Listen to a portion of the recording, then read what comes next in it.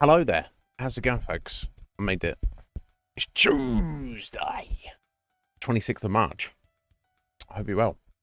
God, it's miserable here. Pissing it down. What are you gonna do, eh?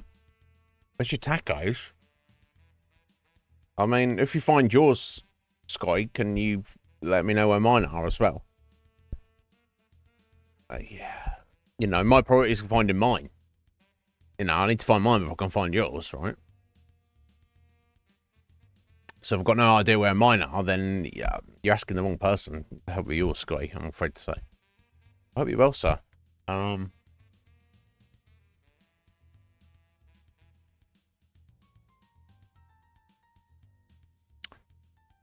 What? Not tacos? What? Just like not pasta? What are you talking about? What's he talking about, Akuma? I don't know.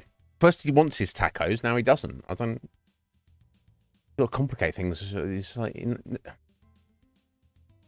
I mean... I don't know, everybody. Oh, tacos. That sounds insane, though. Now, look, you could say pasta, and I would know what you mean. I'd be like, okay, he doesn't know how to say pasta, but never mind. But if someone said, "Hey, do you like tacos?" I'd be like, I don't know what that is. Is that some like supermarket chain store? I don't know what that is. How's it, Red Mage? How you doing, sir? That'd be good. Unfortunately, it's not a thing we have over here. I love me some enchiladas, though. Fucking hell.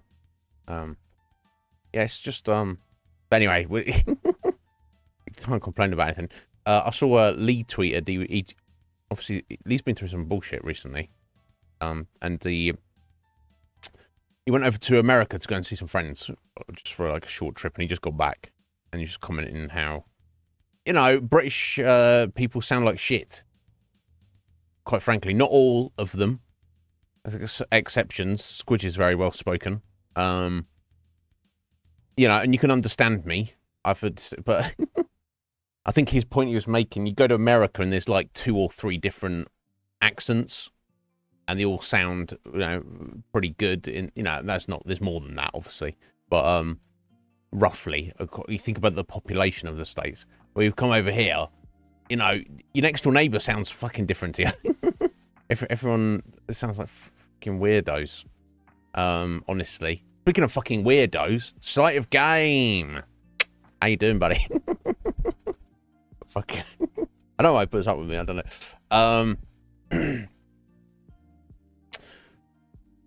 But yeah, I hope you're good. I hope you're good, Slight. Akuma, Red Mage, Shgoy. I hope you're all good. Weird emote, maybe. I mean, yeah. Maybe. How you doing, buddy? I hope you're good. I hope you've not been, I hope the ghosts have settled down. Or at least you're taking control of them. I don't know. Nice combo there. Yeah, what's going on, folks? It's, everything is well in my world, honestly. I'm pretty happy. No particular reason. Everything just seems to be well and going good. And I can really think about or complain. Right, yeah. Why be wasteful? Right, Red Mage? Don't waste things. Things are for using and saving and not using, but not wasting. Oh, I love it when I get a phone call from an unknown number. It's not even a mobile number. It's just some fucking business. It's probably the government being like, why have you withdrawn from society? And I'm like, because your society's shit, mate. Get the fuck out of here. Yeah, it was like,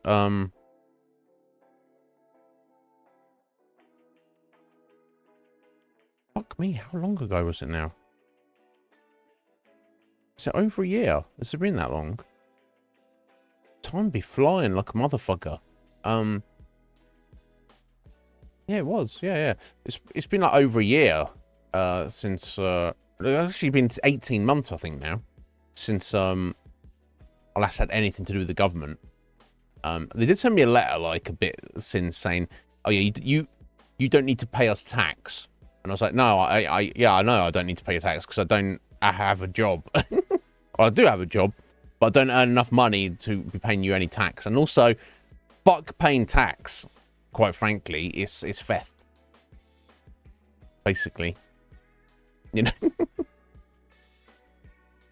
You know, I'm totally down if you build a society where the citizens contribute to the overall good of that society, and they need to contribute money for things to get done. Problem in our society is, of course, when you pay tax, it goes to at best incompetent, useless bureaucrats who will waste your money on bullshit. At worst, it'll just be stolen by corrupt motherfuckers. So it's what? I think you should have like I think tax should be based on like contributions. It should be like chopped up, like you know, you should only have to pay, like, rather than you just paying money that goes into a big pot and then the government decides how it's spent. It should be divided up. So you are legally obligated to give money to schools if you have children and you intend for them to be in the public school system. Whereas if you don't, you're exempt from that tax. You should have to pay tax for, upkeep of roads if you own a vehicle and use roads. If you don't, you shouldn't have to. Right? It's shit like that. You should be able to opt in or out of like healthcare. I mean, let's not start on the healthcare. That's the big one because it's like the discrepancies around the world of how it fucking operates. But like, you should be able to opt out of like paying for healthcare. But then you're never allowed to get any medical treatment for anything ever. So that's kind of like a big deal. You might want to think carefully about that one. All right. I've fallen down and broken my leg. Can I have an ambulance? No, you can't. Can you come and fix my leg? No. Well, I just got a broken leg now. Yeah. Enjoy. Right. So think carefully. What else? But there's something else I'm going to think of. But yeah, practically speaking, it doesn't work, does it? Like, you should be able to opt in. I don't know.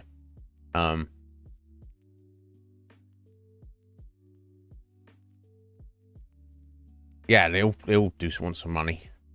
Even the French. Oh, right.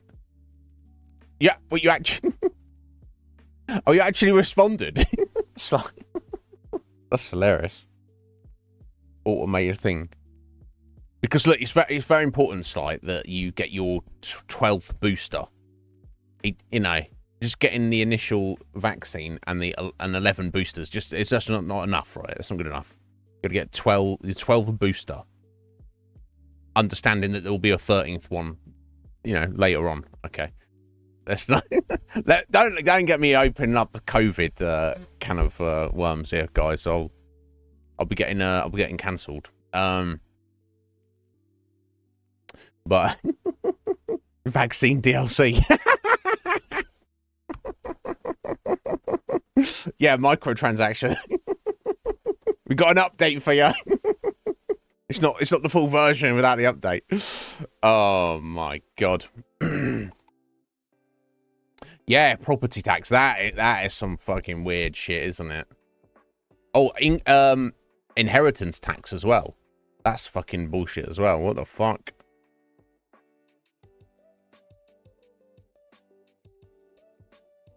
Yeah. That's fucked up. It should be you as a citizen pay your proportion of what you are requiring from the system.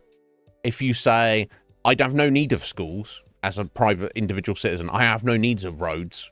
I have no need of healthcare, which that's like the worst one you should opt out of, because obviously I would say that I don't go to a doctor or a hospital, but one day I'm going to be old, and you know, and accidents happen. Like I say, breaking your leg, fall down the stairs. You could fall down the stairs and break your leg. You could do that, and if you do that, it'd probably be pretty handy if you could phone someone who would get there within, you know, well, round here probably take 2 hours to get there, but well, a relatively decent amount of time. They pick you up, they take you to a place, and then they fix your leg and look after you for a bit, you know, before they bring you home.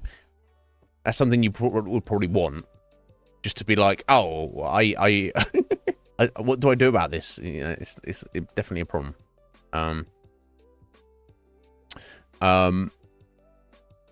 Yeah. What else? It's just it's fucking weird, isn't it? Like, an income tax is like bullshit as well.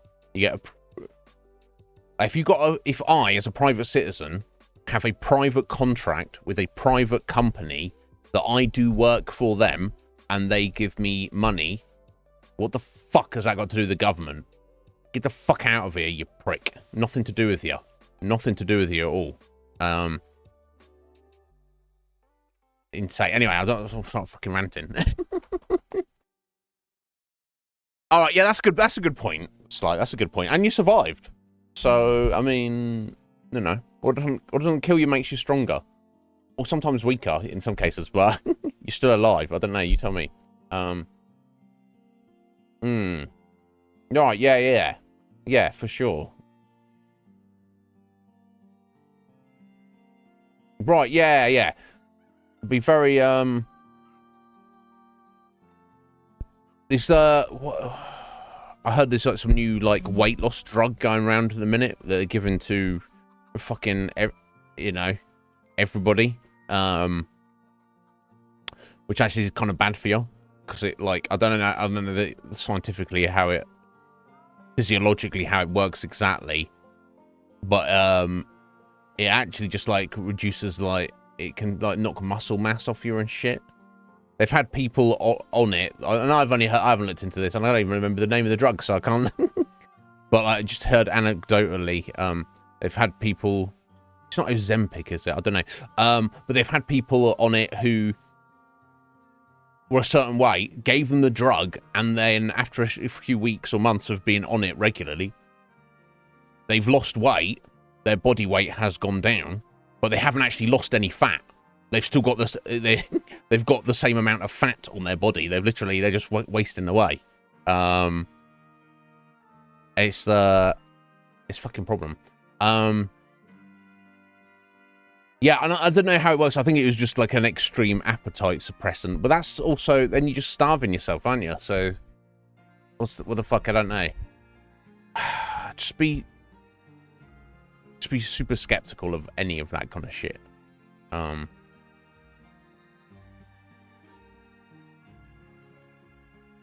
Yeah, okay, there you go. That's good. Yeah, because doctors get paid based on how many pills they can push on people.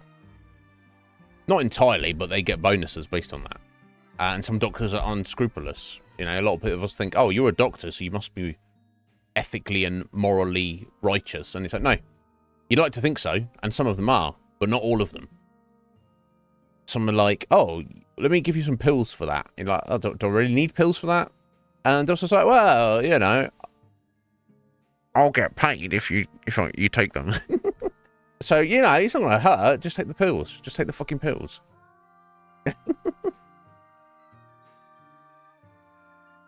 Okay, interesting slide. Yeah, look, it can. There are things. Modern medicine is a wonder. It can do wonderful, amazing things, and there's so many drugs that are super useful for various ailments and have various effects. But the psychological idea of, like, I have a problem, therefore the first and only solution is some form of medication. That's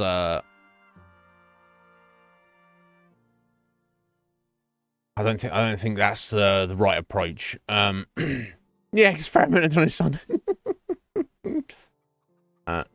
Yeah, you don't need it. No, it's a thing, isn't it? It actually depends how you feel about yourself and what you're gonna do about it and all the rest of it. But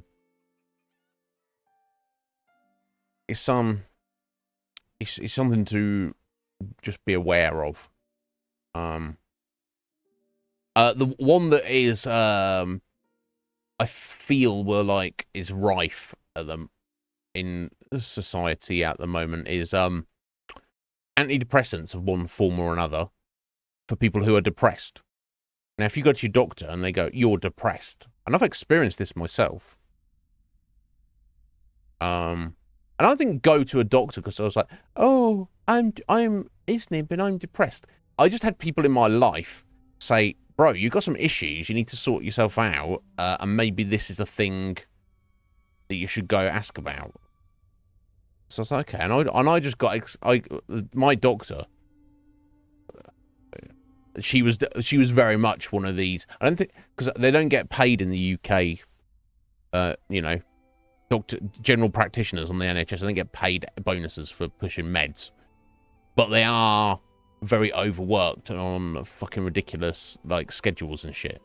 So unless you have a serious problem, their mandate is essentially get them in, get them out. So the second you walk into their office to talk to them, they're looking at the clock, they're looking at their watch, like, let's get this fucking guy out of here, wasting my time. Anyway, so she barely asked me any questions about anything. She's just like, "Oh well, just take these pills." It's just like, here's a prescription for generic antidepressants. Go take those. You take those for a couple of weeks, and then you come back and see how you're doing. And I went back several times, and each time, and they didn't do anything to me. I felt no difference, right?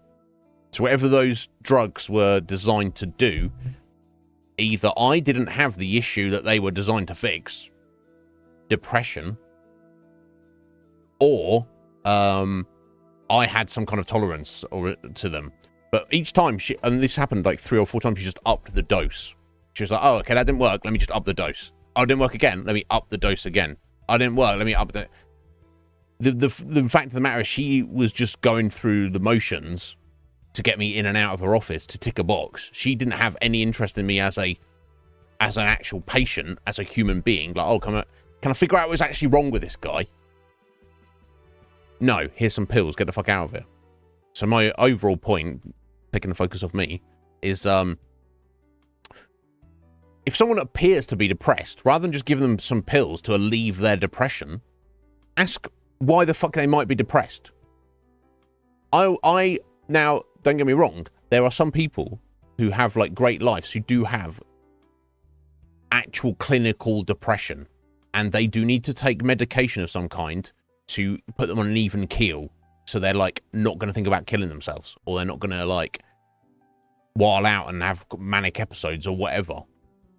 But I would imagine the vast majority of people who are on antidepressants because they are prescribed to them by a doctor because they are depressed, actually, maybe they're not clinically depressed. They're just sad because their lives are shit. Because modern society is designed for your life to be shit, right? Let's look at the average depressed person. Oh, do they have a good job? No. Do they have a good do they have fun in their non-working time? No. Do they have a girlfriend? No. Do they have family nearby? No. Do they have any friends or anybody who cares about them? No. Well, no wonder they're fucking depressed. Their life is shit, right? That's not depression. That's called having a shit life, which, you can make an argument if someone has got a shit life, there's some degree of that is their responsibility, for sure. But when you're born into a system where the system is designed for you as an average citizen to have a shit life, then it's not surprising when people grow up and they're in it and they're like, "Oh, my life is shit. Oh, why do I feel like shit?" You're depressed. Just take these drugs. No, they're not depressed. Their life is shit. There's a difference. Get someone who's suffering from depression, get that person, take them, give them a good life, set them up Send them some, you know, I'm talking hypothetically, obviously, you can't practically do this, but put them in a scenario, a situation where their life is suddenly good. They don't have a shit job.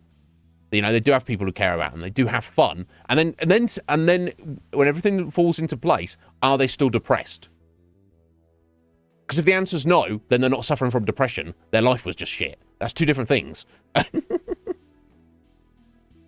Yo, Solid. How you doing there, buddy? Sorry, you coming? I'm fucking ranting about something or other. I don't know.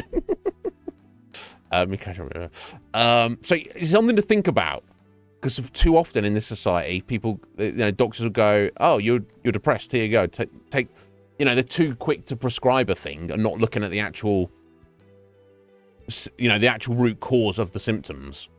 You know, it's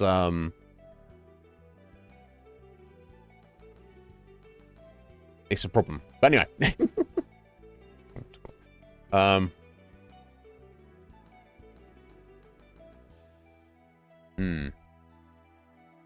Right, so they got you on that shit like when you were 16, 17. Yeah, so what the fuck? I was a grown man. I mean, as much as I ever have been a grown man. But it was just such a weird experience, you know. The doctor's just, you know, what? You know, it's like, why are you here? Well, I'm here. Sorry, I don't want to waste your time. I've been advised to come and see you because people who know better than I do think I may be suffering from depression. Oh, it's not, and there's like no other questions. It's just like, oh, okay. No, like attempt to actually get a diagnosis or get to the root of the problem. Just like, oh, okay. Let me. I think she might have said like, oh, well, why do you think that might be the case? I'm just like, everything's meaningless, or whatever words to that effect. She's like, okay, let me just give you these pills. And it's not like, oh, let me find out why this guy thinks that everything's meaningless. Right? Just, here, take this script and get the fuck out of my office. I've got old people to deal with, right? You ever walked into the doctor's office and 90% of the people in there are old? I guess it's because old people, you know, get more likely to get ill or whatever, but still. Oh yeah, here you go, sleight of game. Take these bipolar meds. I'm not bipolar. It doesn't matter, just take them anyway. It's some pills to pop, buddy. And I'll get paid more, so just take them. Right?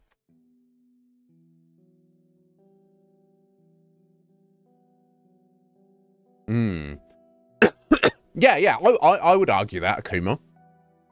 I would say to actually properly diagnose someone as having depression, you actually need a psychologist to pick it apart and like actually get to the root of what is going on. Not just, oh, well, you know, I heard that this depression thing's going around, so I've probably got that.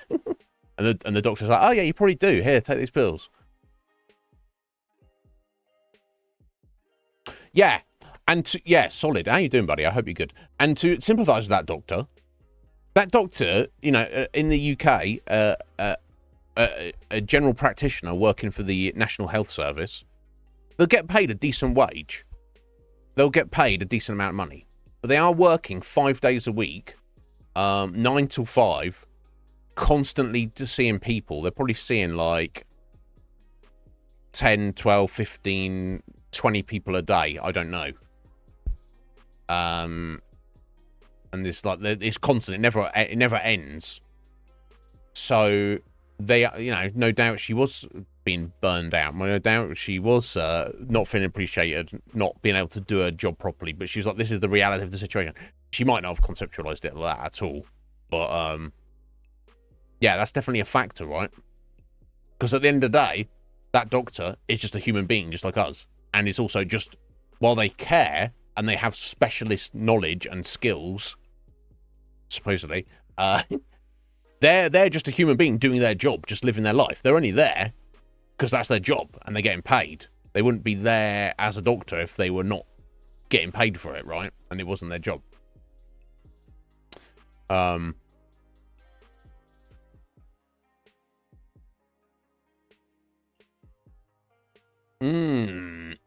you? Sorry, it's fascinating to discuss because I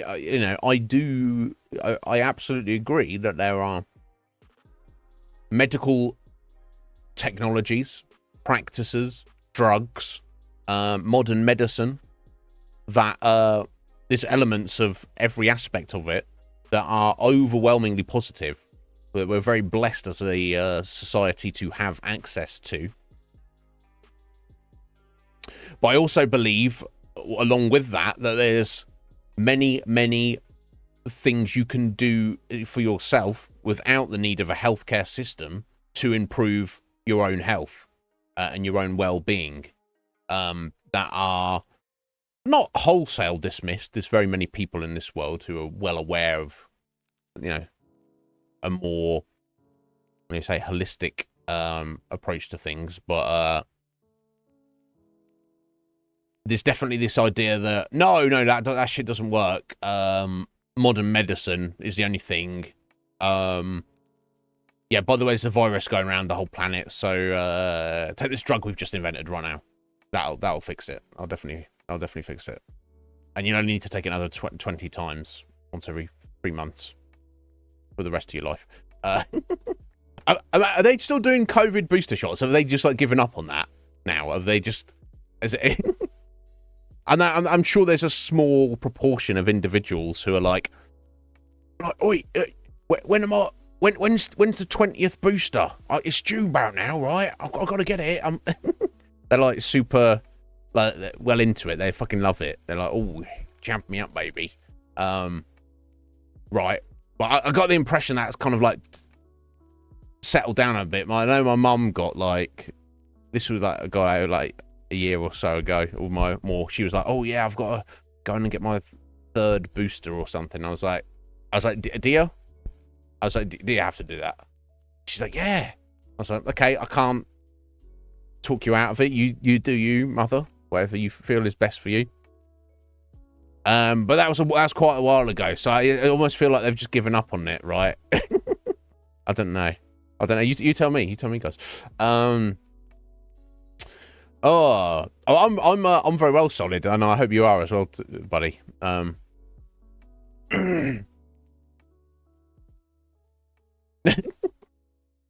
Yeah, cure for nihilism. Here we go. Yeah, right. That's what it is. Like, if someone goes, oh yeah, nothing means anything, and it's pointless, then they go, here, take drugs to not feel that, or to like alleviate that feeling, without asking the question why somebody actually feels like that. It's like we're living in upside down world. We're living in a weird backwards society. And I agree. It's not necessarily that doctor's place to be asking those questions, but it is on society as a whole to be like, hang on a minute, why are there more people ever in history that are on all sorts of various drugs? Because, like, you know, dozens of years ago, that wasn't the case, and everyone was still alive and existing, right? I don't know.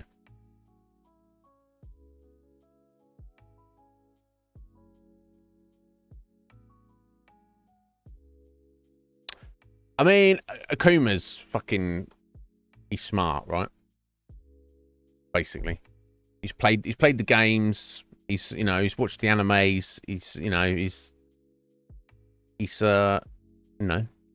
put. It is shocking, Slight. I will say this: how people like you and me, who English is their first language, would. Now, this is not everybody, but as a generalization, we're terrible at learning second languages. Whereas if I go anywhere in Europe.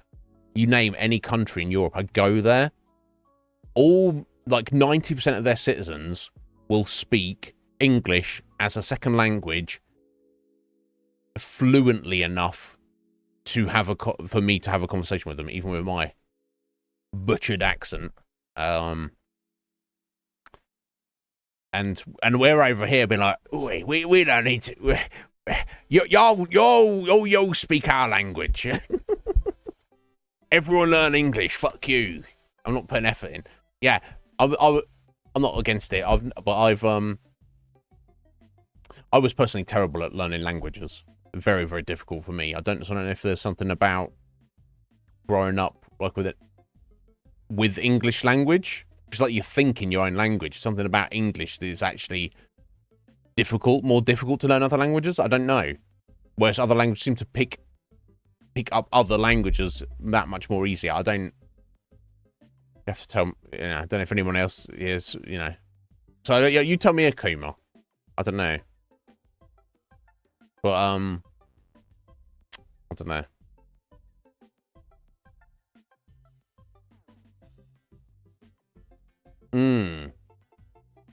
Right, yeah, so solid. I can speak a little bit on that. So yeah, so when I was a kid, practically all dentists were and when I was a kid I was regularly taken to the dentist. It's only when I became an adult that I was like, fuck the dentist. I'm not. So it wasn't free, you had to pay, but it was like very, very relatively cheap. Most of them were like on the NHS. Nowadays, finding an NHS dentist, it practically doesn't exist anymore. They're practically all private, which makes them extremely expensive. Yeah, it's definitely a problem for sure.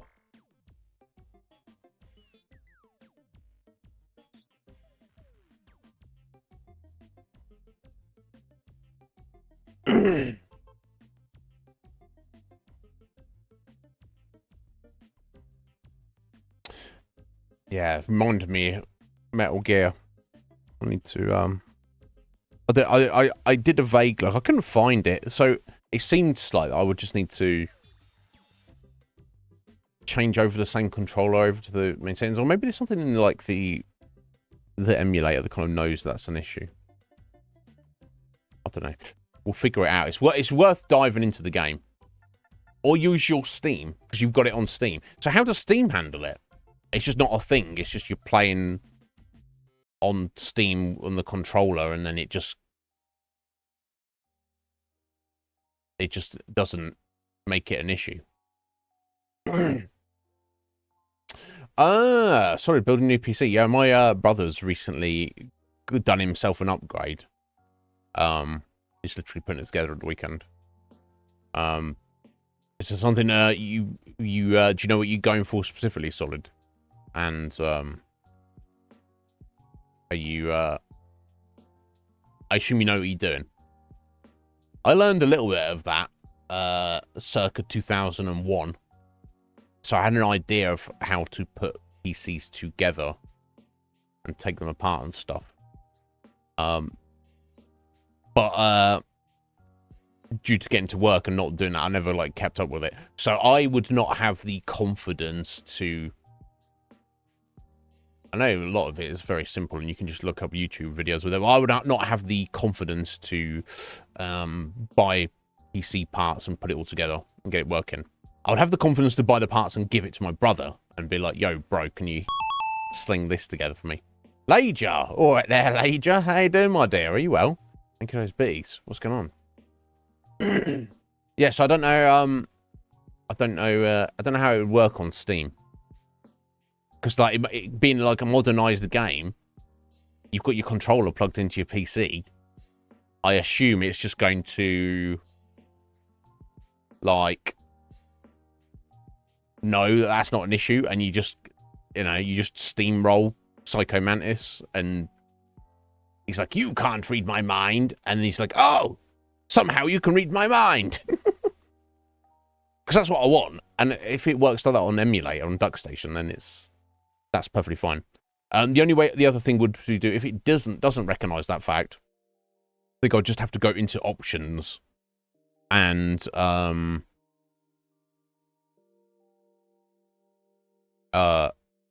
like basically set up a second controller, and it might even be the case where I have to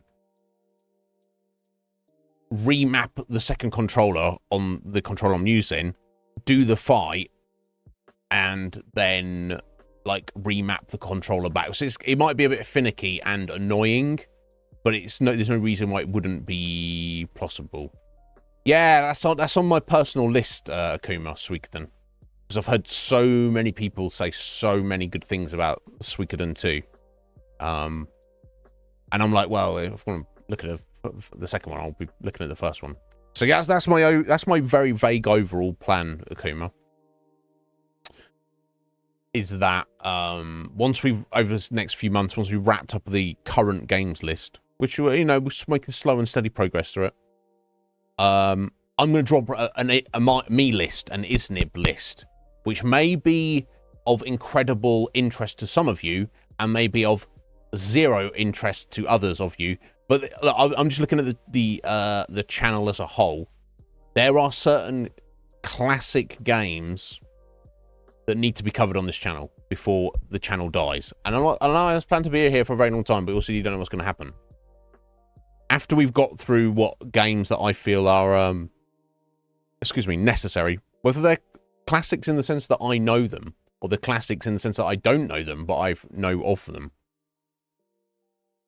Then, a few years from now, we'll be getting to more kind of open experimental phase arc of the channel.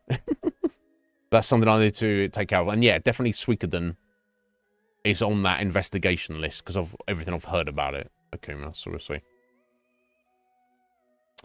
Yeah, when, Slight? When though? When? That's the question. Oh, but you're fabulous, are you, Lager? I'm pleased to hear it, my dear. Excellent.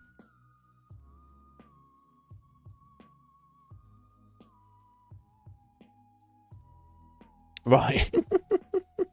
There's definitely that sense, right, Solid, of how native English speakers feel like, look, English is the best. Therefore, fuck everybody else. Right? Much like, I feel less so in the UK, although there'll definitely be a smaller element. But there's definitely Americans who are like, America's the best country in the world. Fuck everybody else. Conform to us. Nobody I know, but there's definitely people, American citizens, who feel that. It's like they are not like as a vitriolic stance, but more like as just a matter of fact. Obviously, America's the best country in the world. What? Obviously. Speak another language. Are you insane? Why do that when we can speak American? Right? Hey, two guy, didn't there? Oh, you've seen it. So it's almost like it's baked into the emulator, like it knows what is going on in that fight. So I would somehow hope that, especially with Duck Station, because Duck Station's such a fucking amazing emulator. So yeah. So my friend there, to Sleight of Game, very good friend of mine. His favorite game series of all time is Metal Gear Solid, well, the Metal Gear series. And he said I was talking to him the other day, because I'm only familiar with the Metal Gear Solid 1, the original. Well, obviously not the original Metal Gear, but the original Metal Gear Solid came out on PS1, and it was like, I remember being a kid, and it was a big deal when it came out, and everyone was like, "Oh my god, this game is like so cerebral and fucking cool and edgy," and yeah, everyone I know played it, and I fucking loved it. But the only other Metal Gear I've played would be Phantom Pain, no, 5, Phantom Pain and Ground Zeroes. And Slight was telling me the other day that he feels, because he's like, oh my god, the story's so deep and stuff. And what little I've picked up of the story of Metal Gear is it's just confusing to me, honestly. Cool as fuck, but confusing as fuck. But Slight was kind of telling me, is like, look, what makes up the core of the coolness, of the awesomeness of the story and the series is in fact Metal Gear Solid 1, 2, 3, 4. Don't need to worry about 5 so much, and you don't really need to worry about any kind of weird spin-offs and everything. You want to look at 1, 2, 3, and 4. That's what it's all about. And I was like, okay, because I do have 2 and 3 on the Xbox 360, which I've never played. So I was like, okay, cool. So that will probably go on the list as well, folks, because I feel that definitely needs to be. The only thing that's made me not think about it is literally that Psycho Mantis file. I was like, how's that going to work on emulator? I don't want to get halfway through the game and bail because I've jankified. I've not, I don't have a second controller or whatever. We'll see. We shall see. So yeah, when is your return, Slight? That's the question. Yes, you've played them, Akuna. It's a great series. Okay. I've heard so many people say, "Oh my god, Suikoden 2, one of the best games ever made." I'm like, shut up. And then I look at random screenshots of it, like, oh, maybe, maybe they're not lying. I don't know. We shall see.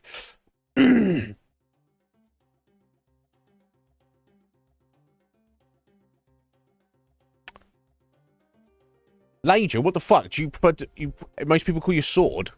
I could call you sword if you like. Like to do a bit of thrusting. So that's not appropriate. Lager won't mind. Yeah, okay. So I'm the one being different. But I feel like we've already established something here, Lager. So you know what to say about them titties. They'd be tough. So here we go. Yeah, gotta be careful with swords. They'll cut you.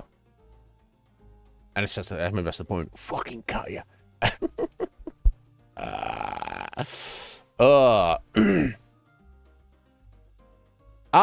Do you two? Okay, I think that's probably what I'll do. Don't worry about lending me your Steam account, Slight. I'll just run it on. I'll look for a ROM. I'll run it on DuckStation, and when we get to that fight, I'll figure it out. That's what we'll do. We'll just fucking figure it out. That's the Iznib Show in the fucking nutshell, isn't it? It's like it doesn't work, and then we fix it as we go along, right? It's fun.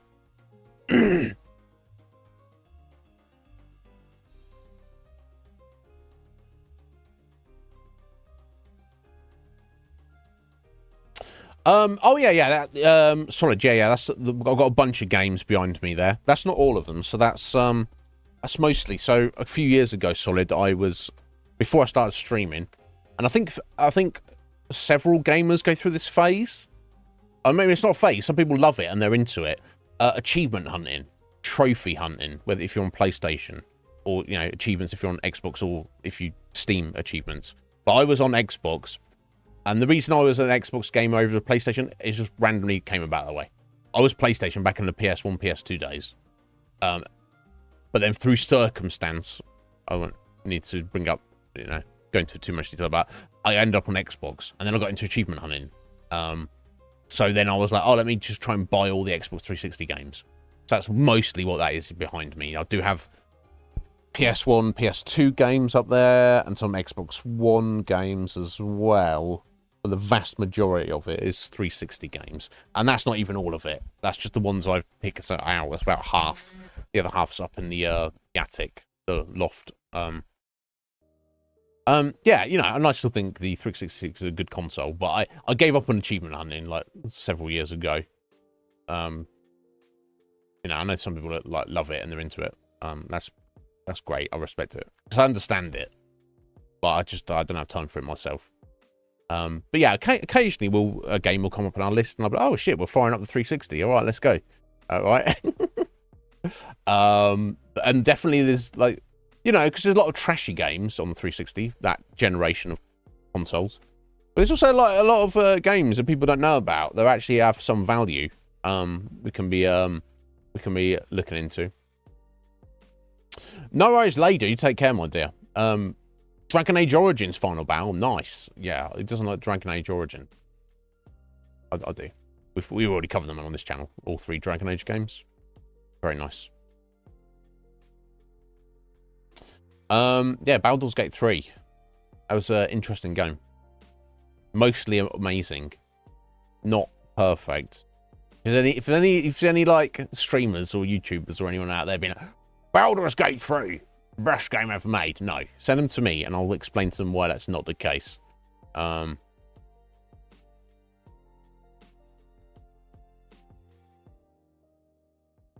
Oh, interesting, Tuga. Best chill JRPGs you know, 1 to 3 at least. Excellent. That's my vibe. Fuck yeah. Yeah. Well, they'll definitely be on the list.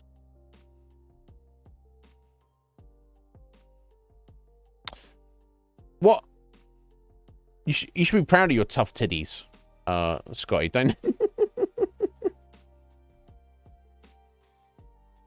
If everyone likes a titty, Some of them are tough.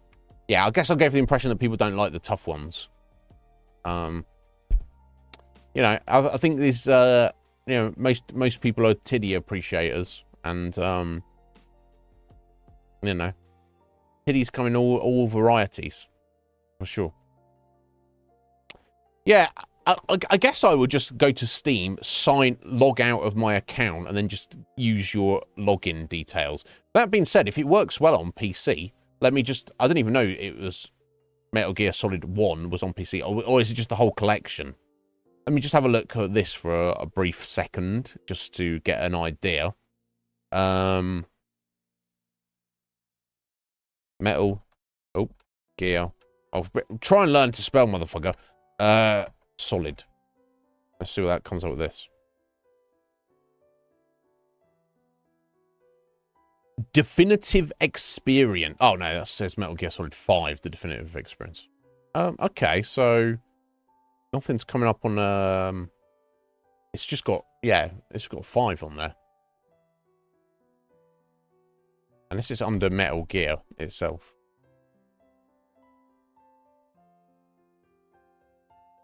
Yeah, okay, interesting. Yeah, they didn't sell it on an eBay. It's just be like in Steam. It's maybe it just don't have Steam keys for it. I don't know. Wolf, thank you for your alert, good sir.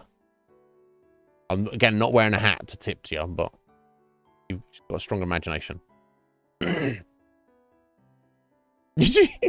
You'd enjoy Scotty's titties. I mean, that's but they're so tough.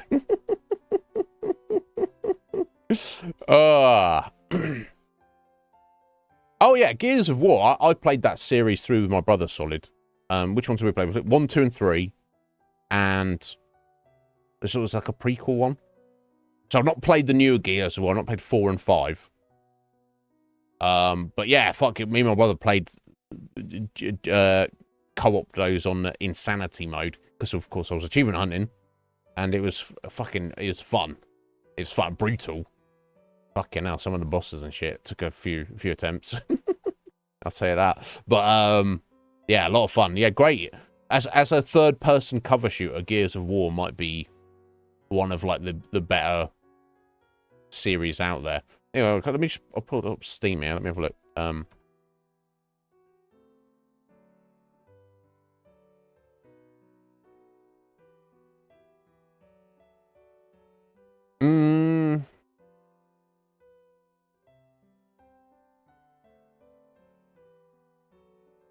Oh, there we go. Okay, I guess this is it. Oh, yeah. Metal Gear Solid Master Collection version? Or can you not buy the collection together? Interesting.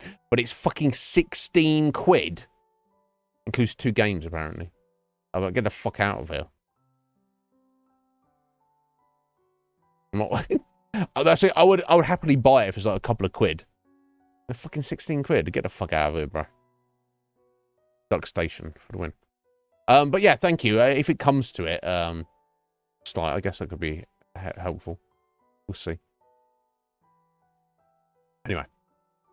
Yeah, curious there's no, like, Steam keys for sale on the websites, on Nebra or whatever, but...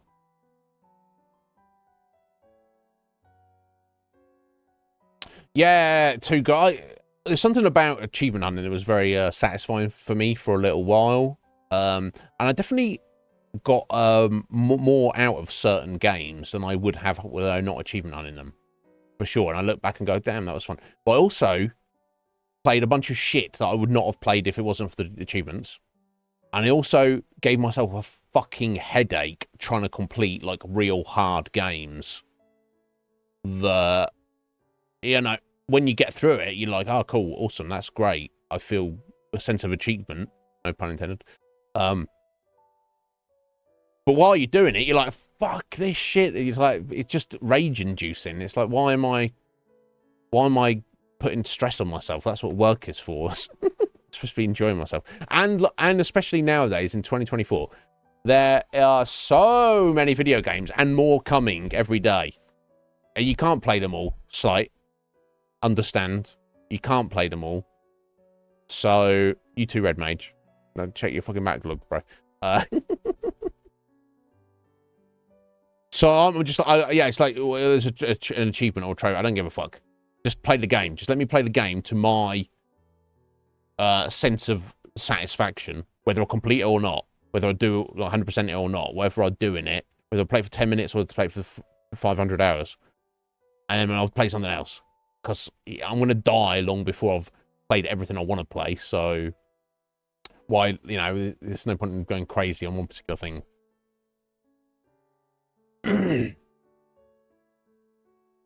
Right, yeah, exactly. Kuma, so much bullshit stuff I did. And I'll be like, oh, I've got to just grind this for... And it's just pointless and boring. And there's no point to any of it.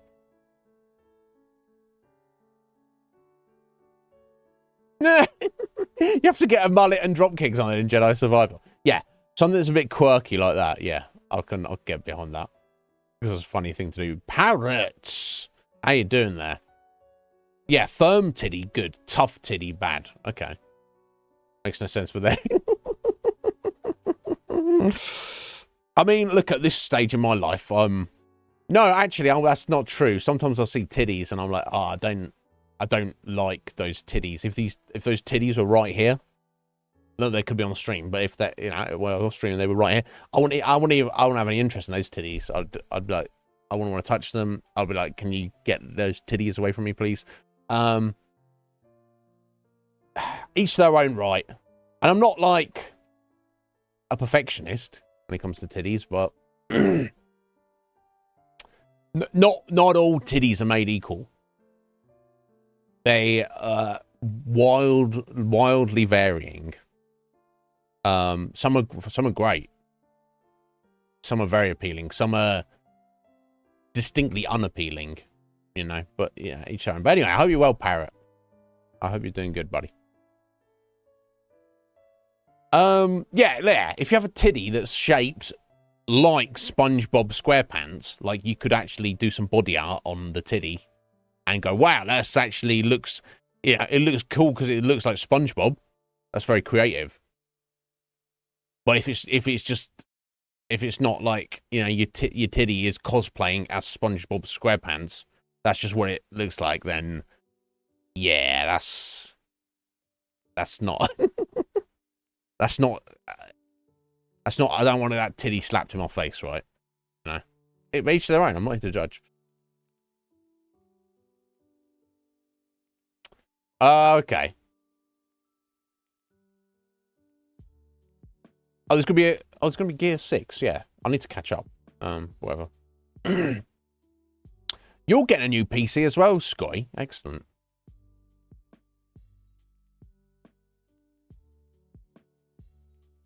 Okay. The Master Collect. Okay, I have to look into that. If I can get away with not spending money, I'll do that option. We shall see.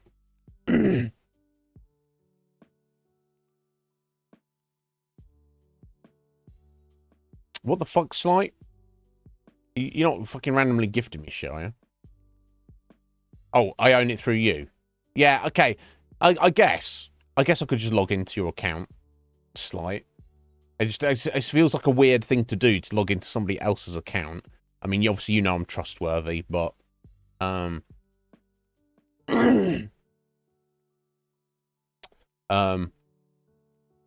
we shall see.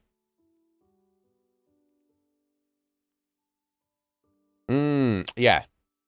So it's just as Gears as a third person cover shooter, it just functions so fucking well, and I love the active reload thing, which, you know, doesn't make sense in any real capacity. Like, oh, if I time how I reload, then this magazine of ammunition will do more damage. That doesn't make any sense at all. But it is fun as a gameplay mechanic. Because when you like get it down, because obviously all the different guns have different timing on the reload, and then when you get it down, very satisfying, very satisfying. And all the weapons and the enemies you fight are like it feels like visceral and chonky, for sure. I can't remember the main name of the main gun. the assault rifle, battle rifle thing, automatic gun with like the fucking chainsaw on it. So it sounds like a gimmick, but it's so satisfying to use. Fuck, I might have to get a co-op partner and do the new Gears or something. I don't know. Didn't you play it with your sisters, like, on stream?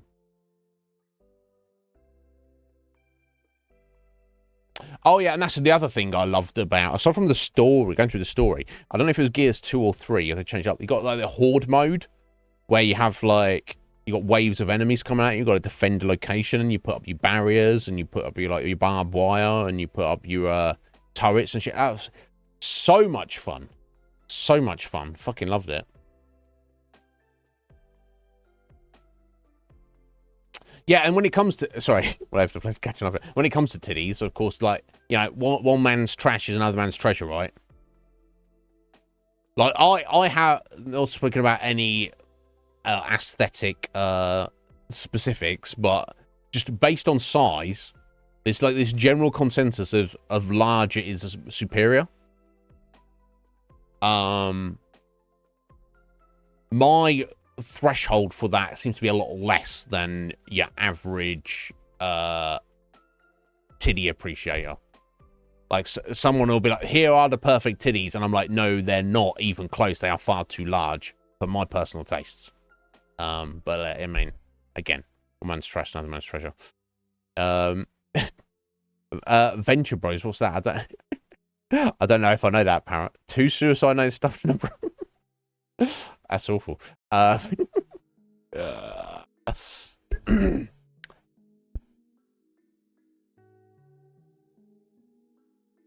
Oh, basically, a gang, basically. Okay, that's cool. So, you know, being the gang, like, so I need a loan from my fellow gang members. It's like, hit me up. That's pretty handy, though.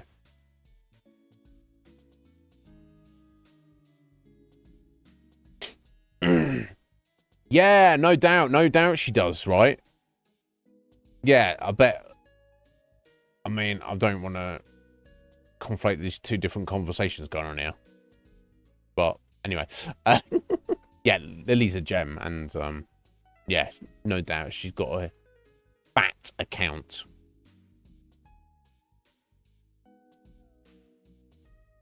Ass or titty man? I mean, I'm like, I'm out in the desert out here, solid. So I mean, I'm not, I'm not one to discriminate, but both. I know that's not what people want to hear. They'll be like, you must have a preference, and it's like, I have a great appreciation of both. But speaking about the size thing, this over the past couple of years, there's been this overwhelming cultural phenomenon where, again, bigger ass equals better. And that, yeah, a big booty. But again, the general consensus seems to be just bigger the better. And again, there is an upper limit for me of my appreciation. I don't know. But yeah, I can't choose which is better. Like, I see some, and like, I'm going looking for this stuff. It finds me though. That's the algorithm for you guys. It just knows you. You use it long enough, it knows you. It knows your depths of your soul. Mostly, it tries to show me stuff, and I'm like, okay, you're warm, but I'm Iznib, I'm elusive. You're never going to get to the heart of it, all right? And like the consensus will be like, here, look at this booty, and the consensus is this is like perfect. I'm like, yeah, I mean, if you cut it in half, I don't mean like cannibal, Akuma, calm down. I mean, if we reduce the size by 50%, we might be getting close. And obviously the modern consensus is, Iznib, that's insane. How could you think that? And it's like, look, I don't have little hands, but I don't have like huge hands either, right? Either way, Right. Yes, solid. I'm glad somebody agrees with me, because it can't be. It's like, you know, in a modern society, like a narrative will be perpetuated. That this is the way everybody feels, and then you actually go, oh, I don't feel like that, and you start to think like, am I the only one who thinks like this? And it's like, no, actually, that's just a narrative that's been put out there. Which is better. It's like poop comes out of one of them. Yeah, but, you know, that's just a small part of the overall where the poop comes out. But I think for some people that makes it like more intriguing or more forbidden. I don't know. You tell me. Venture Bros. Let me. Is it a movie? I'm not. It's very difficult for me to get me to watch movies. But I'll pull it up and maybe I'll remind myself of it. Oh, it's new. Oh. Oh wait, no, is this a new one?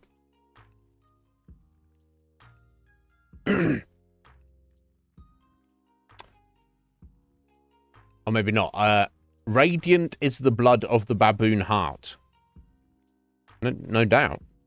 Adult Swim animated series. Science fiction adventure. Presumably ridiculous comedy parody thing. Okay. Interesting. I'll try. I definitely trust your opinion, Parrot. Interesting. Okay, I'll just leave that tabbed for later. I don't know. Oh, that's the new movie. It's a series, is it? Oh.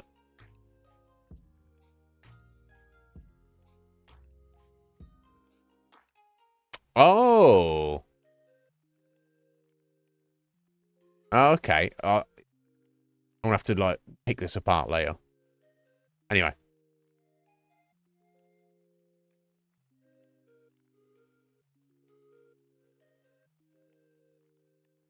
But like, cannibalism jokes aside, if you did have to eat a human, probably the best cut of meat will probably be the butt cheek. Depends on the person. That's probably you're probably gonna end up eating their butt at some point, right? I guess thighs and calves are kind of probably next after that. Unless you like just going all in and you are just a cannibal and you're like, oh no, heart and liver first, buddy, come on, right? you're like fully committed to doing the whole corpse. But if you're just like in a survival situation where I don't want to eat this human, but I also don't want to die. I don't want to die more. You're probably going to cut off a butt cheek. That's what I would think would be the first choice. But, you know. Wolf. Booty. Of course it's booty all the way for you, Wolf, being a wolf. Right? Just tied into what I was saying there. Of course. But, you know, I don't discriminate. I'm like, I just want it all. But oh shit. Okay, I've never even heard of this Parrot. I'm gonna have to do a deep dive and investigation.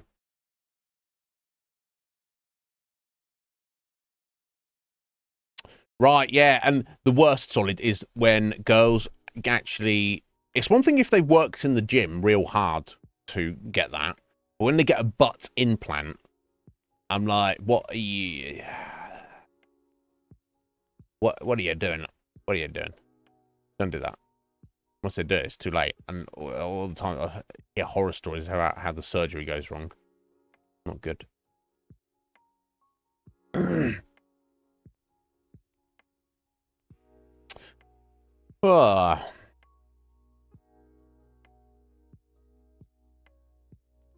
Yeah, exactly. If you want the nutrition, heart and liver. That's where it's at. But, I mean, I don't know, cutting into a human torso and digging around in organs and shit. That sounds like serial killer shit. Kuma's like, no, it's fine. Just once you've done it a few times, it's it's fine. You get used to it. But it's easy to cut a butt cheek off, assuming you've got an implement to do so. If you didn't, well, now you've got all sorts of problems. But What's going on in Haiti? Was there like recently like cannibals kicking off? I don't even. I swear, half the things I see on the like whatever is news media, even if it's like seen as independent, I'm like, I don't even know what I'm looking at. I feel the world's gone to such degrees of insanity now that anything you hear may be complete fucking bullshit or absolute truth, however mundane or insane it sounds.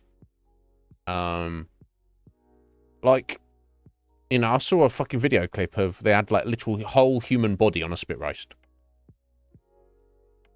It's like they're not even prepared the meat in any way. They're just like, oh, we'll just stick you on the fucking. And it's like, do you want to like cut the hair off? Do you want to like do some butchering? You know, it's like no. It's like it looked fake as fuck. But I'm like, is it? I don't know what's going on over there, and why is that happening? It's like humanity, get a control of yourselves, calm the fuck down, and sort your shit out. I mean, for fuck's sake. Right, yeah, it's fucking butt surgery. Like, if you're having butt surgery, that should be a thing you definitely don't want. That should be a thing that you're nervous. You're like, oh, here's the prognosis. You're gonna have butt surgery, isn't it? I'd be very concerned about that, about my well-being and safety. Not something that you opt in for, that you pay money for. That's not. that's not a thing you should. Right. Well, each their own, right? People go and do crazy things.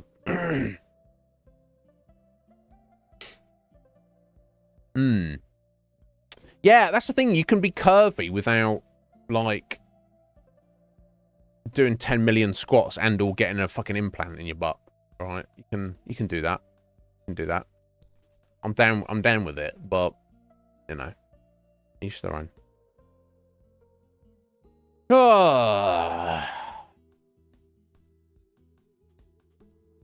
Silk on corn. What are you talking about now?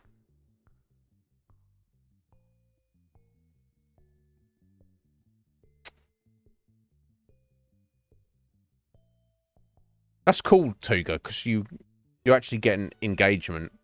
I'm weird in general. I watch a lot of anime. I also watch various YouTube videos, but I'm not like a, you know, some people are like YouTube addicts or just like watch whatever over and over again. There's various things that interest me. I do listen to podcasts occasionally when I'm like doing something else. I find it I've got some kind of psychological block that I find it very difficult to sit down and watch a movie. Even if someone I know who is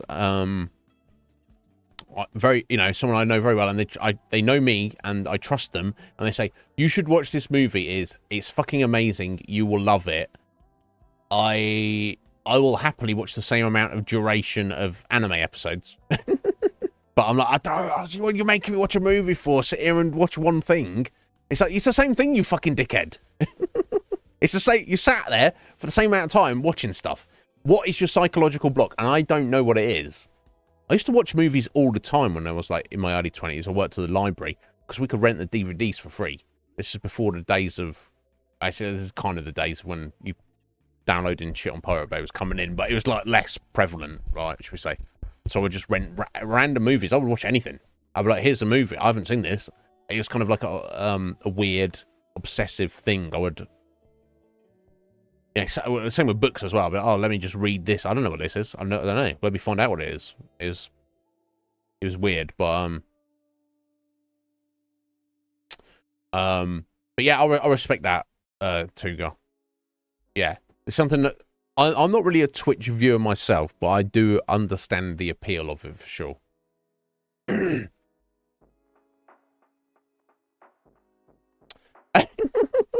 Lady, don't blame me. Welcome back, my dear.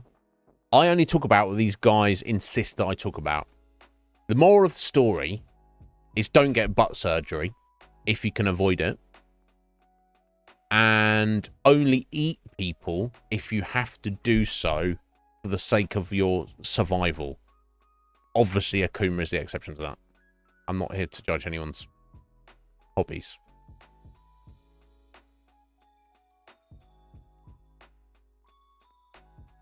Oh, right. Okay. Sorry, Scotty. Okay, cool. Got you.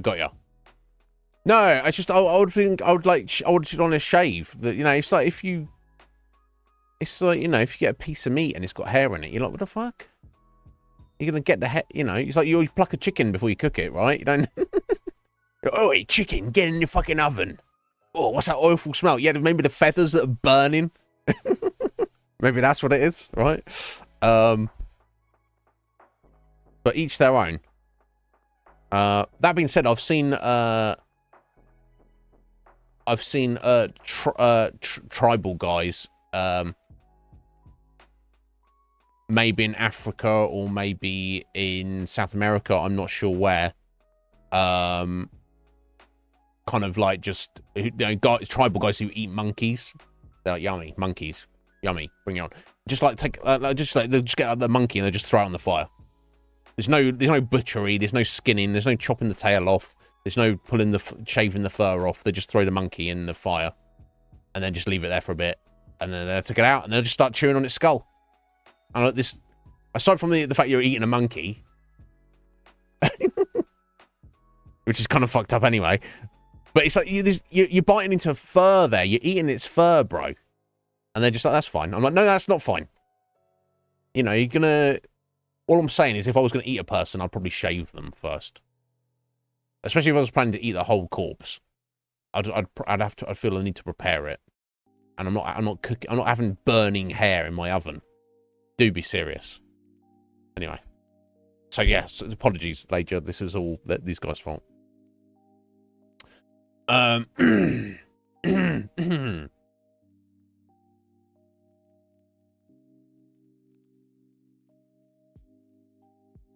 Yeah. If you are considering getting butt surgery, you're right, ladies. You've probably got other personal issues in your life, kind of, that you might want to address before you go pay for butt surgery.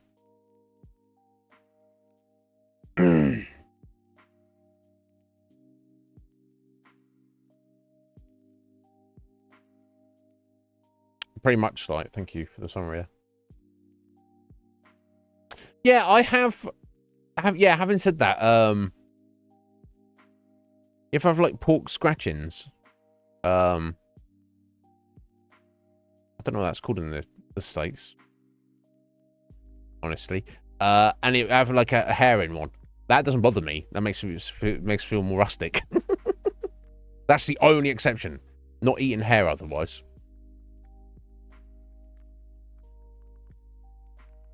Right, yeah, solid with all of us, men and women of all ages, have so much fucking weird. I won't say trauma because I feel that's like too strong of a word, but like for most of us, weird fucking hang-ups or like weird relationships we've had that people will do and try and get crazy thing. You know, they'll be like, you know, girls that, oh, I must get a fake butt because my boyfriend dumped me because my butt was flat.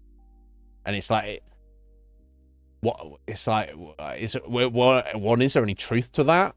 Two, even if there is, don't change yourself. Yeah, I remember on a very smaller scale, a girl who was my friend back in the day. Actually, I fancied her massively. But nothing ever happened between us. I don't even remember. It's just like a passing random comment, and this wasn't me being mean to her. This was just like, you know, because we were more. I guess we were more friends than the fact that I fancied her. But you know, I made some comment about, oh yeah, check out your man hands or something. And it wasn't. I wasn't saying it to be mean. Next day I see her, she's got like fucking fake nails on. And the fact of the matter is, I'm not a fan of fake nail. That's actually something I found unattractive. Fake nails, particularly when they're like super long and they're like super garish. And like, I find that super unattractive on women personally. Each their own. That's like a literal turn off for me. Yeah, next day I saw her, she had like fake fucking nails on and stuff, and it's like, I'm like, I felt bad. I didn't say anything to her about it, but I felt bad that obviously my comment, my throwaway jokey comment, made her feel like insecure about it. And I'm like, I wish she'd just called me out on it, right? What her response should have actually not done, she'd be like, fuck you, Iznib, right? And then we'd had a conversation about it. But, that's just like one small example. So I think like on a larger scale, things people do and react to.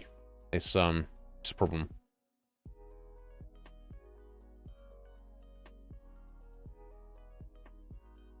What's the Woot store? I mean, everything's owned by Amazon now, right?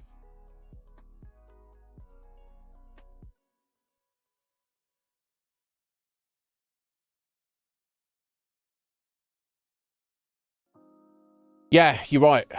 Sorry, a lot of people are shallow and judge people like that. Is definitely a problem. Right, yeah, Lager. Right, yeah, it wasn't that many years ago, Lager, right? Whereas having a big booty was like seen as a negative for the most part. Now it's like, you know, adored, and it's like, I guess the moral of the story is ignore trends, ignore popular opinion. You just be you. You do you. You do what is right by you. And fuck the consensus.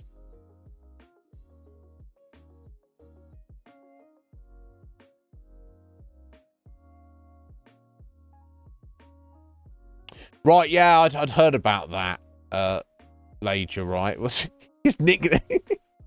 I mean, if you're a known cannibal and your nickname's Barbecue, that's like that's seriously kind of fucked up, right?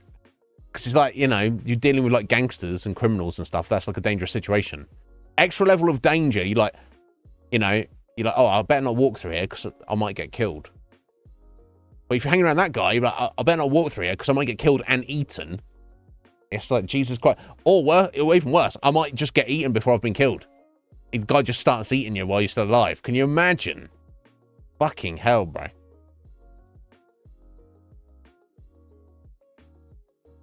All right, there we go. I'm glad I'm not the only one. Because like I say, my hands are not like small, but they're also like not like big, strong, manly hands either, right? See some dudes have like fucking cans on them.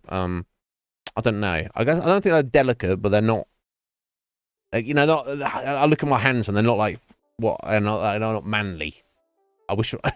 I don't wish. That's a waste of a fucking wish. Right? As someone who wishes he was like more manly. You know, but it is what it is, right? It's all relative.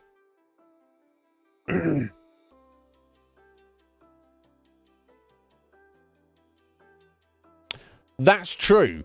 There are advantages to having more delicate hands. Of course, play musical instruments, guitar, piano, any other number of things you could be doing. I would imagine for like art of any kind, drawing or painting of any kind, that's probably an advantage. Any kind of fine detail work is only going to help to some degree. So, you know.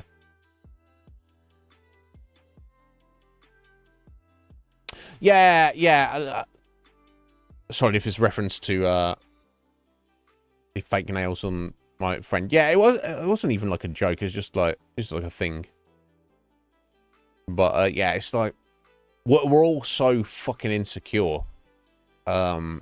It's no good comes out of it really. What are you gonna do? We are human. We are what we are. And, as long as we're all like getting better with age. That's all we can do.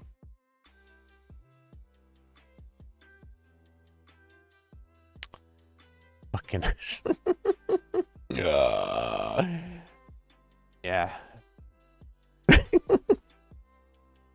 You don't want to be getting up in barbecue, Squirrel. That's the last Squirrel you want to be getting up in.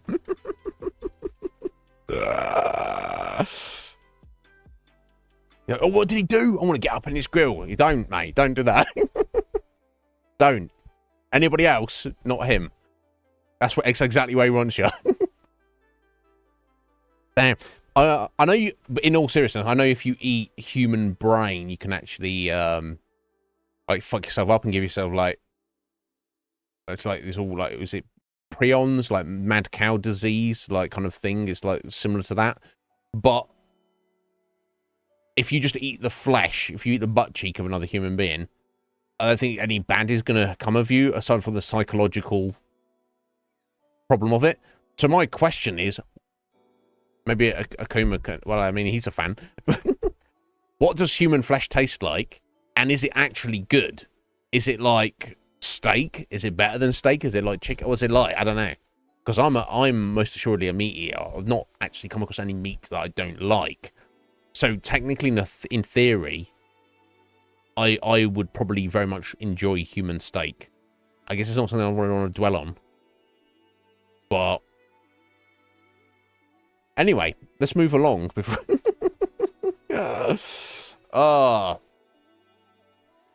Right, yeah, exactly. Yeah, Slight's been in situations due to his personal history and circumstances where he's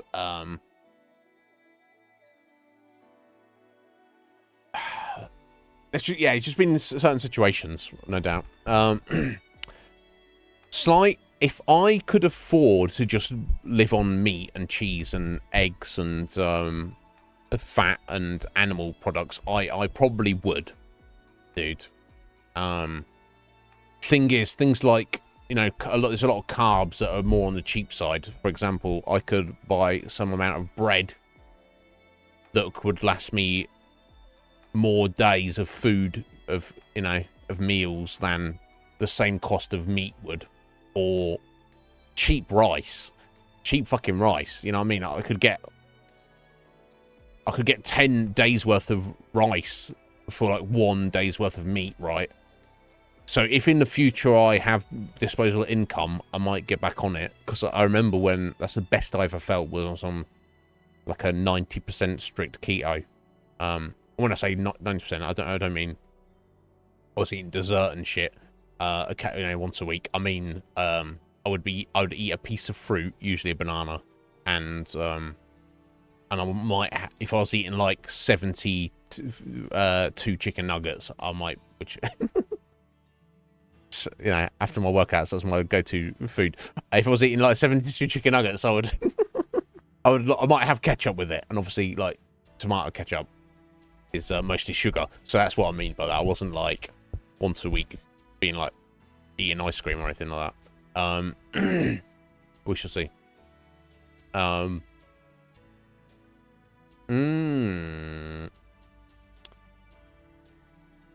You know what? It wouldn't surprise me, Lager. I know the fucking the cabal. You know, they're all about that, aren't they? But I mean, no, actually not. It's probably the chunkiest one we've done in a little while, for sure. An hour and 35. You got me out rambling. They advertise it. Is this kind of that revelation of the method stuff, Lager, where they just throw it in your face to get away with it? So they literally advertise it as human flesh steaks, with the idea that 99% of people who see that go, it must be a joke. When they're like, no, we ain't joking, motherfucker. That's weird. Yeah, no, I mean, what we are, an hour and 36 minutes. I suppose I didn't get into the stream, and I wasn't on camera until like fucking 10 minutes in, but that's probably the longest one it's in several weeks, I would say, Slight, but not the longest one of all time. I think the longest spontaneous just chatting we've had at the start of any given stream has probably been maybe like 3.5 hours. Yeah, if we're looking back over the history, that was probably very much a one-off. But, you know, I don't keep track of these things. Yeah, that's the thing, Solid. Imagine if I was fed human steak, you know, nice cut of human rump. And I was like, oh my God, this is amazing. And then they told me what it was. And I'm going to be like, hey, guys, can I join the Illuminati? And they're like, no! And I'm like, but I really, really like eating humans. They'll be like, oh, yes, that will please Lord Satan. Come join us, Iznib. Eat all the humans. So I don't know. It might be amazing. It might literally be amazing. I don't know. It might be the best thing you've ever eaten. That's why Akuma's not chatted for a second. All this cannibal talk has got him hungry, and he's gone off making his dinner.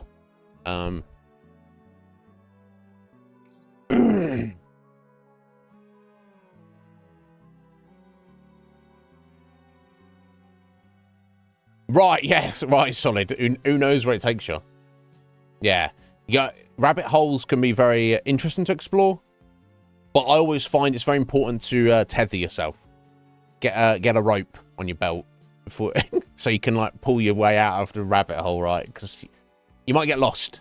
Some people go down rabbit holes and get lost, and they're never seen again. I'm all about exploring the rabbit holes, but I always try and keep myself tethered to the the entrance. Anyway, all that aside, I think it is time to do a little bit of Andromeda today. So I'm hoping to we've got another game to get through after Andromeda before I think the 16th of April, I think it is. So you're gonna have to not hang around too much. But yeah, Andromeda's going great. I think we wrapped up all the last little bits and pieces on Volge yesterday. Then, because we had some time had passed in the main story, we could go back to Eos, the first planet, the deserty planet we were on. We first established our base, one of our colonies. And there's a bunch of stuff to do there to like wrap it up. And it's actually quite a lot, included fighting a lot of Ket. We've got a couple of things to do to finally finish off, like 3 or 4 random quest markers we need to get to. And then after that, when we leave, when I'm satisfied we've done Eos, then we need to go back to the Nexus. Now, the Nexus is the gigantic space station the Andromeda Initiative has set up. I've got to speak to several people on there just to check in and see how things are going. And once we've done that, we will be heading to a new system, a new planet called Haval to do stuff and have a look around. Right, yeah, solid. I will say this. Me rambling and talking to you guys is definitely the highlight. It seems to be the most requested or desired thing on this channel. To the point where people have gone, don't play video games anymore. It's just be a just chatting streamer. To which my response is, yeah, that's great, but then when I run out of things to say, yeah, no. I guess if I streamed like once a week or once every 2 weeks, I could probably just turn into a just chatting streamer. But when I'm here like 4 days or potentially 5 days a week, I would run out of things to say. Thank you, Solid. I appreciate that. I appreciate that. I feel I would need to. I guess a lot of people do podcasts on their own where they're just monologuing, and a lot of people do podcasts where they have like there's like one or two, there's like 2 or even 3 like hosts, so they're talking amongst themselves. But I think for me the best podcasts are the ones where it's like one person and then they get a guest on, and it's more like it's a conversation, but it's like an interview as well. Like, they're a guest for a specific reason because they've done something or they have something specifically to discuss. That would be the easiest for me. Obviously that would take more planning, but if I just turn up here, it's the Iznib podcast, and I'm just ramble for an hour about nothing, or I would need to do like research on world events and current goings on in various things in culture and maybe even politics, and then rant about that for amount of time. Again, not strictly against, but I guess I'm going for the lowest common denominator of just playing video games. I guess that's what it comes down to. I'm just lazy. I don't know. And that's the thing. I don't know if I would necessarily want to do that, but I don't know. But thank you. I appreciate that. I'll take that compliment, though, Solid. Definitely. So that on some level, that is kind of my ideal. The answer is 42, isn't it? It is. Yeah, it's like if you can come up with a thing or a format, or if a thing you want to do occasionally, or you have like a topic of discussion, or however you want to do it, some kind of format, I'm certainly not against the idea. I know Scotty has mentioned like similarly something, you know, but it's just there's got to be a plan or a hook.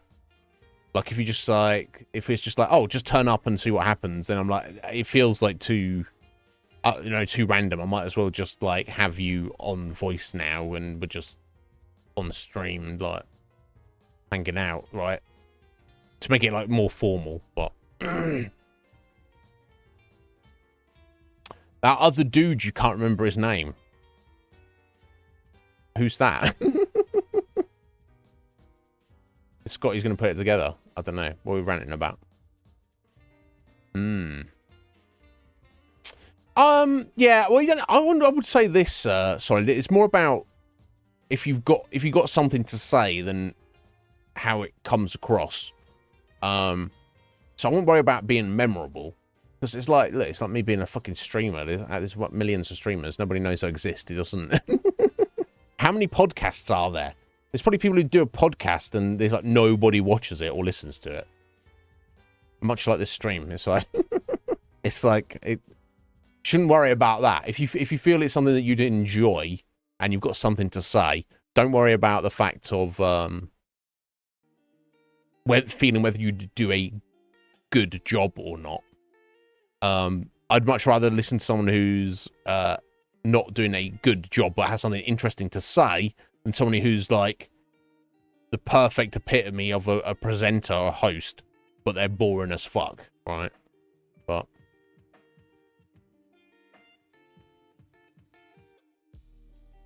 Canadian,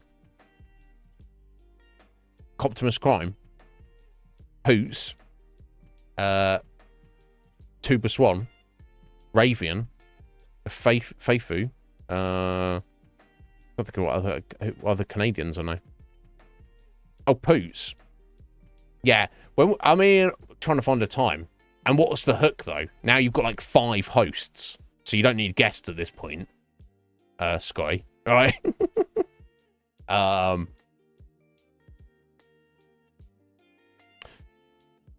right. So, so what we need, we need to put you on. And what? Yeah, you got the face.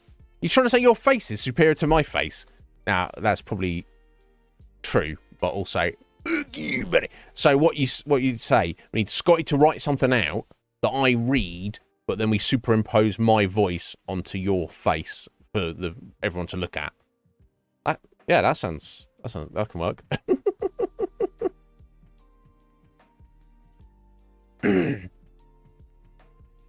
Either way, yeah, all good ideas, guys. Let me know. I'm happy to be involved in pretty much anything as long as it interests me and I've got time for it. Even if it's taking time out of my own schedule stream, that's fine. I don't mind. Your eyebrows need to be wrung out when it rains. So that, I mean, that's called a feature slight. Anyway, I'm ready to go on some Andromeda. I was getting there. We got planets to explore. It's not a joke. What do you mean it's not a joke? I mean, it doesn't really rain around your way anyway. It's like, so it's probably your eyebrows are thirsty for it. You mean you have to like go like that and it like get drips coming out and everything? That's good though, right? It rains so much in California. Fuck off, does it? What are you talking about? You get a flash flood once every 10 years. Yeah. It all like... I'm joking. You'd probably know it better than me. It's just my, yeah, right. It's saved up 10 years worth of rain for you, and you get it all at once. Oh, I also had some issues with my capture card earlier before I went live. It was kind of fucked, and I had to unfuck it. So I hope it's working properly. We shall see. Yeah, that's true. That's true. I mean, California is the largest state by square mileage, like area, and also population, right? No worries, Lager. You take care, my dear. We will. Oh my god. Excuse me. Keep an eye out for Slight coming back. He'll be back soon. Oh, Alaska. Oh, yeah, sorry, Alaska. I'll forget about Alaska. Oh, and Texas is actually larger than California. Okay, I'll shut the fuck up. I need to shut the fuck up. I mean, is Alaska even part of America, really? I feel like it's its own thing, right? I know technically it is. Yeah, it's like, how can you? It's so large. And look, and if you can deal with the cold, I bet Alaska's probably like a pretty fucking amazing place to live. Quite frankly. Okay, I'm gonna shut up. Okay, so it's third largest after Alaska and Texas. Apologies, Alaska and Texas. But what about population, though? Because surely, I'm sure the ratio of population to land mass, Alaska has the smallest, right? And I'm not saying it's got the least number of people per actual number of any other state, but relative to the land mass, I'm sure it does.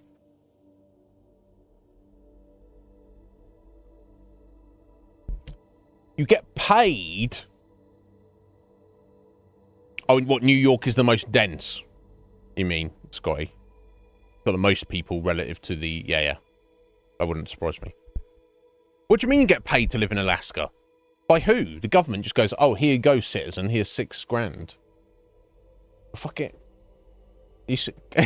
I guess you have to be a citizen. You have to be an American citizen first, right? You can't just...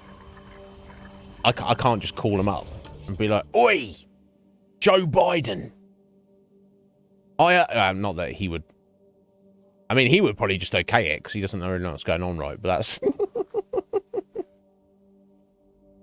that's a whole different thing. But what I'm saying, well, in all seriousness, I myself as a non-American citizen, I can't just apply for that, can I? All right, let's drive.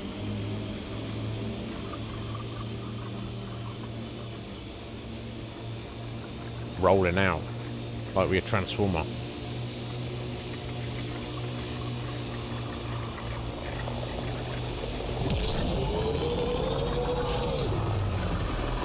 Cat signals detected ahead. Yeah, they can't make me fun. They can't make me fun.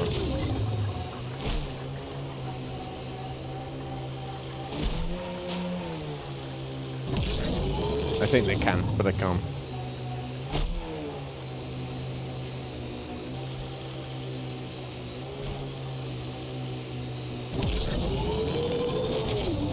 Oh, fascinating. Oh. Where the fuck am I going now? Oh, don't place a beacon to mark malfunction drone. Oh, okay. Okay, I thought it was going to... I don't know, that's what I was looking for here. Here we go. Here we go. So.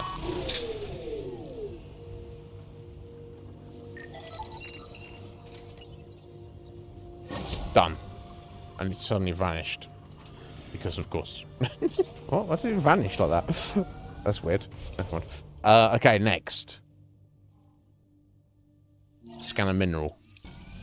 Right where we came.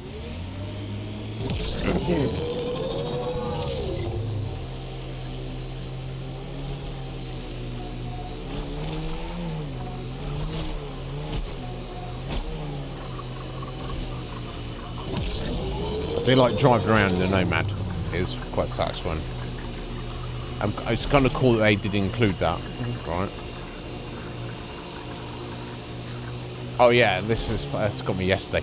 This area is called the Press-On Dunes. The Press-On Dunes. We can see why it's the dunes, right? It's the reason it's called the Press-On Dunes is because if you're here, you have to press on. What? That's literally why they called it that. So, come on. Detected ahead, Pathfinder. Come on, I can't take you seriously at this point.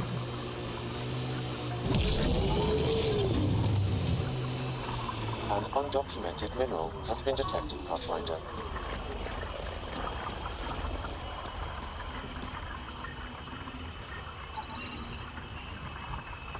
Okay. That's simple enough. Next. Okay, destroy the barracks of the Ket base. Okay, we can do that. Let's fast travel over there.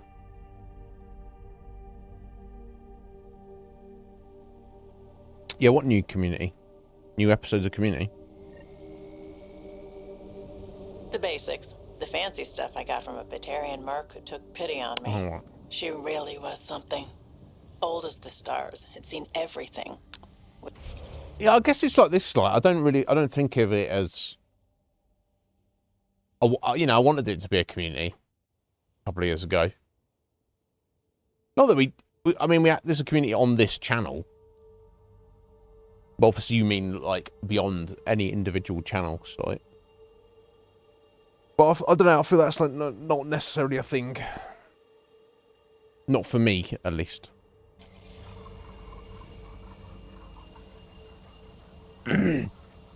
That's what excites me the most, Solid. The fact that the change that I have had in myself and the things we've done on this channel, the people we've met, all the different viewers, all the different streamers, the people who've stopped in and hung out for a bit, and then, you know, then they head out into the night to never be seen again, and then the people who kind of like they found this channel and they've just stayed here, and I'm like, fucking thank you. Bane, we're coming That's up cool. on the barracks. Stay sharp. Shouldn't be as many here as the base. No reason to get cocky, though.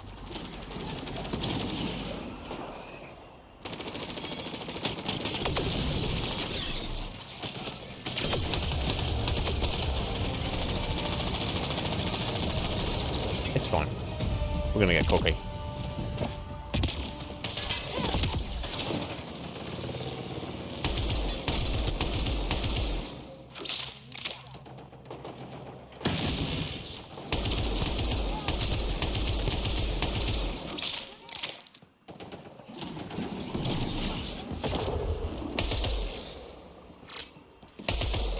Oh, it's fucking Vetra.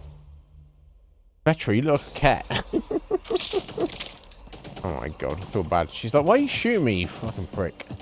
Like, some fucking racist, some space racist or something?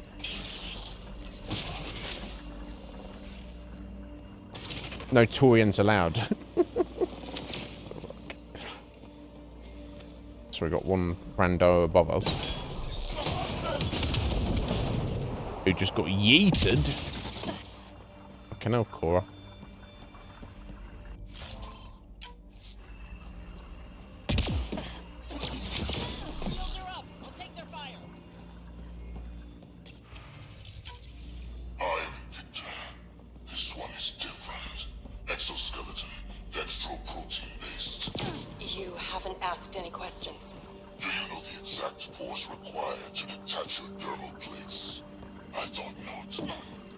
Glad he's gone.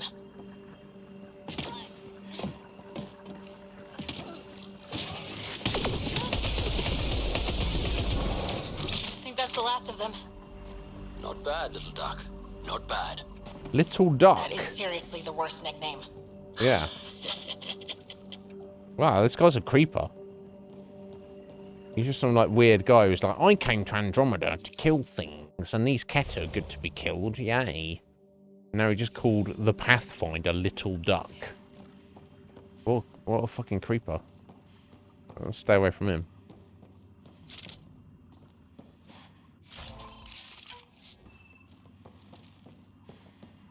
Yeah, I need to check my fucking loadout somewhere, because I've got all sorts of random new weapons and stuff.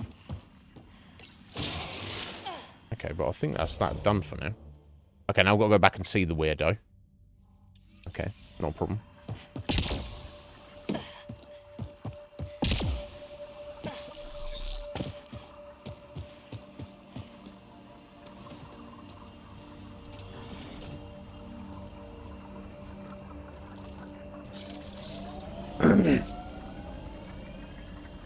Yeah, I love apples. Bad apples are the fucking worst, though. Nice scent, Vetra. What is that?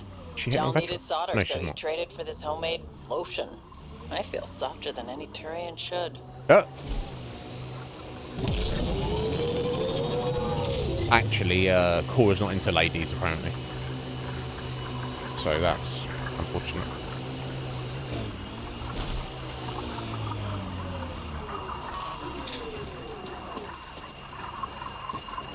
Got a cat out there. They're back over there, are they? Never mind. Damn good work out there, Pathfinder. Wanted to extend my thanks in person. You did a hell of a thing, taking out all those Ket. Thanks for the help. He didn't really do anything, though. I always make time to kick some cat ass. A woman after my own heart. But you didn't drive all this way for me to kiss your ass. Here, your reward. Yes. Give Glad me a someone reward. from the Nexus is competent. Stay safe, Masani. That's the goal. Reward was XP. Wasn't an actual reward at all, was it? Right, okay, so the only thing I think I have left to do on EOS is, yes, follow the nav point for a random researcher that got lost, so let's head over here.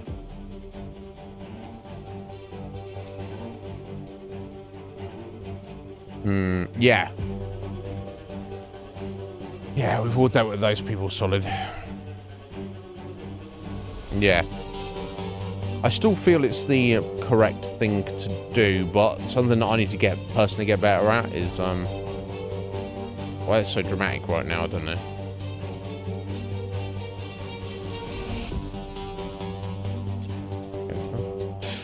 Something I personally need to get better at is,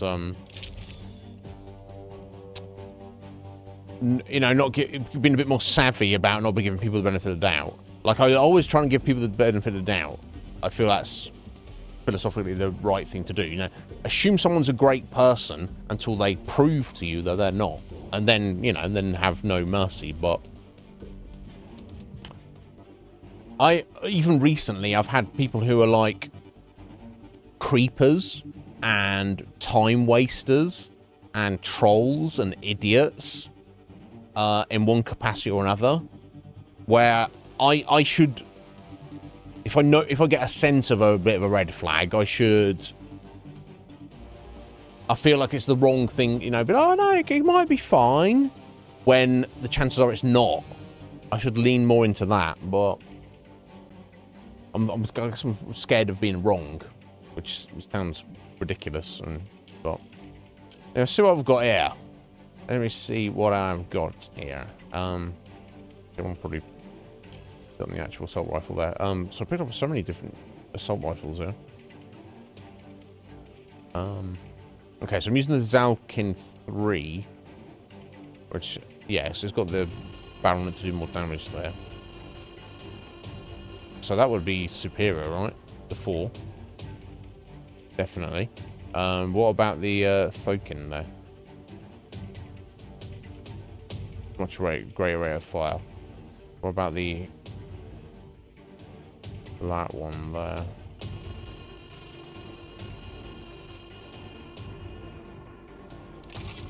Let me just play that out for a second to see how that compares.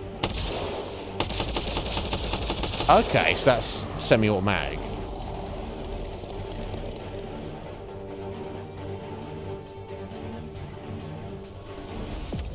Yeah, I don't think that's going to cut it, unfortunately.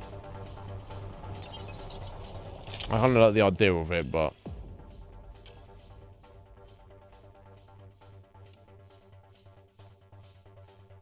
So, is this the Ket version of the fully automatic rifle?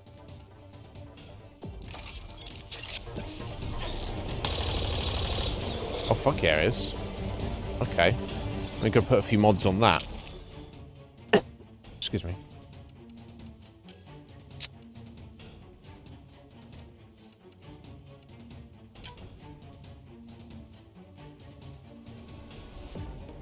No, I was... Oh, right, okay, I'll just go into this one and then I have to just take them from that. Okay.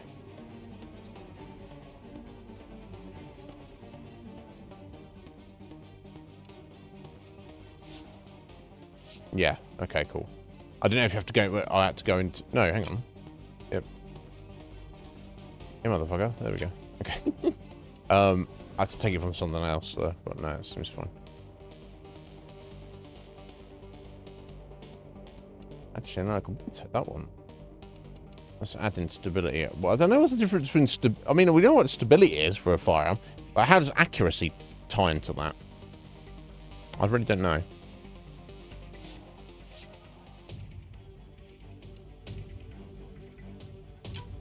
Okay, there we go. So, I was going to put it on the mattock instead. The fuck? I'm sure I wasn't clicked. I haven't clicked on that. Unequip. Yeah, unequip. Okay. Let's get to the right firearm here. No, I'm not trying to deconstruct it. Jesus Christ. I'm trying to do the mods on it. Okay, I mean, I'll probably... Yeah, why has it come up with that? It's on the wrong fucking gun. This one. This gun here, right? Mod. And then it switched to the mattock. And it's just showing me that because that's what it's currently on. Why is it put on the wrong fucking gun? This game is janky. Okay, so what I'm gonna do then? I'm going to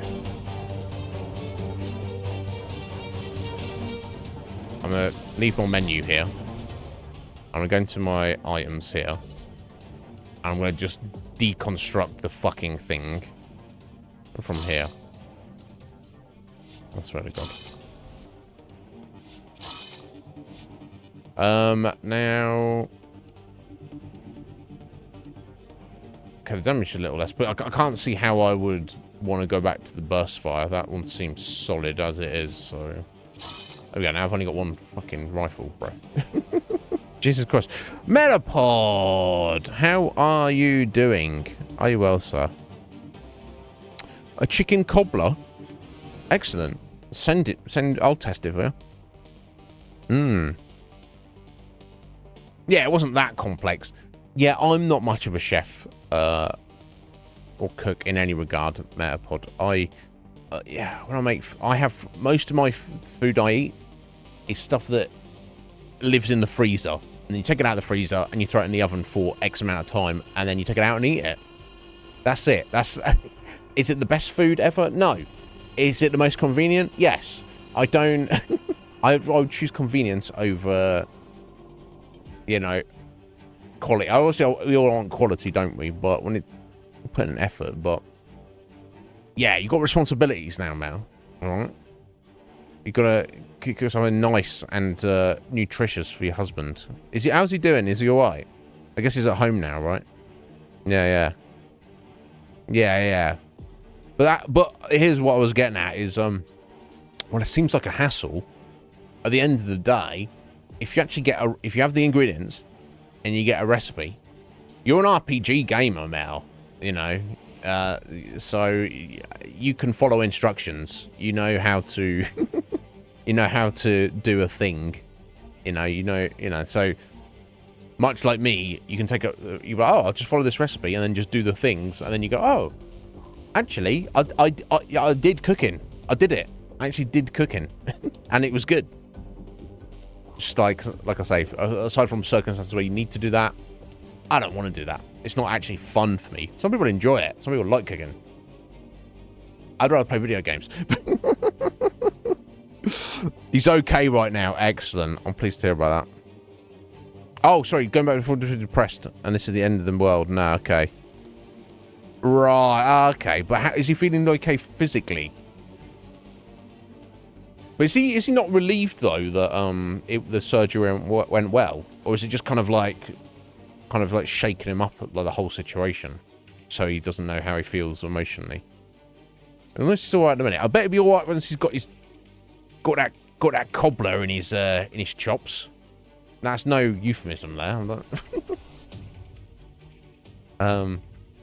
but yeah, I'm glad he's doing all right, man. I'm glad you're looking after him. So let me look at this pistol here. I don't see what the benefit of this pistol is. Just going to just break into pieces. What else we got? Oh, I just got my one-shot gun. Right, sniper rifles. So what's this new sniper rifle I picked up? Terrible damage and terrible rate of fire. Ah, okay, but I guess it's like, but it's got like an actual magazine. And that's max ammo. Okay, so okay, so you get 2 shots, we have to reload it. But the damage is much less. Okay, I don't think I need that, so let's go and deconstruct that. Okay, the rest is all mods, isn't it? Actually, and you can't deconstruct mods, you have to sell those. Okay. Right. Sorry about this, guys. Fucking this silly game. Right. Now, let's add some mods to this. Because there's no other fucking gun it could be on. Right, there we go. Damage and stability. That's all I've really got at the minute. Wow, they don't make it easy, do they?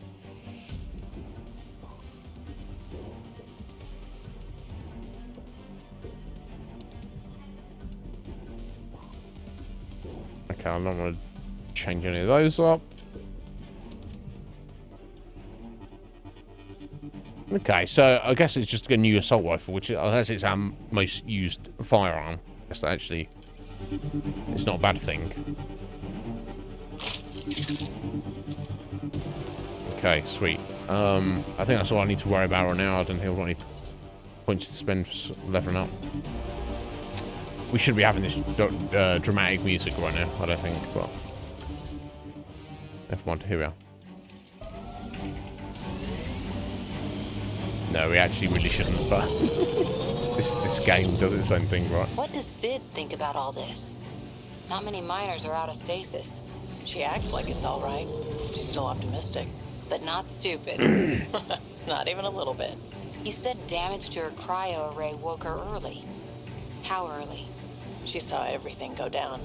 The uprising, authority changing hands several times.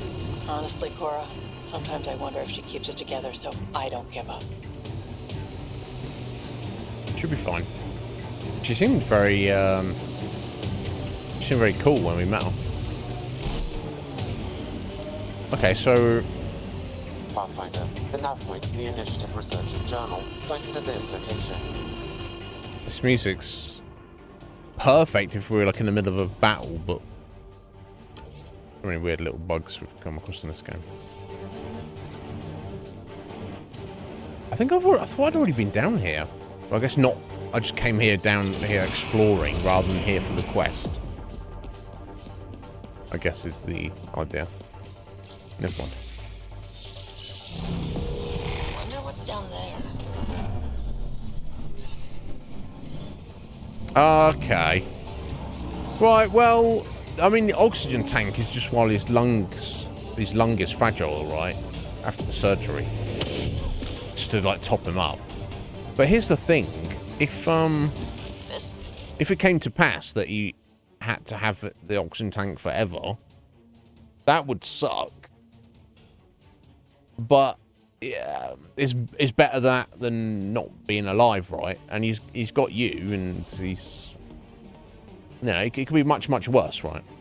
But I guess that's why he's going back and forth, right? Because you know, he's feeling bad, but you know, cognitively he knows it's not as bad as he feels. Man, it's a problem when you're getting your feelings like that. Yeah, I'll get that. Unfortunately, you know, here's the thing, though. We have this idea of ourselves.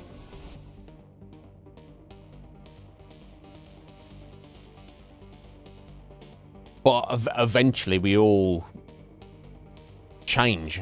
And we all break down and wear out, don't we? It's There's no getting around it.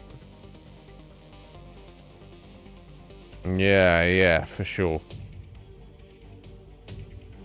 I'm glad he's got you looking after him, Metapod, but who's looking after you, buddy, you know? I know he's looking after you, but you know, you're the one looking after him at the minute, but it's a thing. Okay, so we've got to fight. So I've already fought this thing yesterday because I randomly came here.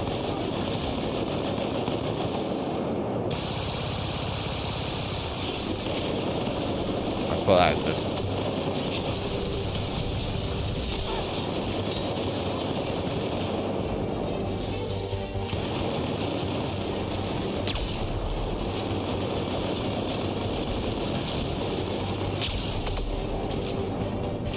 Chunk through this thing.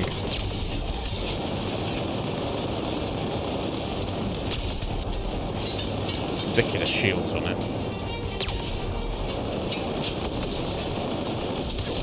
I don't know if this is a good idea. Look at all this research data. I wonder what the scientists thought when she found it. I detect another journal in this area. It may provide answers. How? Oh, there we go. You have to watch for its weak point there. Alright, okay. It's knocked his shield down now, so that should be fine. Oh, shit. Okay. Okay, I didn't realise it had that attack. Okay, well, at least I know how to deal with it a little bit. I don't remember what I did with that yesterday.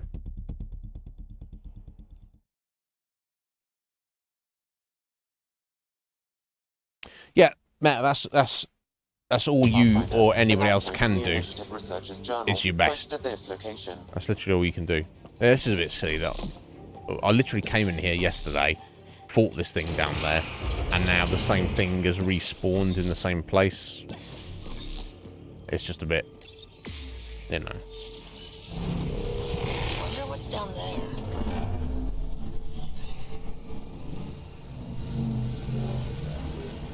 I wonder what's down here. You came down here yesterday.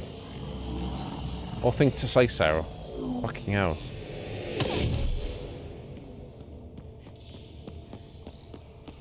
Heads up. This might be rough. Probably will be, right?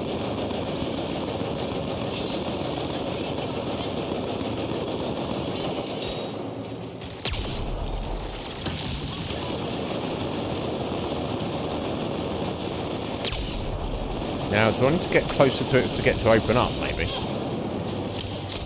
Yeah, definitely. That's not good.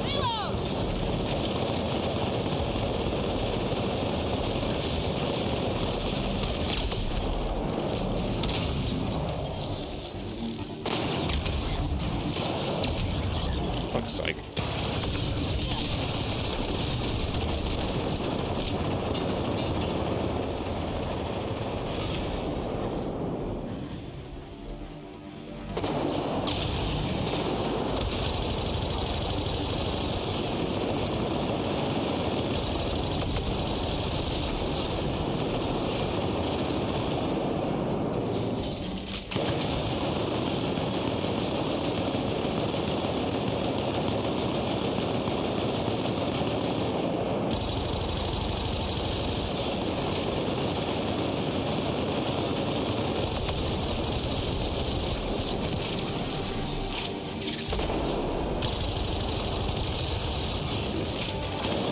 Okay, there we go. We've got his shield down at least.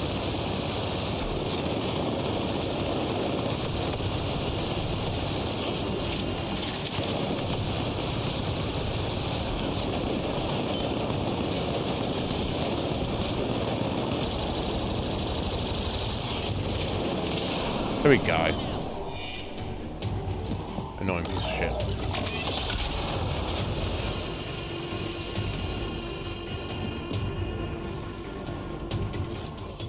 Okay, I guess we get extra loot that we got from it. Research data. I wonder what the scientists thought when she found it. I detect another journal in this area. It may provide answers. Yeah, we already looted the shit yesterday.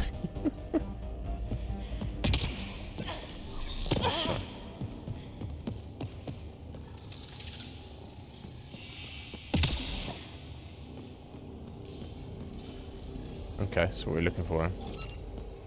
Guess for this door? Yeah, so we didn't get any further than this yesterday. So if this is like a thing we need to go into. Wall. Or we can shoot? Nope.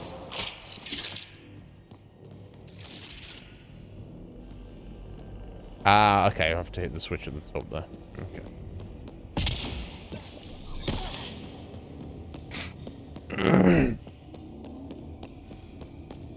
Yeah, it's when someone's ill, it's like, what do you even say? Right, slight, it's like, oh, I thought it was going to be hitting this.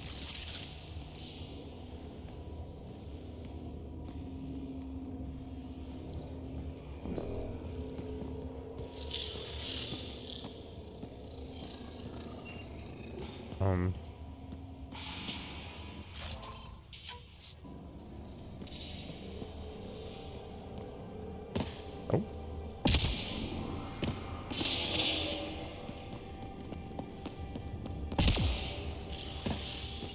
Oh, there we go. That's what I'm looking for. I'm not gonna read that.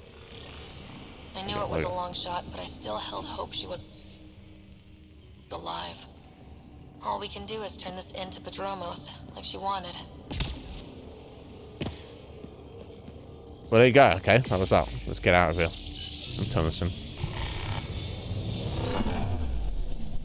Chicken cobbler, though. Fucking hell, that sounds good. I wonder if that's like chicken pot pie. Is that what it's like? So if you say cobbler to me, the first thing I think that goes with what food goes with the word cobbler is peach. Peach cobbler. That's the first thing I think of. Maybe, I guess you can have apple as well. Peach is the thing that first comes to mind. Either way, I like apples and peaches and chicken. I'll even eat them together. It doesn't, you know. Okay, so we're going back here. There should be everything on EOS. After this, we should be able to leave and look at a... Well, I won't get to the new planet just yet. I want to go back to the Nexus, do stuff.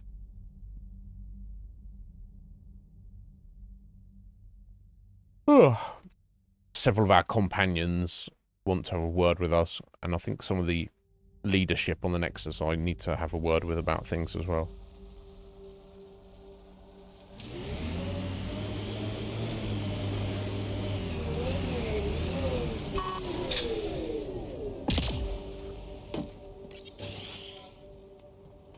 Hello. Oh, terminal. Upload. Excellent.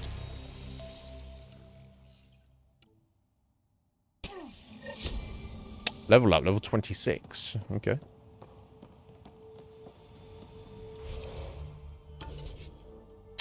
Right, okay, what we currently putting your points into here,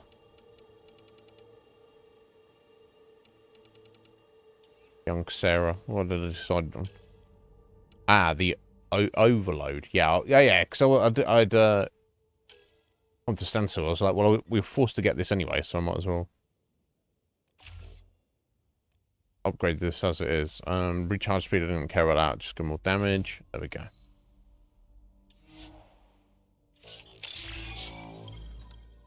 Oh, Infiltrator rank 3. Nice. That's what we're on, don't we? Yeah. Nice. Okay, let's look at Core and Vetra. Oh, she's got 2. Not good enough. Or... Yeah, not good enough, Vetra. Never mind. I obviously previously spent all their points. Okay, I think that's everything here, right? It is. Okay. Back up to the ship then. I think I've got some cryopods and research data to pick up and also turn in.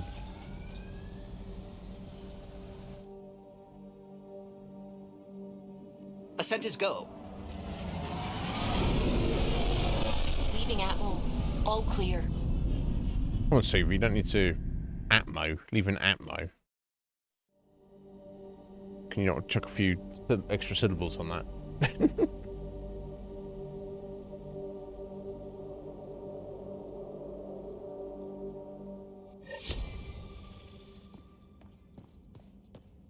Giles said he wanted to see you.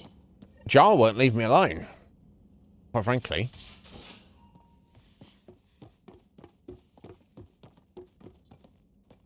Oh, sorry, Phoebe. Fuck, PB. You should like fucking slammed into her.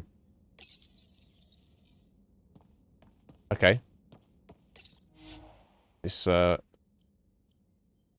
seemingly doesn't want to allow me to access the store at the moment. Never mind. Okay, let's spin some of our research data. Okay, I'm saving up for sticky grenade launcher. Sounds pretty nice. Actual conduits as well. Could be good. Either way, I still need more for that research data. Ah, 430. Guess okay. So the Helios research, it looks like we've learned all the augmentations. So then the Helios Defender armor. Yeah, this is what I was working to try and get, wasn't it? I don't think there's any weapon that I needed to get on. That's the sniper rifle we're using, so that could be a good thing to do.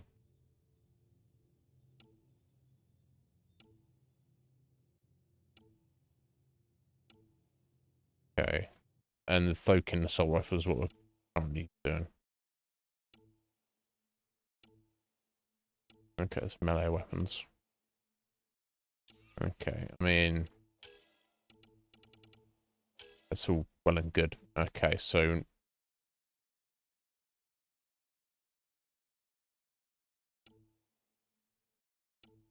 okay, that's the level 2 of the armor. Let's research that. Okay, so I can't get the next level yet. That's fine. And I got 200 points here on the remnant research. Okay, cool. Let's go and get this shield oscillator augment.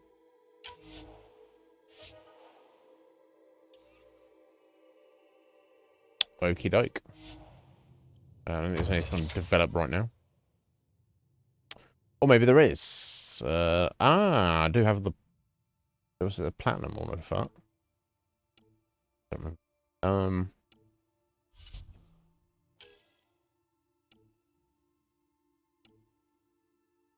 I mean... I could go ahead and make that. I don't know how that would compare.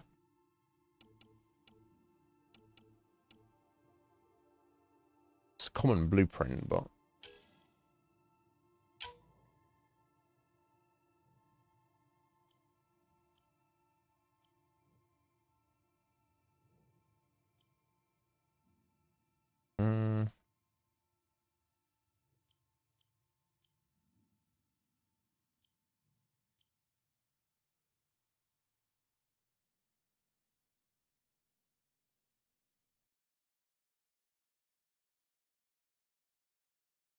Okay, so you turn your gun into a fucking laser beam with that.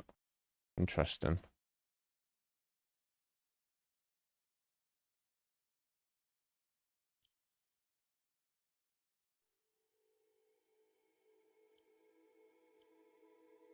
Yeah, I think I'm more inclined to just try and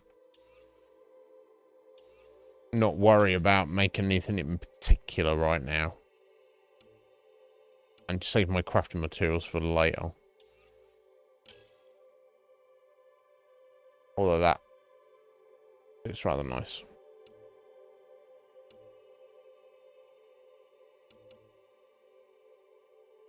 Viper 394. Man.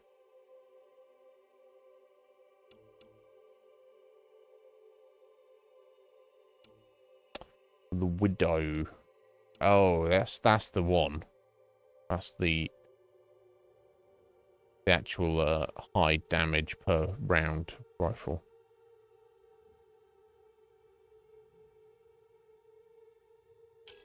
Yeah, I need better augments basically.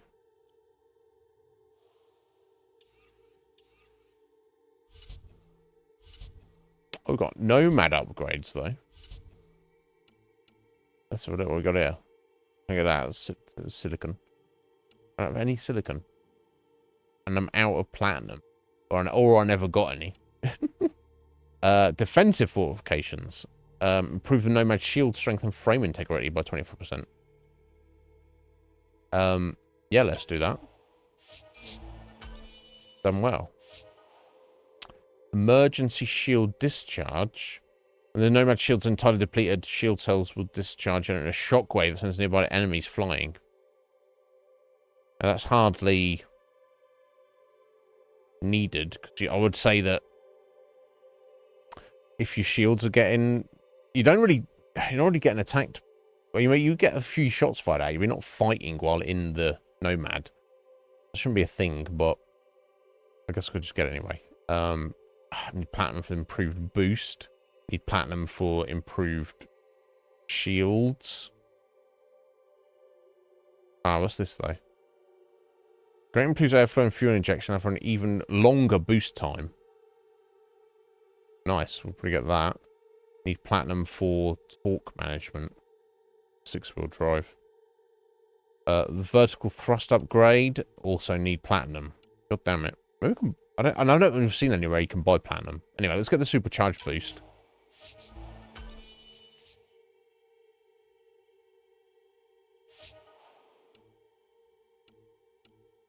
And to get the emergency shield discharge just because we can.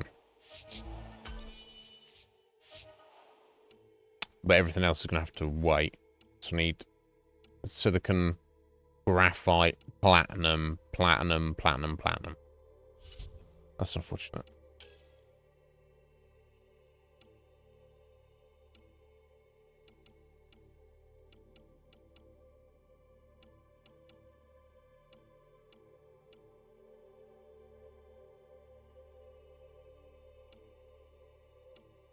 Yeah, where's the... Should I've got the blueprint for,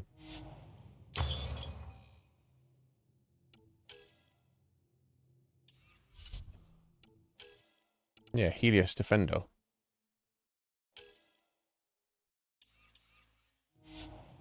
What's it under development?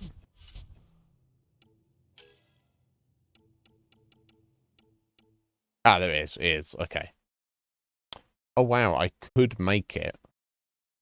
But of course, what I really want to do, if that's our end game armor, I want to... There's no point in making the Mark II version. I want to make the Mark V version.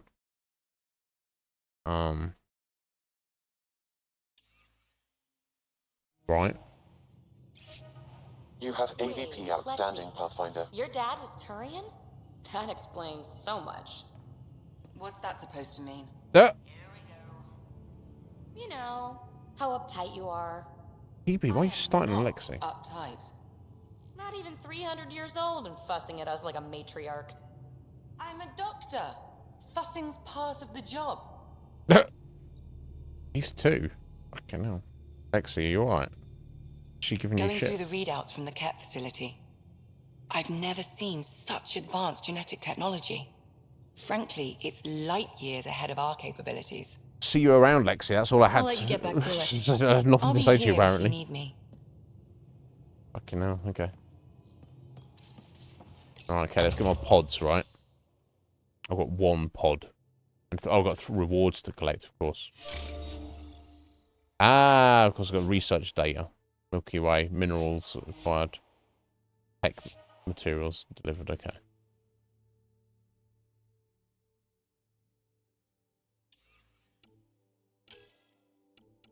Alright, what was it looking for?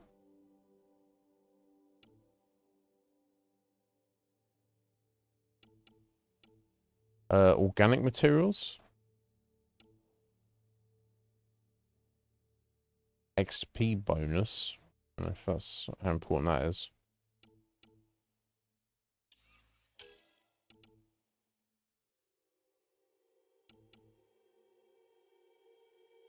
Oh, okay, that's free credits. Okay. Let's go for the organic material getting delivered. And I probably might go for the credits later.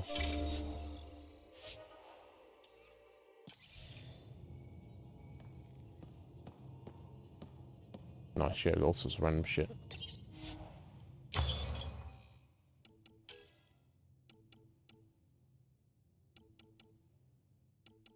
Okay. Let me research. Oh, what's the vintage heatsink? Oh, wow. Ammo refills automatically after a delay. As opposed to... Oh, so you don't have to go and pick up... Actually go pick up ammo. You don't run out of ammo. But it has minus 60% magazine size, which is kind of a problem. Either way, let me go research the sticky grenade launcher there. Which sounds cool as fuck. Let's learn those one right. Okay, it's coming along. Alright, PB, you need to calm down starting to fight with everybody. Ryder, exaltation? I never imagined we were fighting Angara. They're no longer Angara. The Ket changed them into something else. That's the atrocity. We have to stop the Archon, whatever he's up to. The more we learn, the more I realize how much bigger than me this all is. It's humbling. Oh, bigger than you? Alright, we'll try and flirt. I like it when you flirt. What? I wouldn't want you to stop. We've already had this conversation. Have I flirted with you? Yes. Don't worry, Ryder. I'm relentless. It relaxes me. So relentless, you had Thanks this for exact chatting. same We'll conversation. talk again later. You know it. Yeah. Okay, that was random. Right, Jarl. So, Don't me. you've gained Ephra's trust. No easy feat. I still don't think he likes me. That's just his way. You should be more worried about the Rokar. What's that? Ephra made it seem like you had experience with them. Who the Rokar? I know their leader, Aksul. We studied together under the Moshai. But unlike me, he was a good student. The best, actually. Then he knows about Remnant? He did. It's a long story. Give me the short version. Aksul was captured by the Ket. He spent a year in a forced labor camp before he managed to escape. I can't imagine what he must have gone through. He has scars that would give you an idea. When Aksul returned, he no longer cared about the Remnant, or anything, except destroying the Ket. Okay. Why not join the Resistance? Aksul's not the type to follow orders. And I think he was bitter we weren't able to rescue him. So he formed the Rokar. We didn't give them much thought. But since your people arrived, his cause has grown. It's first I've heard about this guy or his cause. I convinced Ephra I'm not a threat. Maybe I can do the same with Aksul. I admire your courage. But Aksul's dangerous, and he lacks Ephra's pragmatism. Okay, we can. If he's a problem, we can just kill him. He'll make you want to kill him. Will I he? have to try. If Helios is to be your home, I guess you'll have to deal with the Rokar one way or another. There's a recluse on Havarul who escaped with Aksul from the Ket. Her name is Tholdir. She might know how to contact him. I'll send you the nav point. Okay, that's kind of handy. So because of the order of the planets I went to Vold first, before I went to Haval. Which caused things to move along, which in turn meant like it was kind of like dragged out on Vold, and I had to leave and then go back to do some bits and stuff. It may be that we have all our ducks in a row before we even set down on Haval, so we could go there and we won't need to return. We can just do everything in one fell swoop, include meeting this lady who knows this guy who is the leader of the Ket hate group. Which I'm failing to see why that's a bad thing at the moment, but... Okay, never mind. I've got any video calls I need to attend to? Nope. Okay, that's good.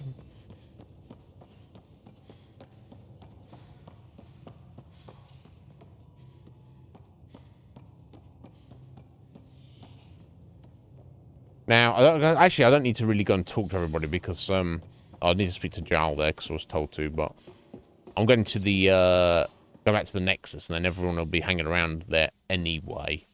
I'm going to do it. I've run all the tests. It's non-toxic. What are you doing? If we're going to live here, someone has to take the plunge and actually try to eat things. Dr. Tapero, please do something. Don't do it, Suvi. What? You told on me. I thought we were friends. You, sir, are uninvited from all my parties. What yesterday she's licking rocks and now she's eating random shit. Ket genetics defies everything we know. They're bits of different species, and Suvi, yet all fucking Ket. Wild. It's Why is that? bizarre, horrifying, fascinating, all at once. If you and the rest of the team could figure them out, it might make a huge difference. Already on it, Pathfinder. I should get back to things. Sounds good.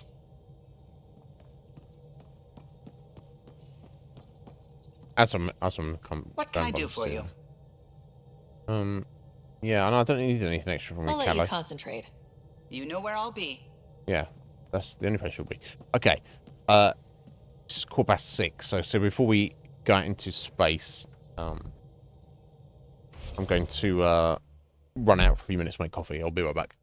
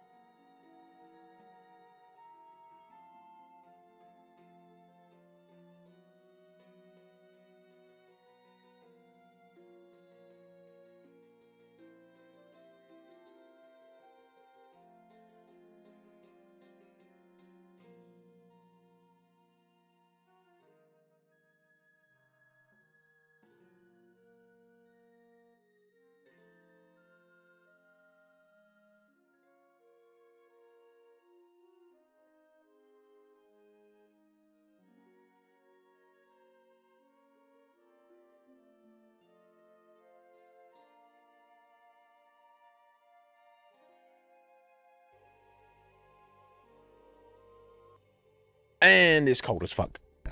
Never mind. Okay. Right, heading to the Nexus. I think I'm... Oh, is that something I missed there? Hang on. Landing zone. Ah, no, sorry, the Architect Husk. I don't think I hadn't looked at it on your side. There we go. Oh, there we go. Cool. 55 research data. Cool. There we go. Didn't want to leave that. Right. Yeah, these Ket orbital things, like, I believe we already collected these. Yeah. Yeah, we did. Okay.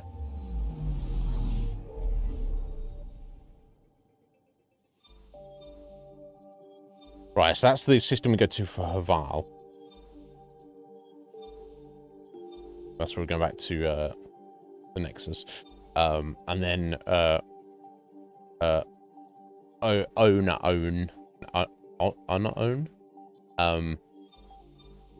is where we go back to Aya for the main quest. Okay, so let's go back over to the Nexus first.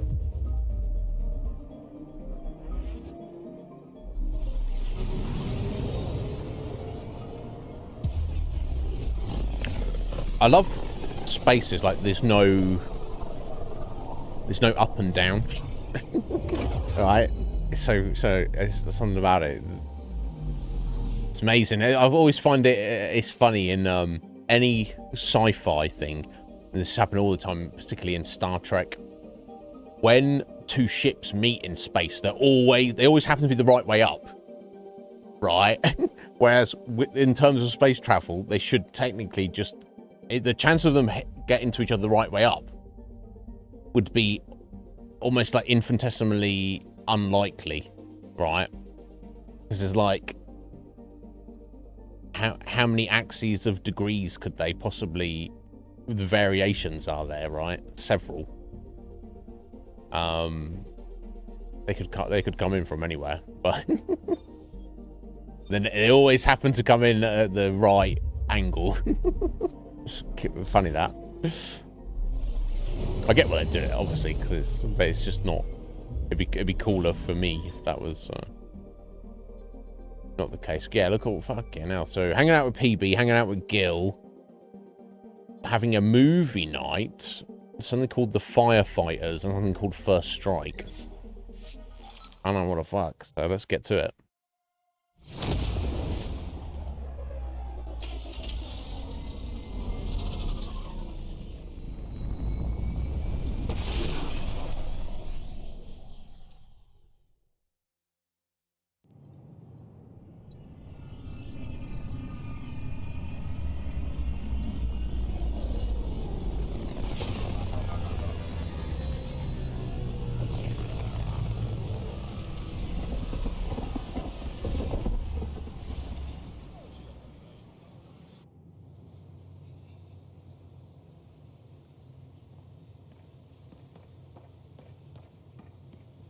Okay, not that way. Random terminal. Want to look at this? Maybe.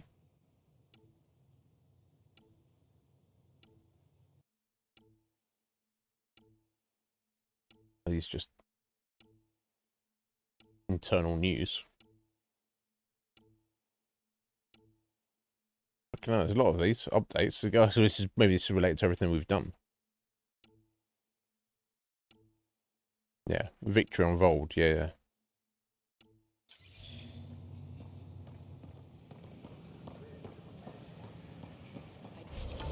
Now let's see.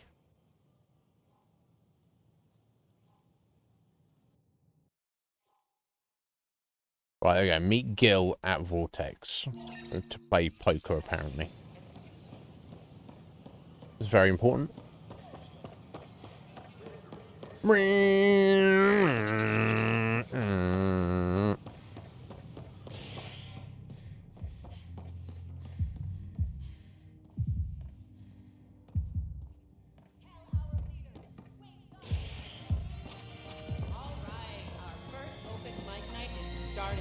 Everyone, Open mic night. For our first victim. I mean, brave soul.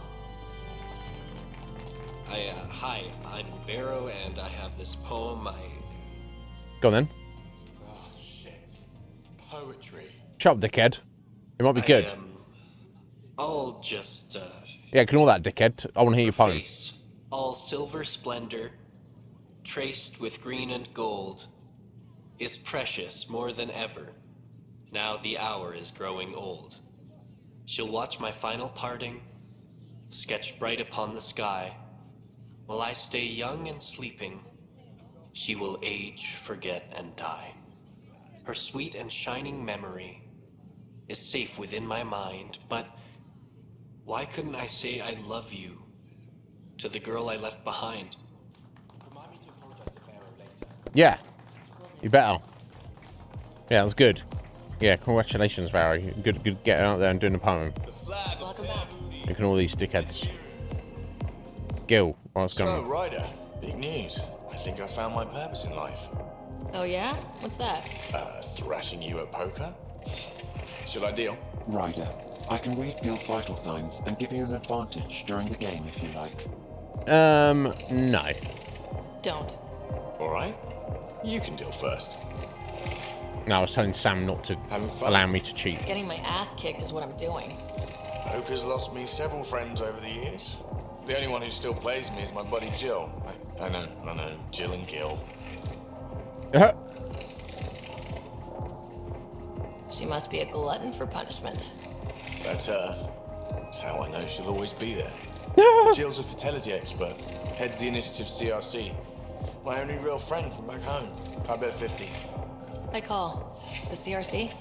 Colonial Repopulation Committee. What kind of poker are they playing with this teasing big that I'm fucking making barrier your in job front of them? Says Can't if see I'm they're not cheating. making babies, I'm part of the problem. We have that kind of relationship.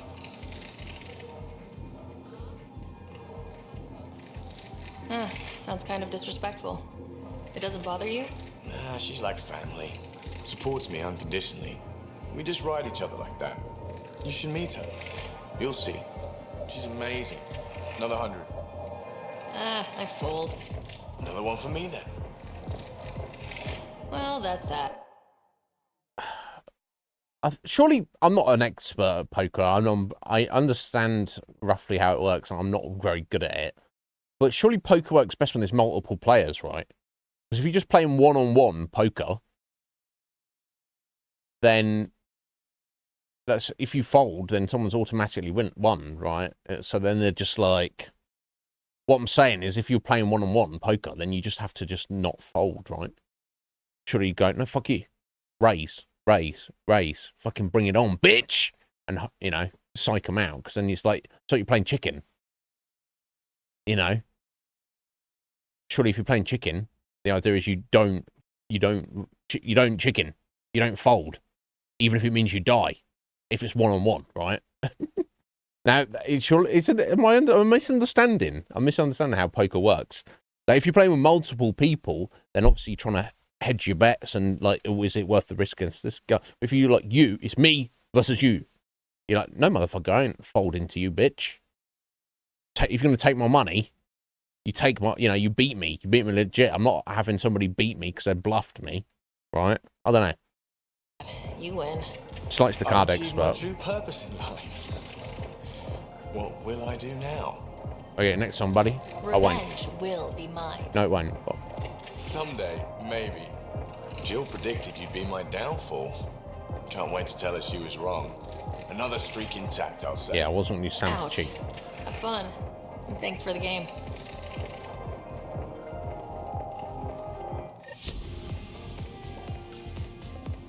Oh, it's a fucking, like, lamp. It's a table lamp. That was what's in the middle of the table. Who designed that? That's shit. Fuck that lamp. Terrible lamps. Right, okay. Open mic night. Give me the microphone. Hello, everybody. My name is Sarah Ryder. I am the Pathfinder. I am better than all of you. No, that's not a joke. That's I'm just introducing myself for some of my stand-up routine.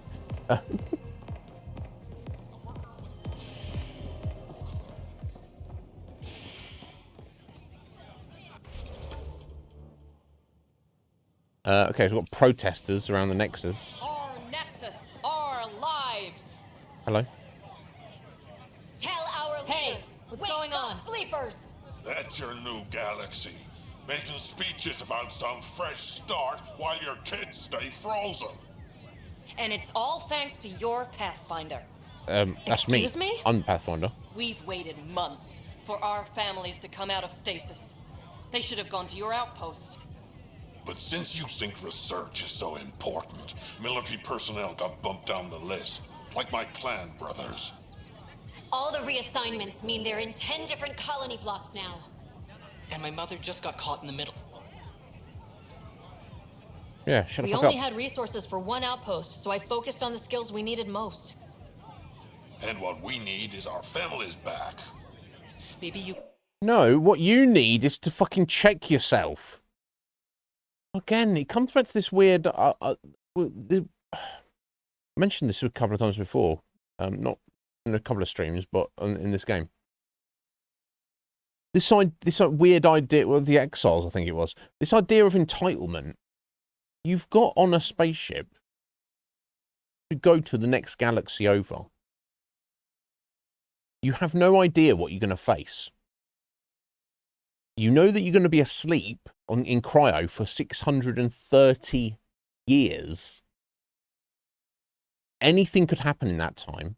Plus, when you do get there and wake up, you don't know what we're going to find. You could go to the fucking...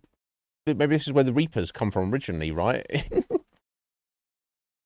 Everybody could die, and then people wake up and they're like, "Oh, entitlement." You need to settle the fuck down. You're lucky to be alive. But they're like, "No, me. You're going to travel from what the galaxy you're in, wait 630 years and travel to a different galaxy just to be like, where's the sense of humility? Where's the sense of grandeur? Where's the sense of being like humble and grateful at the opportunity and the fact that you turn up here and you're not instantly dead and you survived and you're alive, you've got oxygen, you're breathing, you've got food, and then you're going to whine like a bitch. After all that, you're going to whine like a bitch. Yeah, sure, if you like this. Go for it. Me. Yeah, go for it. You can use that. Even if you just take the piss out of me, go for it. It's just so weird.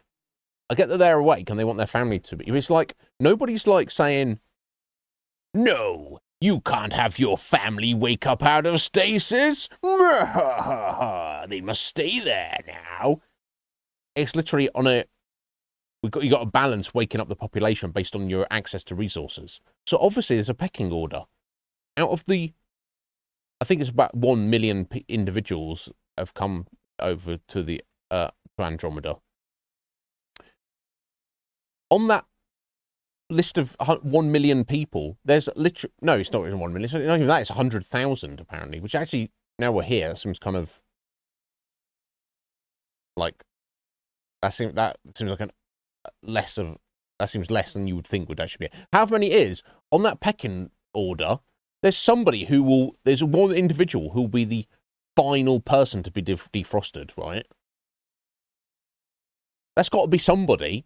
Yet these guys are here going, "Ow! Ow! We should be next." It's like the dickheads who go to the Black Friday sale and they're pushing people out of the way. Get the fucking cheap TV that they don't need. That's what these dickheads are.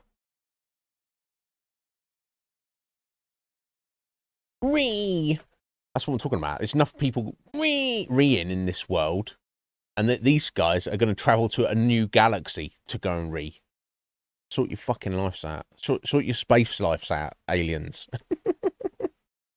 This right. I just want Mom out of stasis. Oh, That's you want all your anyone mummy, here dear? wants. You want your mummy? You do stasis revivals. You can tell our leaders you're opening those pods today. I authorize whole colony blocks or a few emergency revivals. I can't wake dozens of random people. We don't care whose finger pushes the button. If you can't, our leaders can. And if you tell them, they will. No, my word's not enough. And also, who said I'm going to do this for you? This is a big issue. Bigger than just my say-so. Bullshit. You're the hero right now. They'll do anything you say. Yeah, but I won't do anything you say. Petitioning Addison. Dickheads. She ignored us. Addison's a bitch, but also... Start with Kandros. He sent those 10 soldiers over there. Maybe he'll take us seriously. How about I just slap the shit out of all 4 of you right now? Make them lead or make them go. And this guy being like, I want my mum. A grown man being like, I want my mum woken up. Clan before cronies. Yeah, fuck those guys. Anyway, I guess I've got a quest to go and look into this now, though. I know. This isn't what I signed up for either. On their behalf. I mean, look, you can't just wake up random people just because here's the thing: if I just wake up a few bunch of random people just to make those dickheads happy, and like, oh yeah, thank you, then other people who were behaving themselves and not being little bitches are going to be like, oh, you know, it sets a precedent. It's like you can be a humble, you know, hardworking individual with patience and humility. Or you can be a whiny fucking little bitch and get ahead of everybody else. Well, no, that just encourages everyone to be a whiny little bitch, doesn't it? And I don't know about you guys. I don't like whiny little bitches. I endeavour to not be a whiny little bitch. I don't want to be around them. I don't want to see them.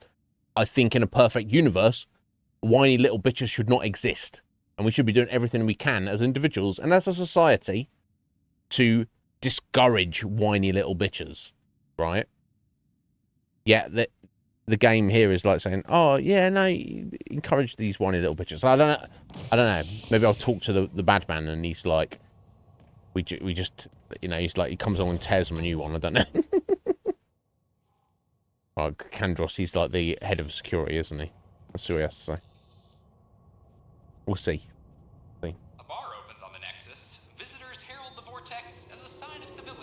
I get it, like, because it puts you out of sync, right?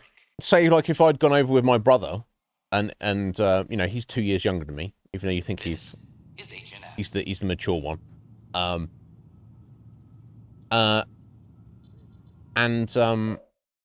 you know, let's say, you know, and he was, like, still frosted off, you know, even though it'd probably be the other way around, because he'd be more useful to the cause, but, you know, he's still frosty. And I'm like, get my brother out of stasis. And it's like, you know, for reasons, he couldn't be woken up. And then like 10 years go by.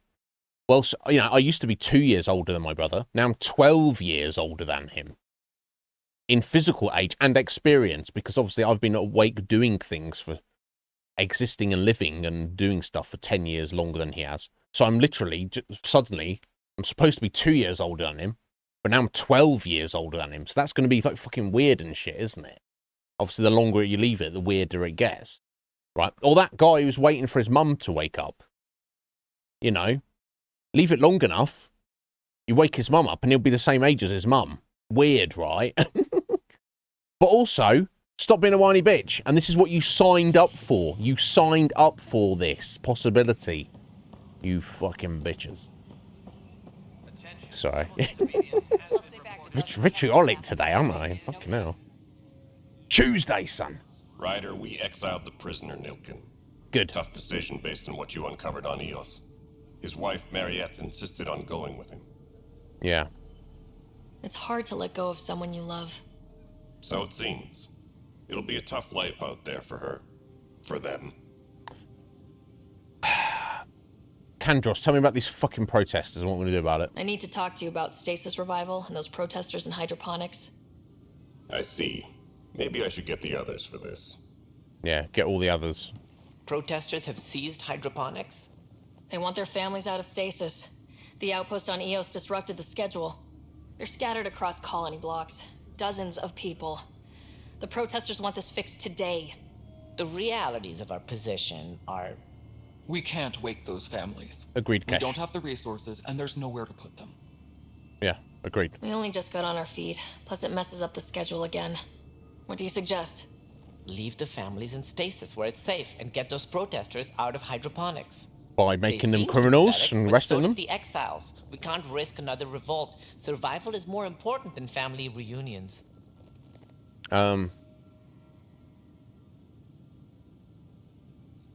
What would you do with the protesters? I'd send in a squad and march them out. At gunpoint, if we must. If they resist, a few might land in medbay, but it's better than losing hydroponics. Or the Nexus. Yeah. Do you think these protests could turn violent? We're all pioneers. Even civilians are tough enough to start something. And interfering in hydroponics threatens our oxygen supply. They know that. No, which is why I've done it. Yeah, fucking let's shut them down. We have to look at the bigger picture. Get them out of there. Kandros? I'll send in a team, but it might go smoother if Ryder's there. Sure. A good idea. Sometimes we have to give bad news. That's a Pathfinder's duty, too. Yeah. All right, let's go over there. Fuck them up. Apex team leaders reporting back.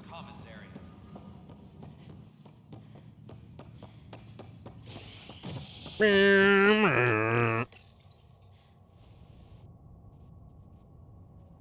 expedition to Eos in the Pythia system has discovered a mysterious facility that authorities are calling a vault. Though not much yet is known about the underground structure, it's believed to be remnant in origin. Noted Astari scientist Pelisaria Basale. What we activated in the vault drastically improved the atmosphere on Eos. It's only these four dickheads as well, right? Or you'll shoot me. Good luck explaining that to my grandchildren. What happened? She was about to disconnect the water hoses, threaten all the plants. They're saying the leaders won't wake our families. Well, this is how far we're willing to go. Their move. That's crazy. It's like throwing a tantrum. It's like, you know, put me in before everybody else in the queue, or I'm going to sabotage this thing that keeps us all alive. So you do what I say, or I'll kill us all. Yeah, you need to be fucking airlocked, bitch. That's insane. If you resort to violence, so will the leadership. And they have the militia. We're not the enemy. Why is it so hard to push a button and help Mom? That's a terrible tattoo you got on your face, mate. Point. I'll go off station if I have to. I'll find anyone who'll actually do something. That's your choice, buddy. If you want to leave over this, we can't stop you. Damn right you can't. Me. Reese, he's no older than my grandkids. Is this who we are now? No. Take a look in the mirror, bitch. I can't. We'll wait. When our families hear about this, they'll be like, "You were fucking bitches. How dare you? How dare you be related to me for being such a fucking little bitch?" Come on. Yeah, fuck those guys. Pissing me off. Absolute dickheads. Imagine. They should have. When they put the initiative together, they obviously every single person in this whole place that we see must have gone through an interview process. Surely they should have come up with scenarios and like thoroughly interviewed or maybe even interrogated people, right? And been like, what would your reaction be in this situation?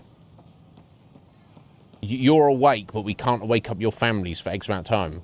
And they go, "Wow, that's unacceptable. I would stage a protest, and I would threaten hydroponics and everybody's lives until you did what I told you to do."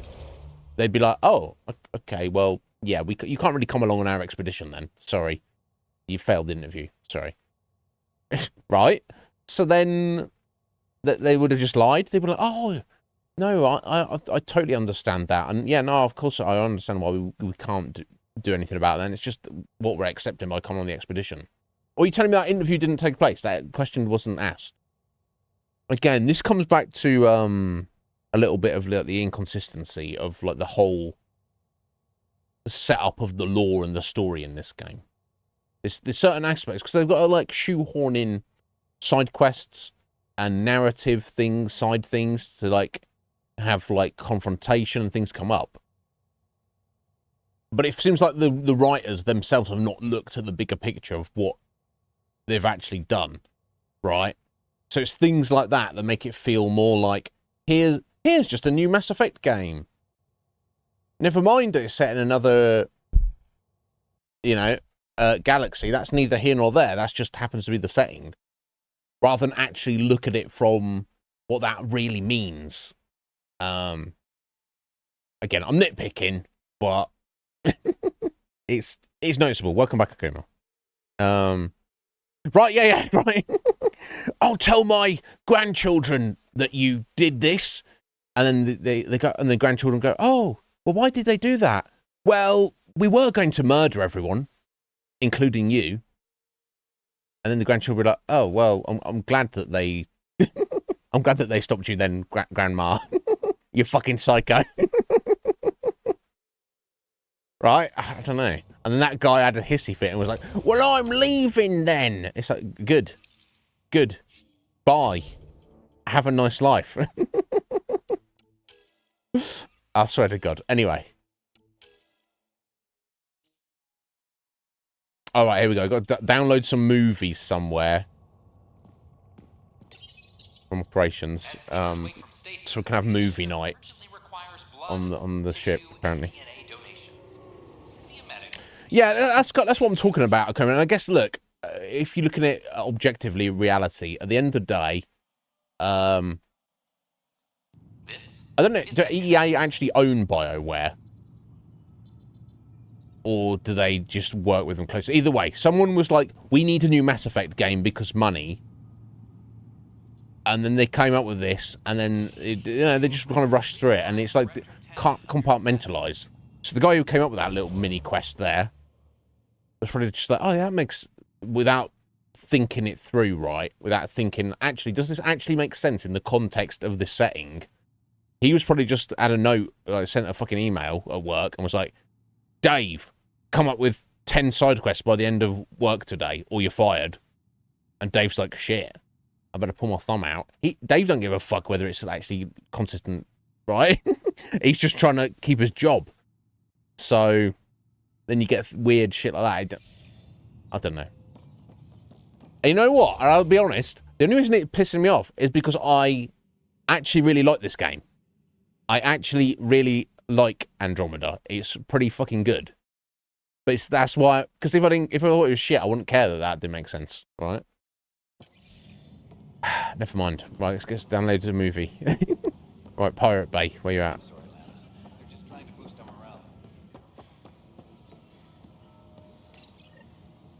I guess things like movies and music and stuff is just data, isn't it? And that doesn't take up physical space. So they would like bring all of everything, the entirety of the internet with them. Obviously, it wouldn't be connected to the actual internet anymore. But I guess 630 years ago, they take a replica of the current internet or equivalent, and then they call it extranet in this, don't they? And then take it with them, essentially. So they would have access to everything that exists. So there you go. She just downloaded all the movies, which you'd think they'd already take with them on the spaceship, but maybe they just didn't think that. I wonder if in the 23rd century or whatever century we're in, like maybe like movies are like faux pas, like not faux pas, but passé. Like people don't sit down and watch movies anymore. That's like old school and weird. I wonder. Okay, so I assume I just need to take that back to the back to the Tempest. So there's no need to really be there. Right, the firefighter's on hold. Wait for an email. Okay. Sam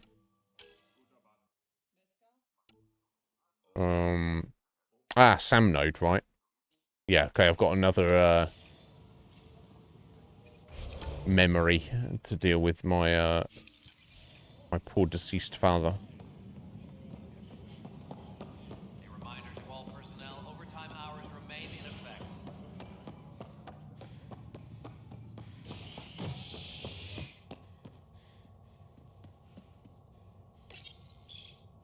I guess we should stop in and see our brother at some point, right? Sleep-starved residents. Maintenance begins on malfunctioning sun lamps, Yeah, it's a mixed bag, isn't it? The combat is pretty tidy compared to the trilogy. It works very well with the jetpack and the boosting and the dodging and the sprinting and the snappy cover. Well, it's not really snappy; it's a smooth covering system. But and the guns, everything, you know, all the abilities, the leveling seems good. And the idea of going to a brand new galaxy or like to a whole people, you know, committing to, we are going over here. We don't know what is there, and once we commit, there is no going back. Yeah, that is very cool. But some of the actual specific details in all of it kind of fall a little bit flat or even inconsistent at times. Ryder, one of your father's memories is available. Okay, let's have a look. Impress me, Dad. See it. This memory is from when your parents returned to Earth after your mother was diagnosed with her disease. All right, nice and depressing. It's simple. We take Sam. Who? I named the AI, Simulated Adaptive Matrix. Sam. We use your research and interface Sam with an implant. My work on biotic implants was yielding results, but this... I don't know. What did the doctor say? Alec. What did he say?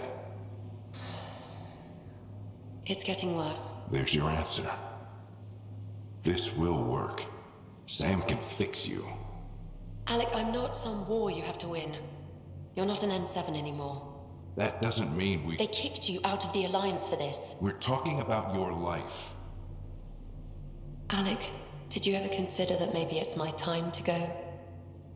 I'm human. We die. It happens. Ellen, please. Losing you is not an option. The kids aren't gonna lose their mother. God knows they never had a father. Then give them one. They just asked for a refund. So can the Sam talk yet? At least Dad's got self-awareness. Go to the dentist. To get a root canal. Humor algorithms. I can't Sorry, I seem to missed get the the start of the joke. Or maybe it's the guy teaching them? Okay, bless. Yeah, Mum was being super pragmatic about That it. felt so real. Mom was right there, alive. It was the first time I met Ellen. My education on human mortality began that day. Your mother seemed prepared to die. Yeah. Dad wasn't ready. Yeah. Mom was just trying to prepare him. Even though all human beings one day expire.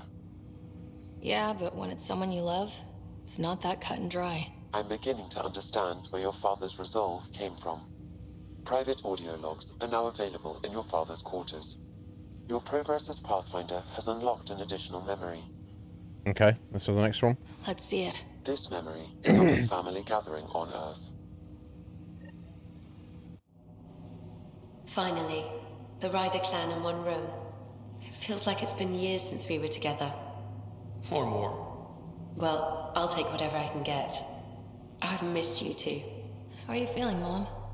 No, we're not doing that. There's only one rule for this visit. No talking about me. I'm fine. And when I'm not, the pills help. Deal? Okay. Good. Let's talk about something else. Alec? Really? No! Well, you're both looking taller. Yeah, Dad, that does tend to happen. Right, I know. So, I heard the Alliance has a new Mako in the works. Yeah, word is they can airdrop this one from a ship. I know. They're saying we might get one on our next expedition. You still poking around the Attican Traverse? It's amazing. We think we might have found a Prothean site. No artifacts yet, but we're still digging. I remember the day they found the first ruins on Mars. Changed my life. We knew for sure that aliens were real.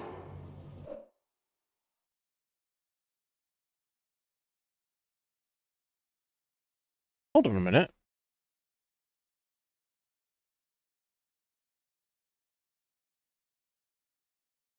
So, how long has the Systems Alliance, like the humans, been a part of, like, the Citadel racers? How? I got the impression it's been like a long time, right? Because everyone knows, all the other aliens know humans. They all like talk to them, whatever. I know they're the newest species to join the Citadel Alliance, but because Alex here, and he's like no more than like 50 years old, and this is a memory, so this is like a couple of years ago, and he's saying, "Oh, I still remember the first time we found ruins on Mars, and then we were like, oh yeah, so that's how we knew aliens existed."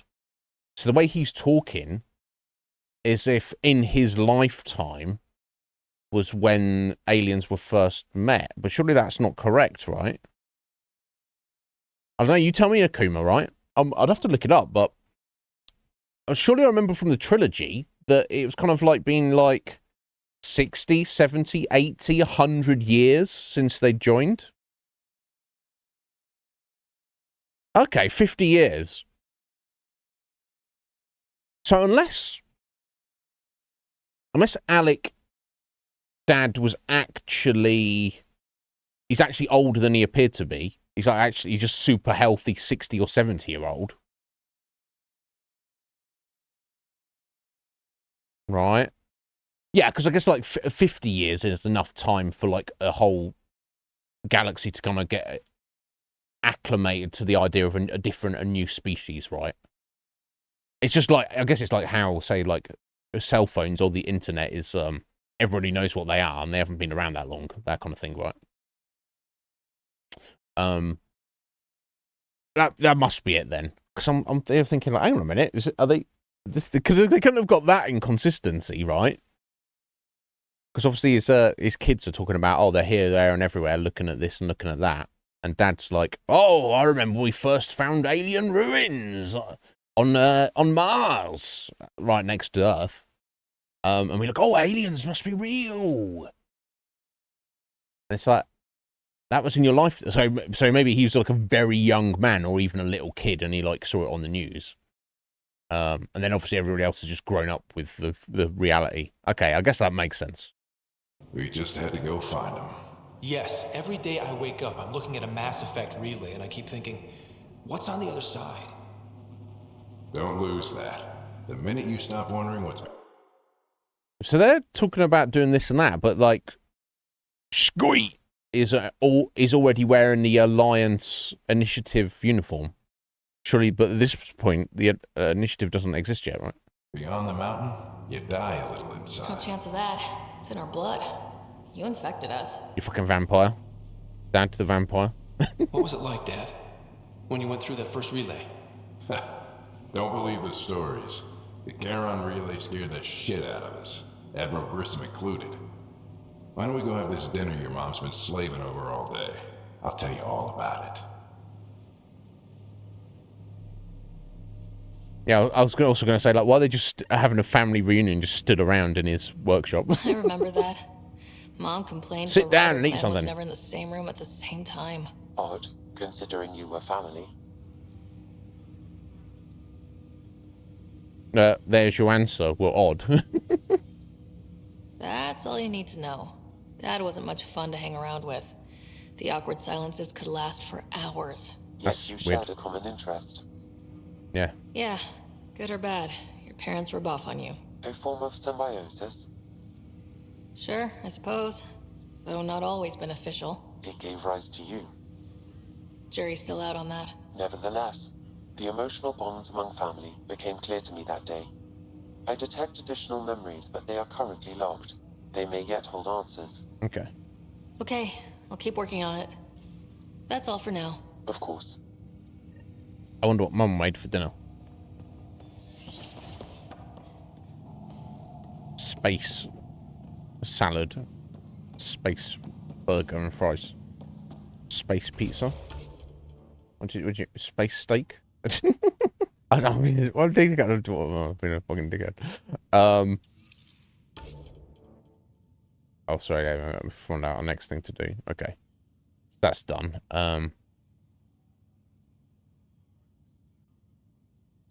Okay, so that's a random planet I'm looking for Brack. Okay, so that's on hold. New intel on the cat. That's on hold for need to find new memories. That's on hold for finding a random planet. PB. Here we go. Let's go meet up with PB. Oh, this isn't her apartment, is it? Gonna be like, yo, let's get naked. Now is the time. Hello, hopeful citizen. Pathfinder, I hear the Angaran planet Aya is a paradise. We finally found a lush world. When do we start moving in? We have to ask permission first. These things take time. There's not much room on Aya. We're still proving ourselves to them. But we need to find lush planets of our own. For all of us. Yeah, we can just... True. But hey, at least now we know one exists, right? I know you'll do it. There's a billion planets here. I'm sure we'll find others, right? Thank you. Alright. It's respectful. Yeah, I'm curious why... I guess it's just like makeup, I guess. So why does PB like have just a black streak across her eyes? That's not her skin, is it? Her skin's blue. So she's just like, yo, I look cool. I'm like, yeah, fuck yeah. Alright. So, but it seems like she wouldn't really care about what she looks like. She's like just an adventurer, alright? Construction and repairs continue on various parts of the Nexus. Authorities have no word on completion and remind visitors to avoid affecting... Oh, this has only been 40 years. Akuma. Wow, okay. So, yeah, I remember when we played Mass Effect 1, I read through all the data and I read it all on stream and I was, like, very immersed in it, but so my memory's a bit fuzzy. So it's literally only been 40 years. That's wild. But I guess, 40 years is a long time. It's my lifetime, and I guess think of all the stuff that's happened in my life. And that's the thing, at the point that they make contact, obviously they've already got their own levels of technology and science and everything. So as soon as they kind of make contact with the Citadel's like, oh, cool, look, new alien species here, folks. They're advanced, they're sentient like us. They've got technology and stuff like us. Let's be friends. What can we teach them? A lot. What can we learn from them? A little bit, but something that's new. So I guess on the scheme of things, 40 years doesn't seem like a lot, but I guess it actually is, isn't it? Oh wait, sorry, I'm going this way. These Angara. Why not? No space racists allowed. Go away.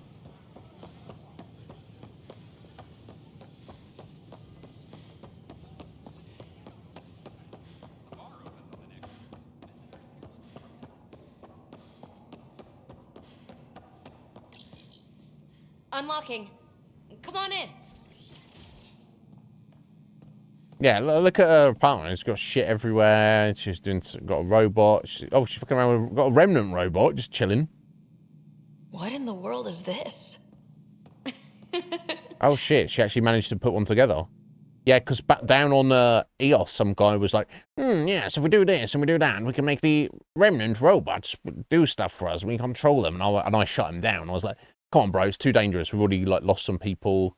Just shut up and because he like didn't want to fucking do some farming. And I was like, just do some farming, bitch.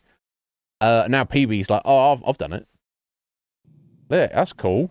It looks like it's got green lights on it, so that means it's friendly. Ta-da! My project. She is complete. Well, if she's successful. Looks like a she to me. Just a proof of concept. I stripped out its remnant command prompts to see if I could power it up myself. It worked! Now I can build a field model with combat protocols that fights for you. So, what do you think?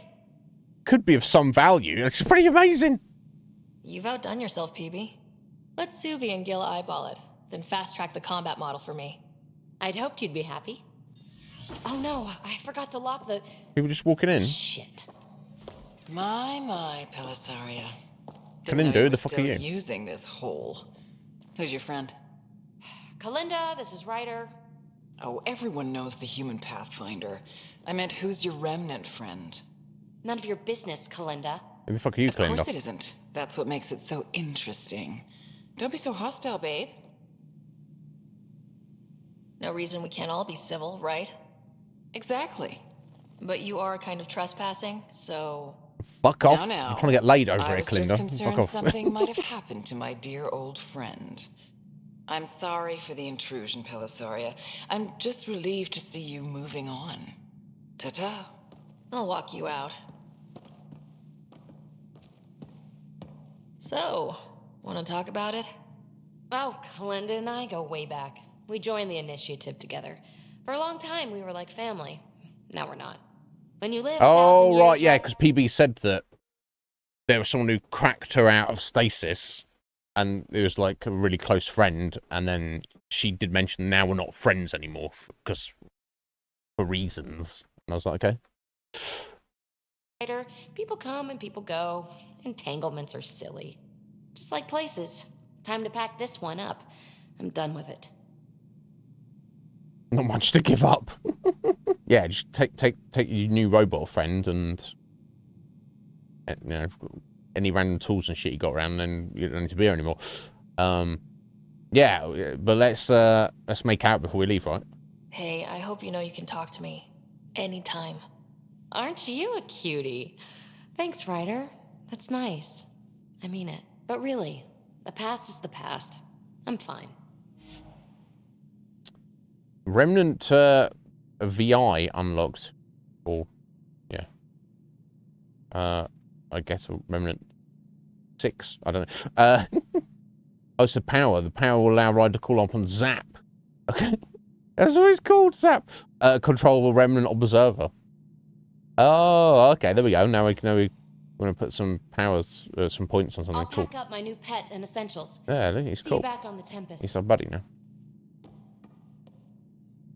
Okay, so successful. So they are just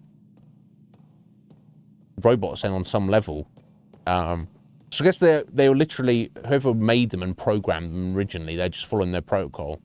So if you can capture one, break its, you know, its routines, reprogram it, it can be a buddy, I guess. That's cool. Right, okay. So is there anything else I need to look at? So we need to speak to... Wait for PB to learn more about the Remnant. Okay. What else we got? Go to Vold to track a Paraphona signal. Fucking Vold? I thought we'd finished that. Okay, never mind. Back to Vold. Find on hold. Find worlds to evaluate. Okay. Okay, Jarl. This one he has to find his old friend on Haval. So I guess we'll take, when we get to Haval, we'll take Jarl with us. I find a Taurian encampment on Haval as well. Okay, so when we go to Haval, we'll take Jarl and Vetra. Anything else I need to do? I think so, right? Well, I guess we can leave, right?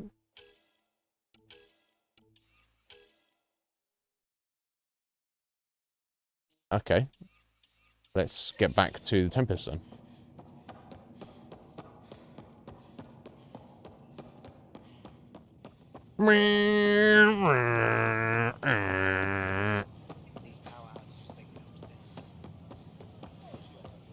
Shame you can't jump and have your backpack on the and your jetpack.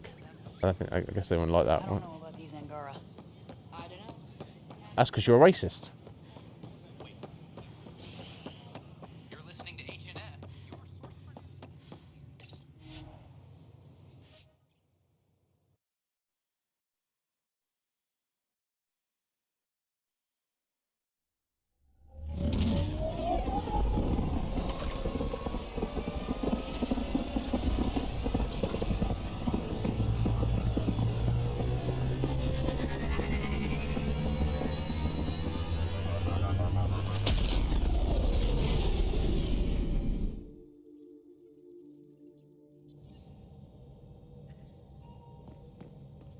Gil's been asking if you can come by.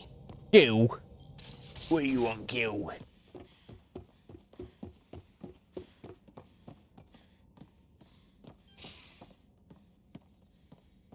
I don't know, to go and slide it on. And Liam's down here as well, isn't he?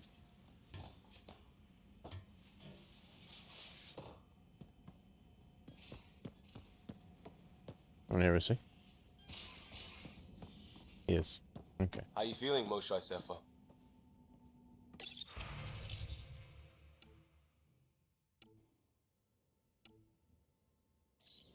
Weak, but I'll bounce back. I always have. I've broken each limb twice. You have to do more than wipe my immune system to take me down. You and my mom would love each other. Your mum? So Liam, is your mum in stasis? Or did she die 630 years ago?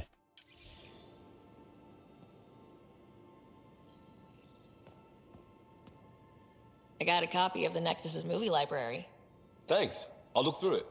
It's probably all agricultural learning vids, but there might be something good. No, I'm sure we took all movies with us from the Milky Way. I don't know why we'd leave them any behind. It's not just be weird tutorial videos, is it? Anyway, Gilliam.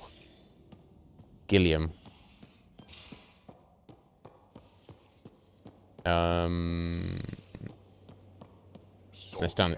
Gara were fighting their own this whole time. Fuck.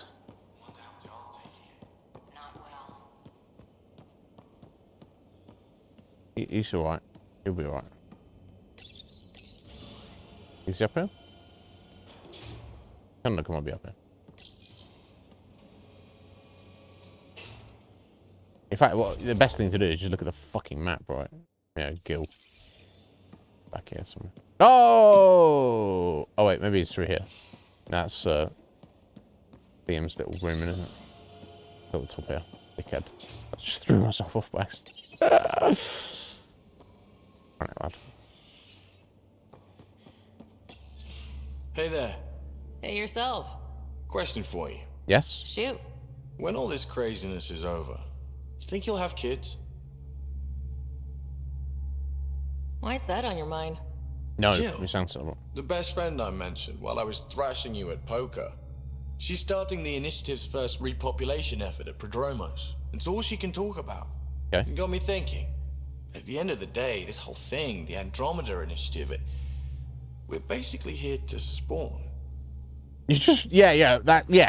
What is the point, Gil, if we all travel for 630 years across the universe to the next galaxy over, and then nobody has any kids, right? We're just like, why do we do it, right? Took you this long to figure that out? I told you, I didn't really think this thing through. But nothing we do here really matters unless we survive. Jill's right.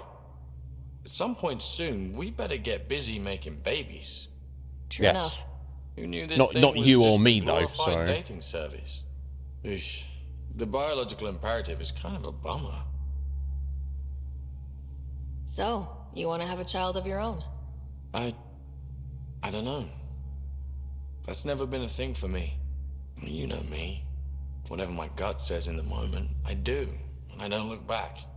My mom says that's how my dad was. I wouldn't know.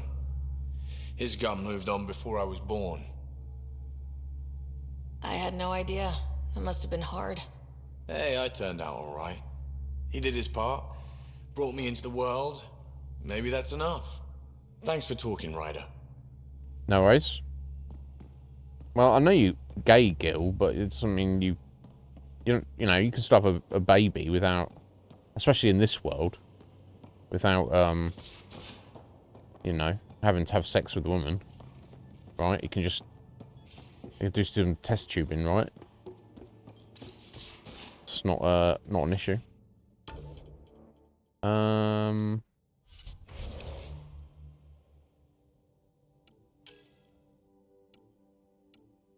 Oh wait, let me check my emails, I guess. Make sure nothing's come through. That's important.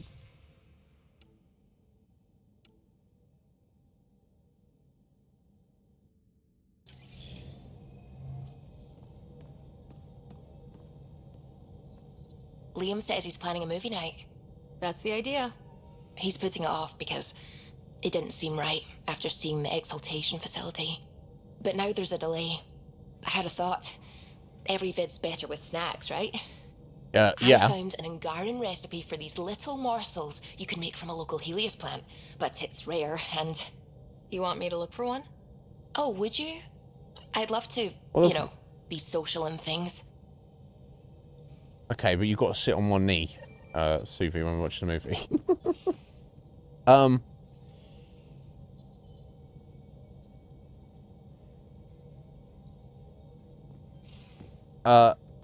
So she's like, I want to make snacks. You got to find some random plant. What snacks is she making out of just a random fucking plant? Suvi, that sounds jank, honestly, but whatever. It's fine. Yeah, that's a very good point, Akuma. Again, with the inconsistencies. So, Gil's friend Jill is in charge of some repopulation thing, so she's like, oh, let's make some babies on Prodromos. Well, Prodromos has been there for like 2 weeks. They're barely set up. I have personally, not single-handedly, but my squad has gone down and kicked off like 95% of the ket that were on the planet. But I'm sure there's still some hanging around, and you want to be putting babies in fucking sandy dust ball planet with potential ket and other dangers and radiation and shit around. Most importantly, of course, you're right, Akuma.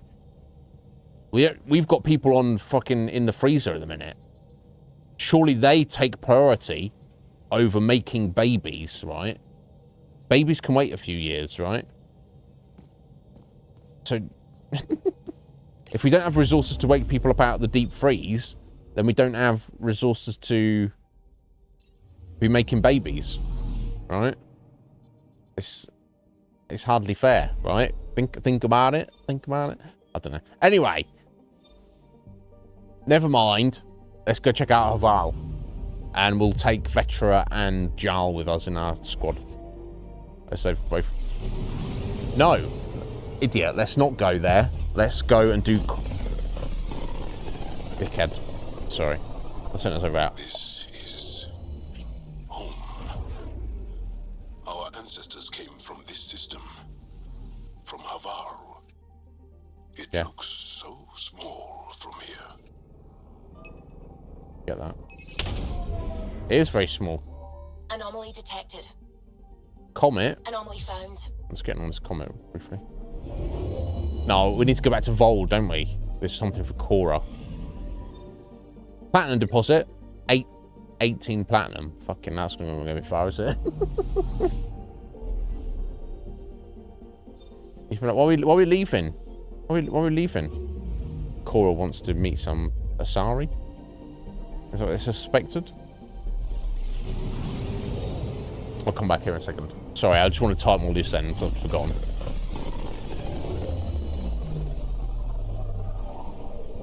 Back towards Vold. Yep, that's right, Kello. That's what I clicked on, buddy.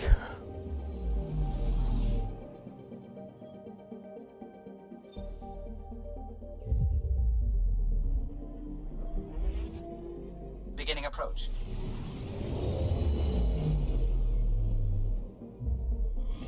Vold orbit is steady.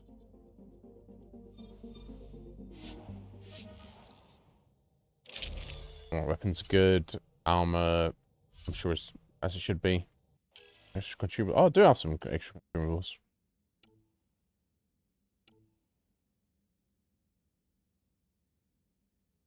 Oh, wow, that's kind of cool. Overdrive pack. Well, let's go. Just drop to ammo. Oh wait, I've already got Cora and Vetra. Okay, that's cool. Indeed.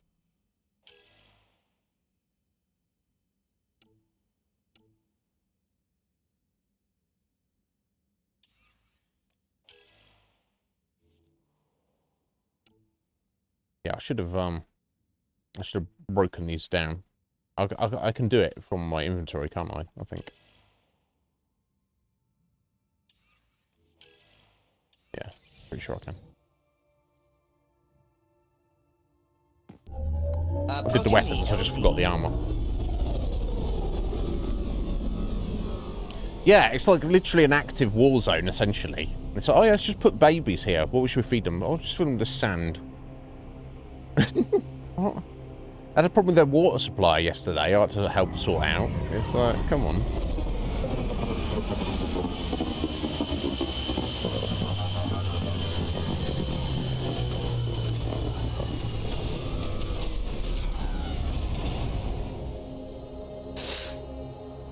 Well, that's an enormous ice cube. Yeah. Yeah, for sure it is. Once I'm stating the obvious.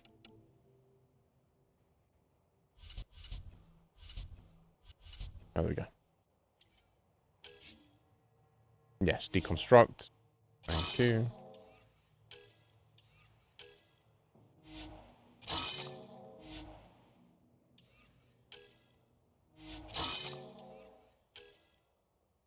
That's a crazy mod, isn't it? Because you loads of damage resistance, but minus 10% damage output. It just seems crazy. I think I might just end up selling that. I guess if you just need like super defense, then it's kind of good, but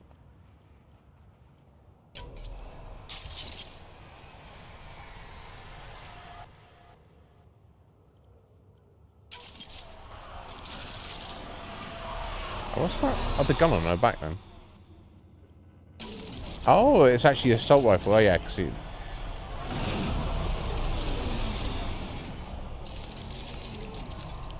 it's just like out and about. Okay, let's see.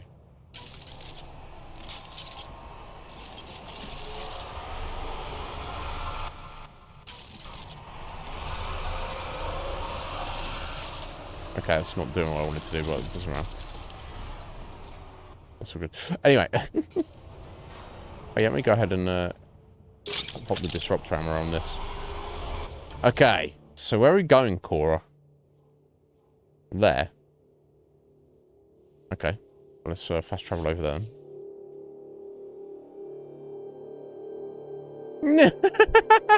I wonder if he could eat them. I wonder if in this setting that would seen as being like a reasonable, sensible thing to do. A faint signal. Looks like a friendly ship. It matches the transponder code for a Sari survey vessel.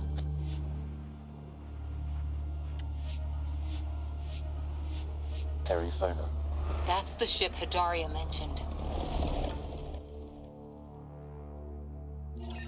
We might be close. You said your parents were gone, Cora. What happened? Don't know. While I was away on training, their cargo freighter disappeared in the Attican Traverse. I looked for them every time I was posted that way. Nothing. That's rough. Not everything gets tied up in a bow.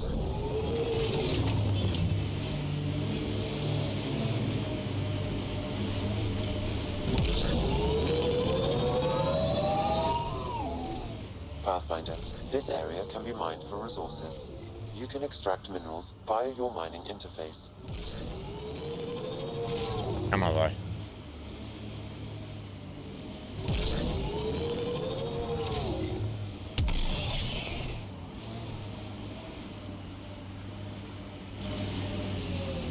Huh. I thought this would be the Perifona. Ice or mineral deposits may be reflecting false positives. The real signal must be relatively close.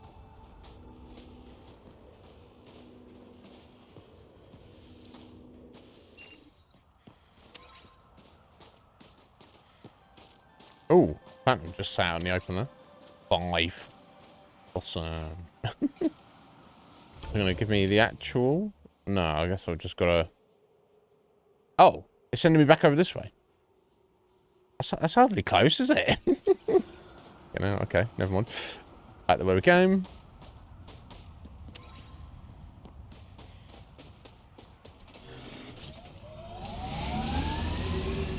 Oh, wait, I've got loads of different markers. Oh, shit. Oh, okay, so it's at one of these.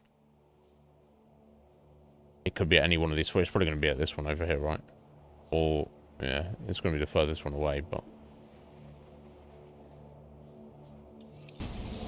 Okay, I just want to go for the one on the left first, I think.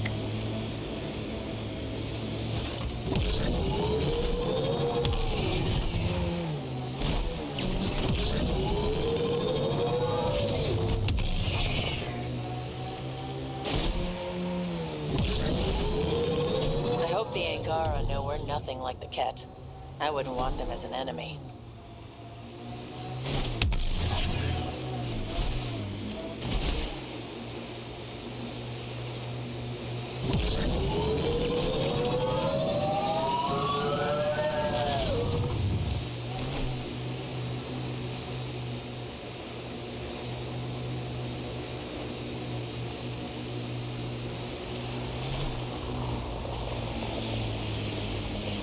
We should take a look at those Ket machines.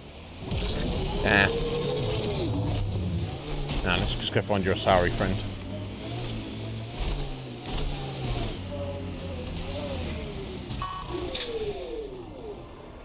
Again with the false positive.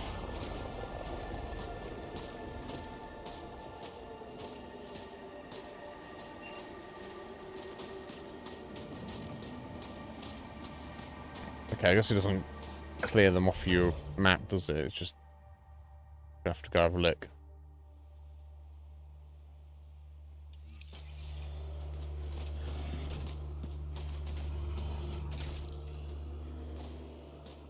Help if you could like scan it or something and be like, okay, you've done this area.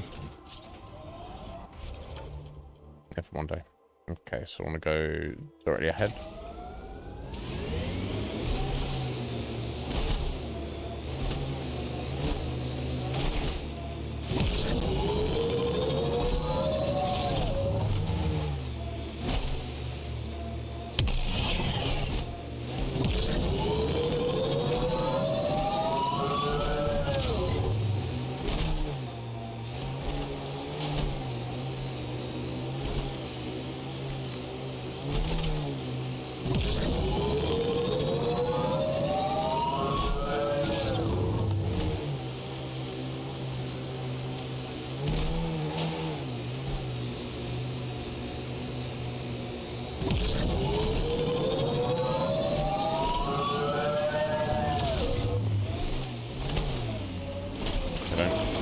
Going down in there. I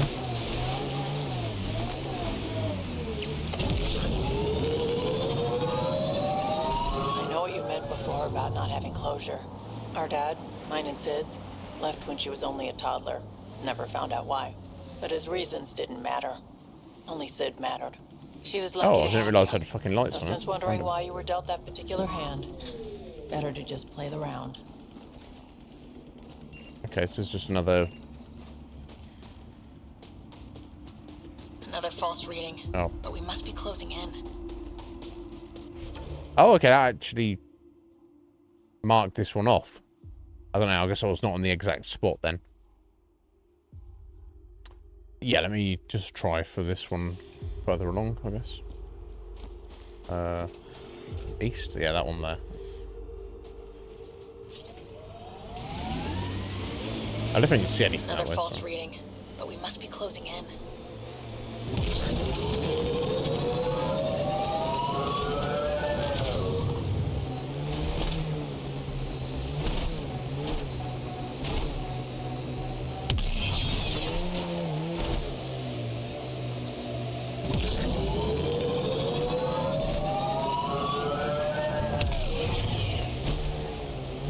This is the source of the periphone's signal. Oh god. And there's Ket on site. Let's clear them out.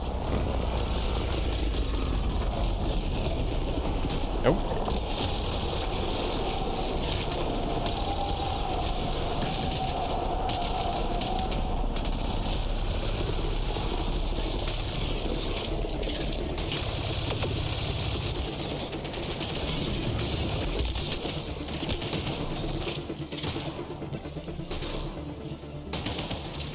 Yeah, I knew it would be the furthest one.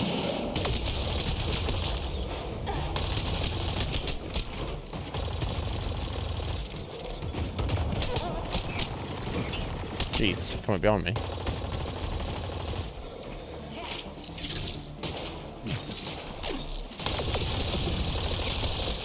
Yeah, this assault rifle's pretty nice. Not as much of anything left here.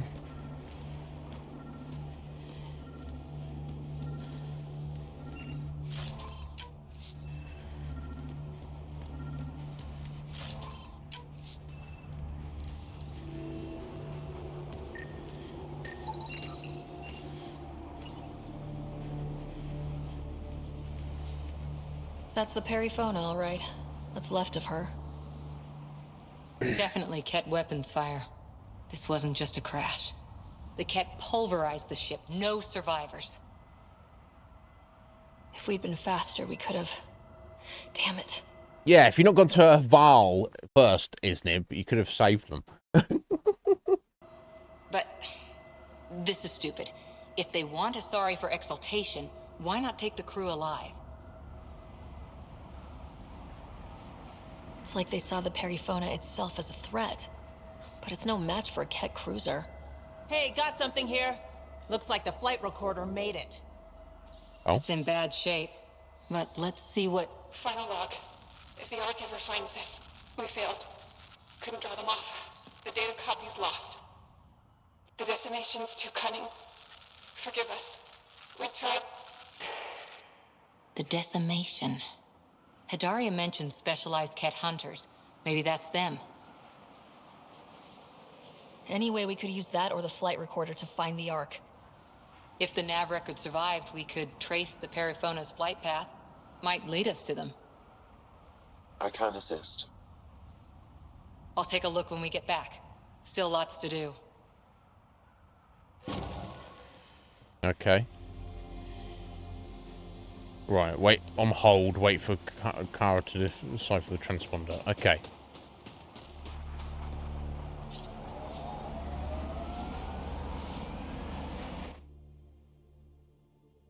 Now we're going to Val.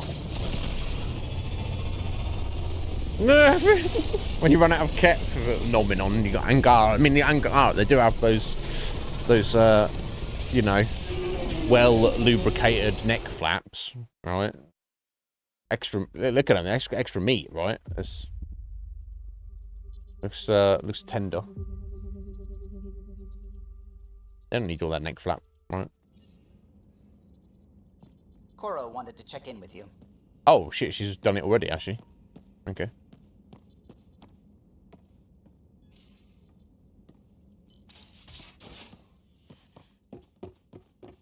Yeah, she said it took time, but it could be just a simple case of getting back onto the Tempest.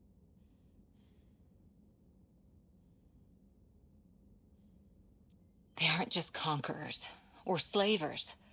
The Ket turn everything you are to their advantage. Of course. Worst kind of enemy. The one that makes you fight your own people.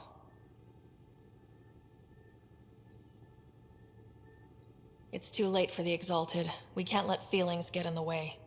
That's what gets me. The Exalted aren't converts. They're Ket. You're pretty worked up about this. Kandros wants strategies for handling the Ket. I talked with Drac, putting ideas together. Expand our guerrilla tactics, get Angaran military advisors, research exaltation. Just, I don't know. Wish your dad could give me his take. Why? This all looks fine to me. Nasira, your father, they always had a plan I could follow. Without one, it's too easy for people to get hurt. Like now. The Initiative's plans are shot, and people die because of it. We're flying blind. It'll take years to put all the pieces back together. Our biggest headache is the Ket. Work goes on, I guess. Sarissa will have a strategy. Just need to find her and the other Asari. It'll be good to have certainty again. Okay. Where's this thing we've got in here? Oh, a crab bug thing. When did we pick that up? I guess it's dead. It was lying on its back there. That Archon. Arrogant son of a bitch. Maybe that's redundant for a Ket. Yeah. He's also the first Ket who bothered to talk to us. That's useful intel. True. They can communicate. They just prefer to open fire. So, what else is new? Yeah, tell me... Oh, okay. Random stuff here. Got the Ark. How's the search for the Asari Ark going? Still deciphering the Ark's last known course from the flight recorder and making sure we're ready for a fight. Oh, Ira! How you doing, my dear? You alright? What's going on? Welcome in, Raiders. How we doing? You get a shout out? I don't know if it's working still. Let's see. Playing some Trials. Well, did I see?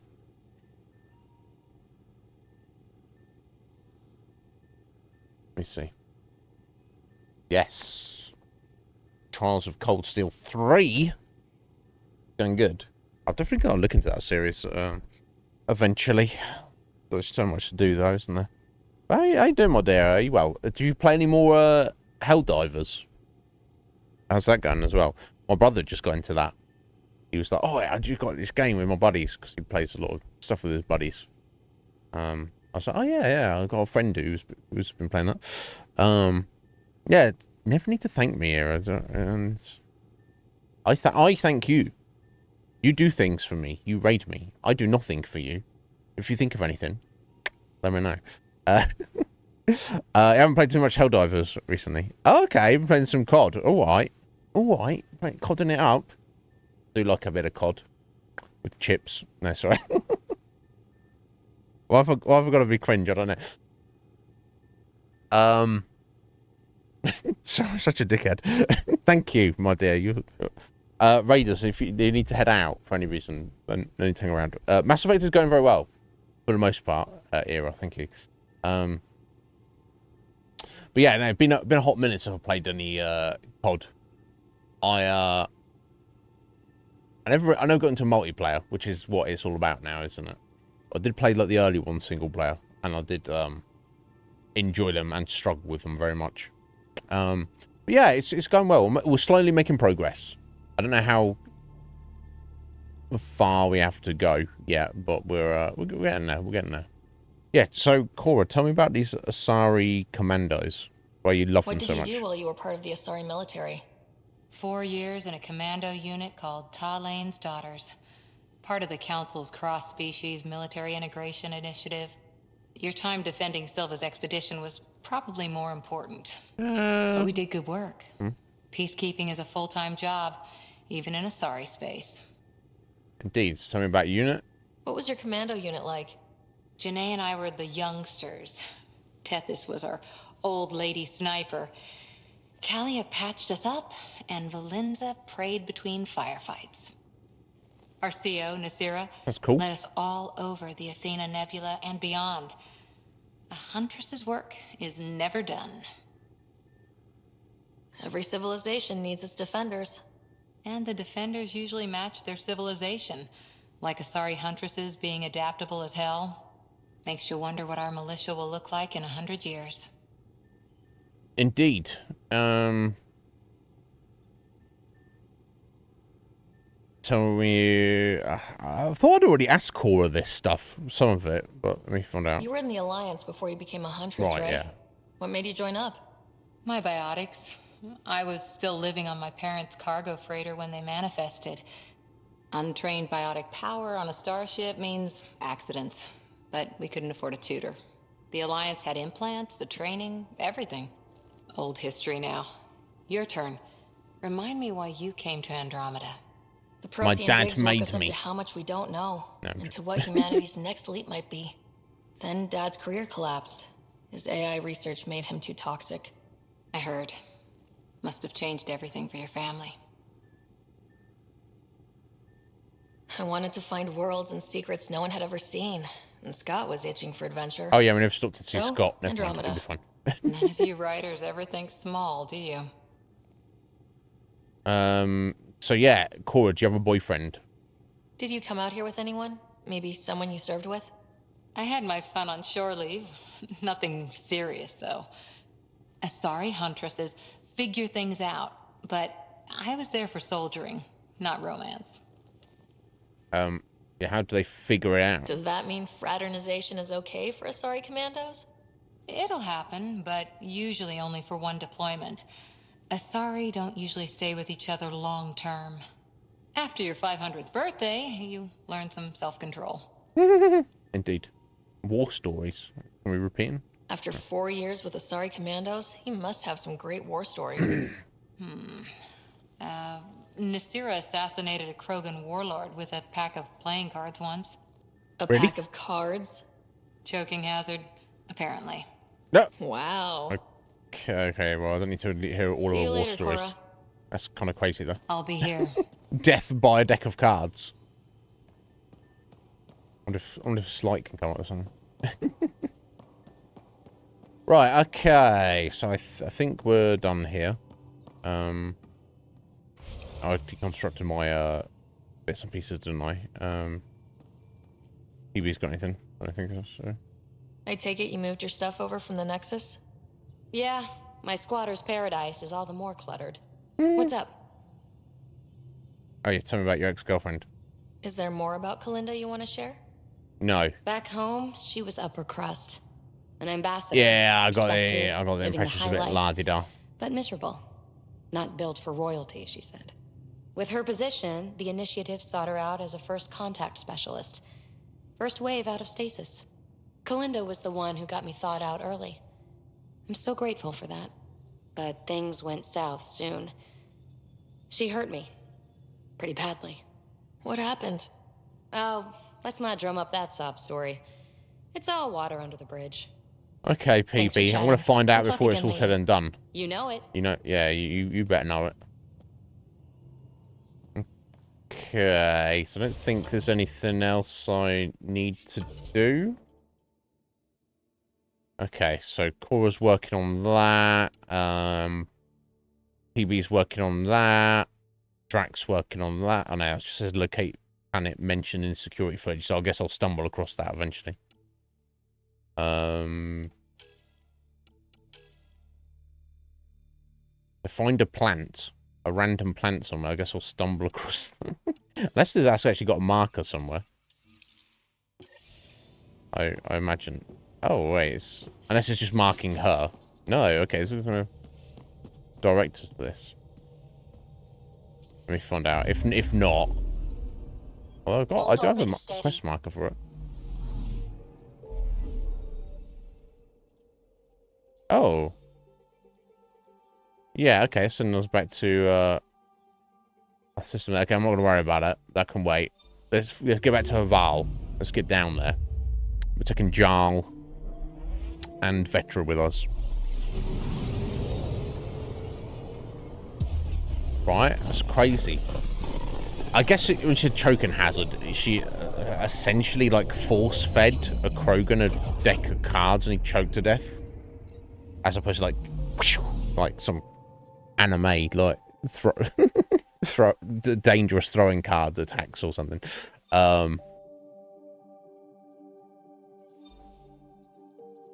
Okay, let's start checking out these planets in the system. We'll get to a file last, obviously. Oh yeah, double planet, twin planets. Anomaly on sensors.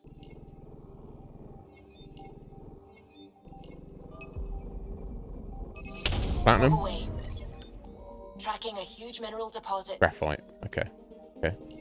You say huge, but it's not that huge, is it?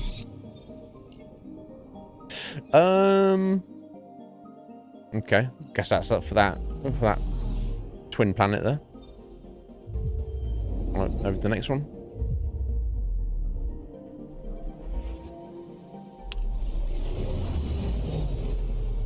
How are we doing on time? Okay, just before 8, so we've got at least an hour yet.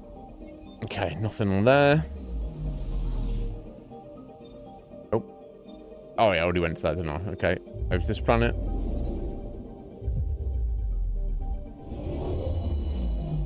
I just looks like a nice planet. Anomaly detected.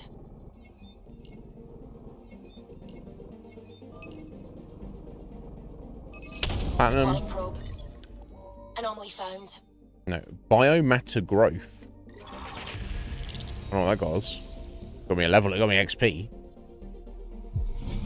Okay. I won't say no. Okay, I guess that's everything. Okay. Haval, here we come, finally. So this was the Angarans' ancestral home, but they haven't lived here for a while, yet they still have, because it's like the planet's falling to pieces or something? It's fairly, like, non-specific about what they meant.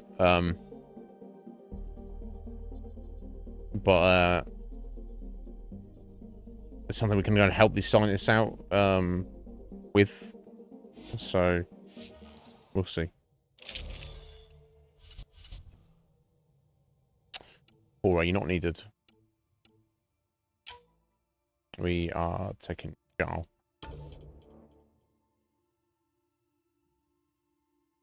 Can I sit here? Did Commander Shepard? Hello there, Commander Shepard. Thank you for the follow. I appreciate it. And thank you for your sacrifice for saving humanity, and well, really all of the Milky Way. We salute you. I think there's a reason for me to take Vetra down there. I can't remember specifically. We'll take her if I feel there's someone else I need. I thought there was, but I say need. You don't need anybody, right? That's where the motorized team Let's have a look. Now, I mean, it can't be as bad as Vold, right? It's going to be a giant ball of ice, surely. An Angaran town. There'll be landing pads and good sight lines for a safe approach. Okay. Anomaly on the sensors. Something big, possibly hostile, taking evasive action. Oh, Commander Shepard. Thank you. With the raid as well. Well, thank you. Thank you for... Welcome in, Raiders. Thank you for the raid there. So, I appreciate that. You checking us out and dropping the follow before you come in the raid. Welcome, Dreadwolf. How you doing? I get a shout out. I assume, Commander Shepard, that you were in fact playing some Mass Effect of some kind, or maybe not.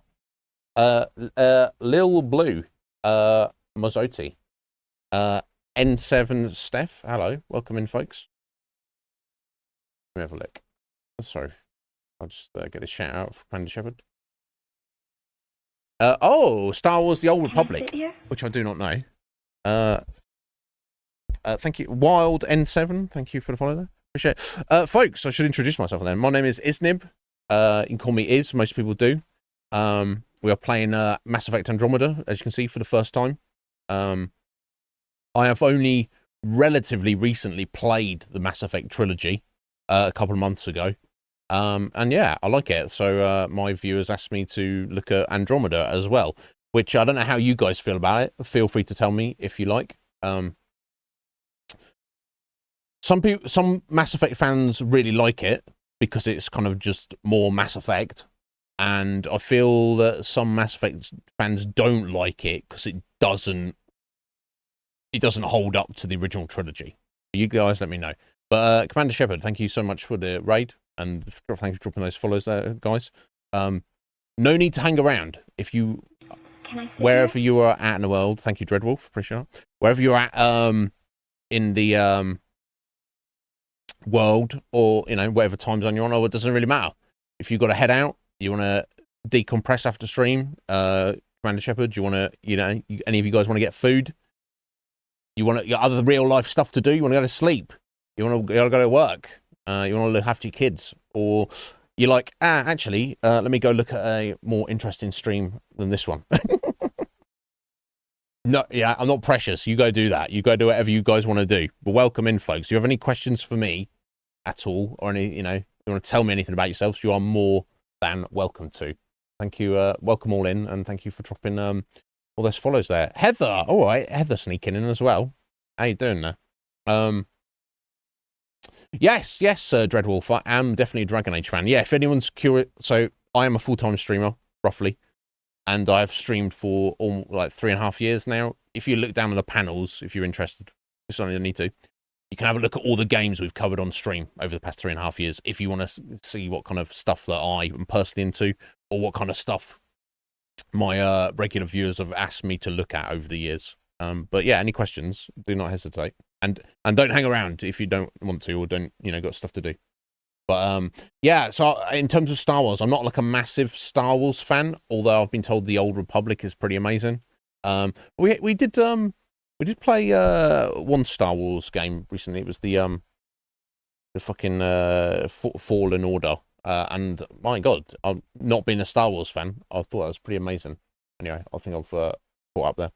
But yeah, so Wild N7, you're a fan of Andromeda. Yeah. So my feelings on Andromeda, I feel that it's pretty good. I'm greatly enjoying it. I don't know how far through we are. So if you're familiar with the story, we've obviously early on you're told, you've got to Aya and you've got to help out the Angarans. You've got to get in good graces of Evtra.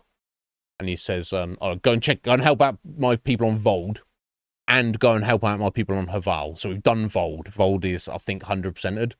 And then we also had the opportunity to go back to Eos, and I've tidied up the stuff on there. So now we're just going to Haval for the first time. Obviously, for the main quest, it's telling us to go back to Aya.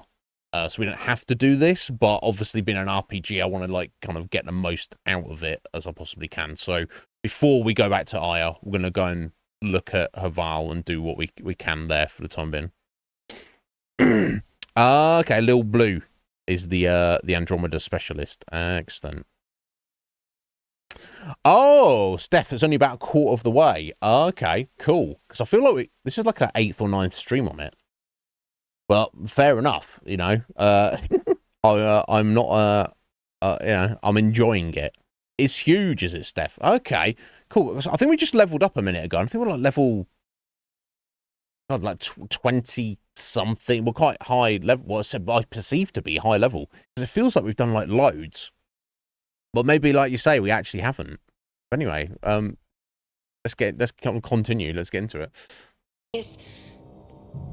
Oh, in terms of like, if you're wondering, some people like are very into like romance options, and they're like, they like do a playthrough with like the intention of romancing a particular character or something. Thank you for the follow, Steph. Appreciate it. For better or worse, every Dragon Age game, every Mass Effect game, I am just a massive slut. Basically, I will try to flirt with and engage everybody, even if that upsets other people. So sometimes I don't even get with anyone because everyone's like, "You fucking slut, calm yourself," and I'm like, "No." So I end up, I end up just like thirsty and horny and alone. But that's just my that's the that's how I like to do it. So So the reason we're playing as Sarah in Andromeda is because we played as like male Shepherd in the trilogy. So I was like, oh, let's mix it up. Let's play as a female rider.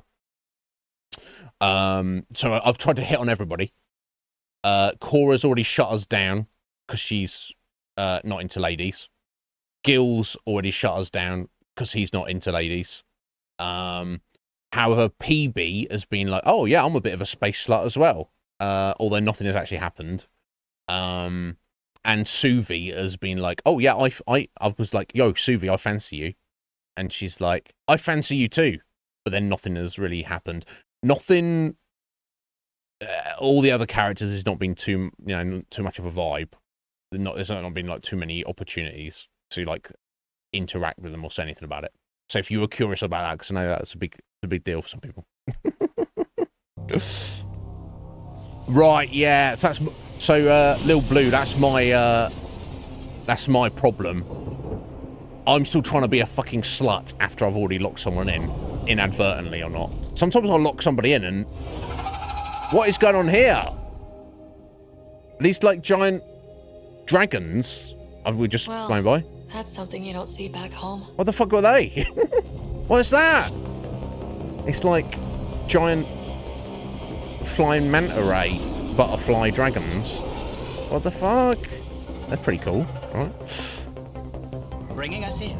All right, thank you, Steph. What I'll do in reality, I will flirt incorrigibly with everybody, and I'll probably end up breaking Suvi's heart. Honestly, and she'll end up hating me.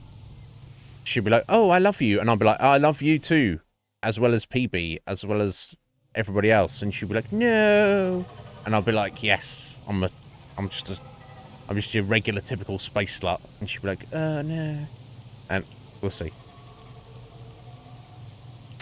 Yeah, so that's curious, Akuma. Actually, now you mention that, So obviously I tried hitting on Cora, and she said to me, basically, yeah, I'm only into dudes. Actually, she didn't say that. She said, I'm not into ladies. I don't know if she's into dudes. I'm just assuming. But all Asari are, like, females. So I don't know if she's, like... She just said that. Because she's like, sorry, you're not Asari. I like them blue. I don't know. I don't know. Scotty, you need to calm down. I'm a massive slut in real life, too. I mean, the chance would be a fine thing. Space shrimp. Coleman, do you think you could actually... We can eat those things? I don't know. Anyway. Anyway, Heather, how are you doing today, my dear? Are you well? Yeah, it was... again, in The Witcher. I think Geralt's more predisposed to be a bit of a slut, isn't he? But I guess you are kind of boxed in The Witcher 3, choosing between Yen and Triss, aren't you? You kind of have to go one or the other eventually.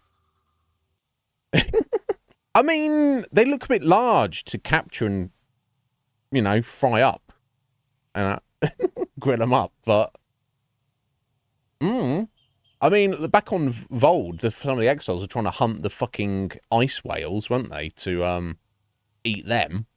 So, we'll see. I'll see if I can kill one and eat it for you. Okay. What? So what is this? One look weird jungle planet. This looks cool. What the hell? There's definitely wildlife around here. Well, this is not ice everywhere. Okay, let me have a look at the map. Okay, what the fuck? It seems like a little bit boxed in as well. That's maybe just mountain.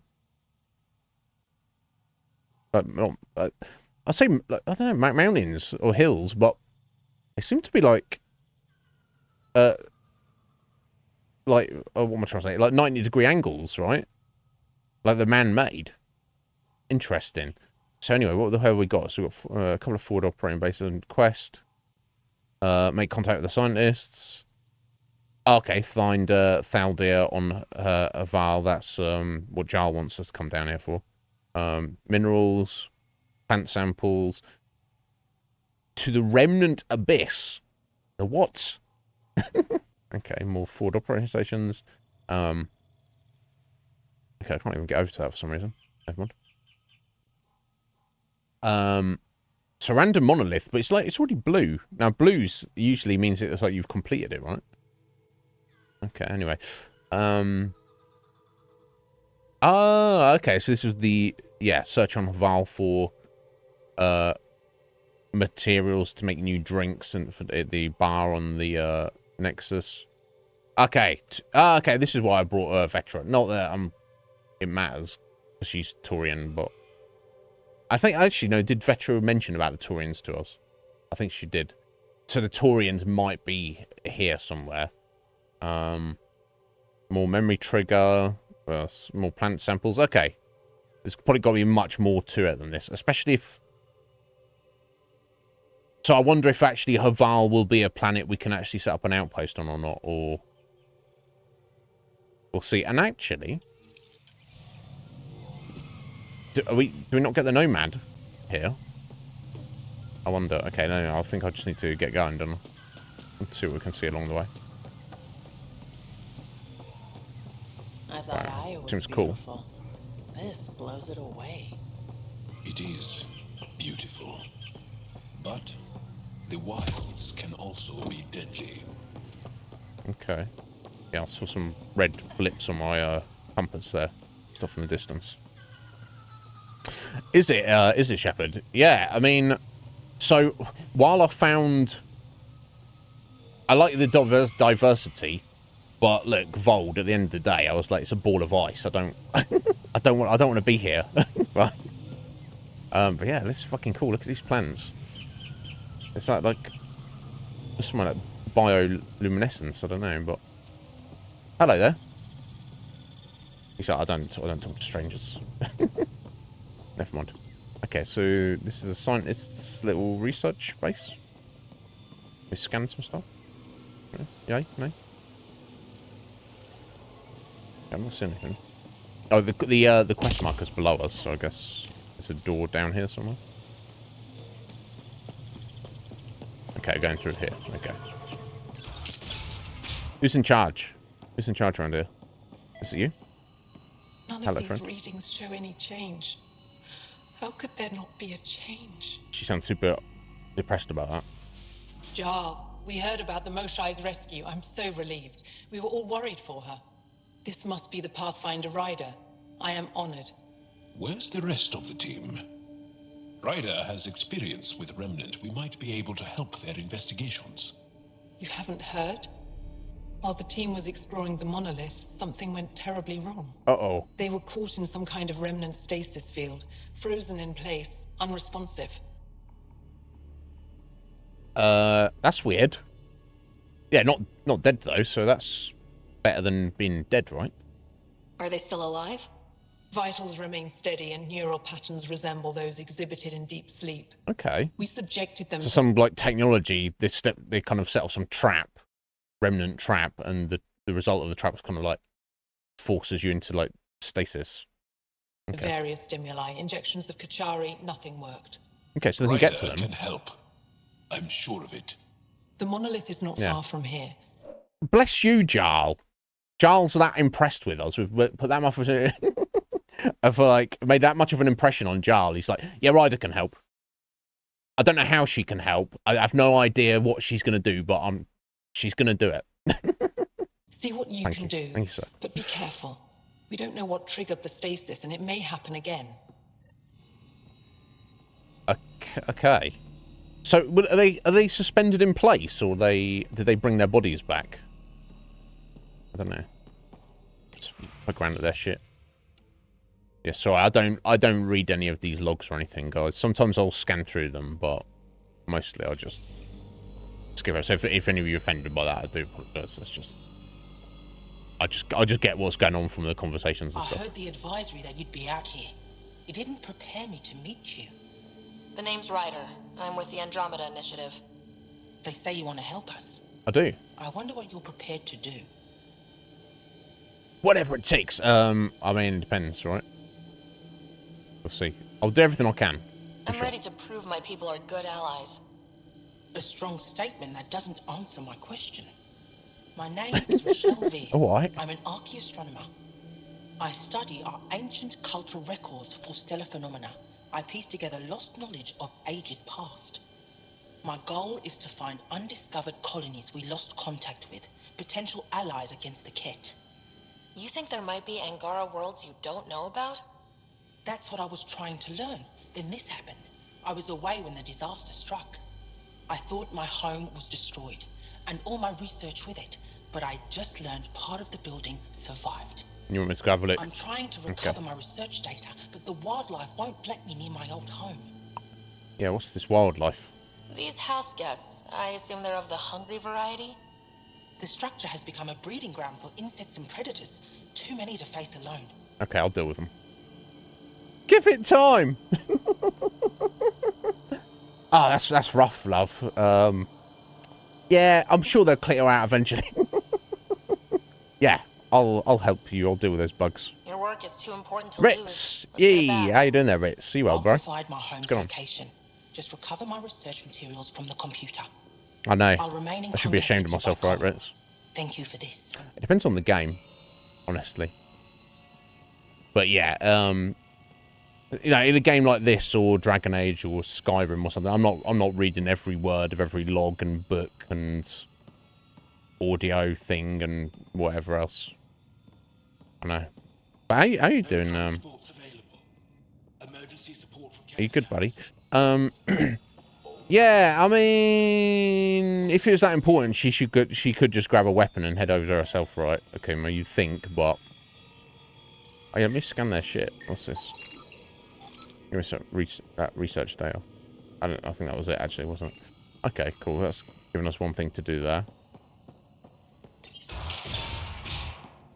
Maybe on this planet you don't have the Nomad. It's maybe a bit more self-contained. I don't know. What? And that's the... Wow, this guy. What?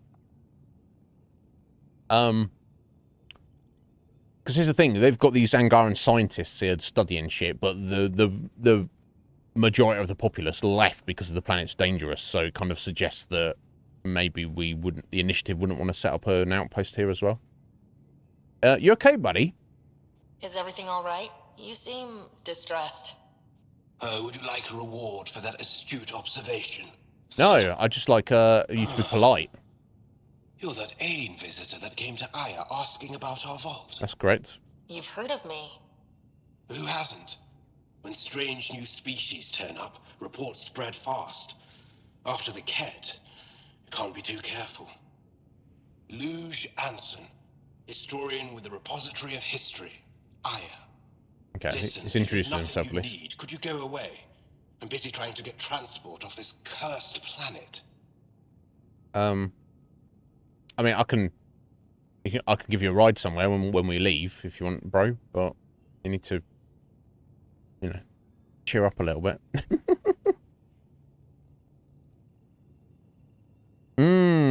Right, yeah. So, I mean, how are they going, Ritz? I assume work, same old, same old. And what the impression I got from you, what you told me is like, you know, some days are not too bad and some days are like absolute bullshit. You've got to take the rough with the smooth. But more importantly, more interestingly, how's Rebirth going?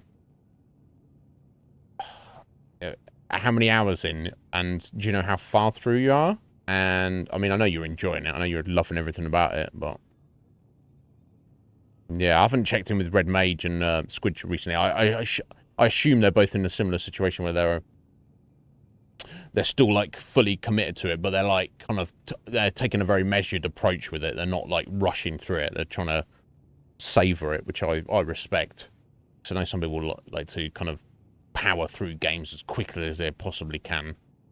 I don't know. I like to take my time, but I also can like be like very focused on one game, so I can like play a game for like 5 or 6 hours a day, every day until I complete it, while still taking my time. For some people, that feels like a rush to some people. Oh, I'm sorry, I had a rough day, bro. 93 hours and 70% of the way through the story. Oh, but that's with you like 100% every single little thing you come across. Dude, that's amazing though. That's what you want from any kind of RPG, but especially that one. Damn. Do you know at this point, or maybe you actually knew from like the before it was released, like the information you gathered, do you know what part, and actually with it being, you know, Rebirth, we didn't really know the remake, who knows what weird or interesting changes they've made to like the story and the lore. But do you know like how far through the game it gets before it ends? Does it get to the point where maybe they get to the northern crater, or like Cloud gets fucked up and gets lost in the life stream, or would it be before? It's got to be around there somewhere, roughly, right? Because if there's going to be a third game where you like, you know, you're traveling around and you eventually deal with Sephiroth, you'd think that they'd have to like leave at least a certain amount of stuff for like a whole full game.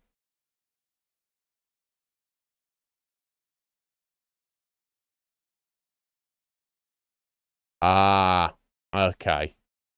Which of course is actually going to be different, isn't it? Because they've changed fate and such.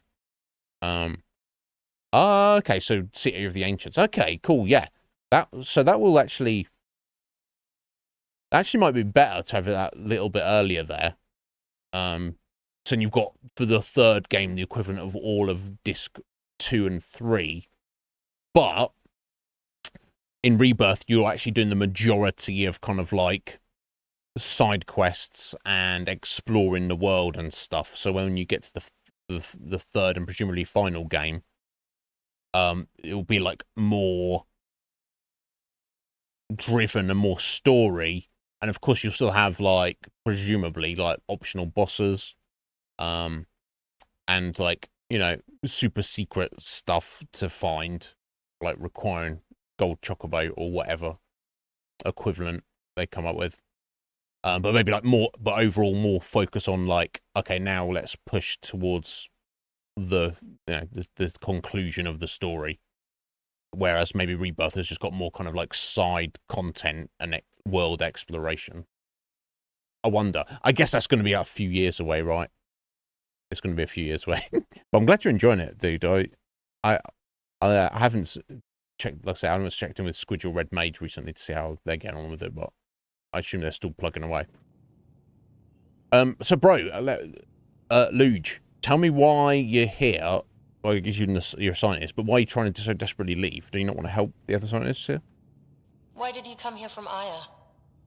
Kieran's team found some remnant relics while digging around the old ruins. I was sent to collect them for the repository. Okay. It shouldn't have taken more than a day. But things never go according to schedule, do they? They do not. Tell me about these ruins. You mentioned remnant ruins. Are there lots of remnant here? Yes. If you've been out in the jungle, you might have seen some of it. We think the ruins were part of a vast remnant complex. We've seen evidence of hallways that wound through the area, both above and below the ground. Generations ago, our people took shelter in what we found here. That's how Palev was established. Were there no hostile remnant machines? None, according to the histories. We found artifacts, of course. Bits of things that we could study. But they say it was like moving into an empty home. Okay. You don't seem to like Havarl very much. Havarl's other regions suit me just fine. But here... oh no. I don't do well in this fierce wilderness. Okay. You think these shelters keep you safe? They don't. Woke up this morning and found a thorny vine wormed its way into my bunk. I'm stranded here That don't sound because good. a branch pierced my shuttle's power core. Wow. Sorry. A thorny vine pierced your shuttle's power core. That's how sharp and strong they are. I won't bother you further. I won't bother you further. Not, hey, would you want me to give you a lift off of here or help you repair your shuttle or... Nope. Let's see that. Watch out for plants while you're out there. Vicious things. That's right, I'll shoot him. Okay, curious. Can I steal his stuff? I'm going to steal your stuff, buddy. Oh, it's a chunk of magnesium, which I don't think we have too much out. Silicon, I definitely need. I don't know about titanium. I think that would hurt. Okay, he's not saying, oi, you taking my stuff, buddy.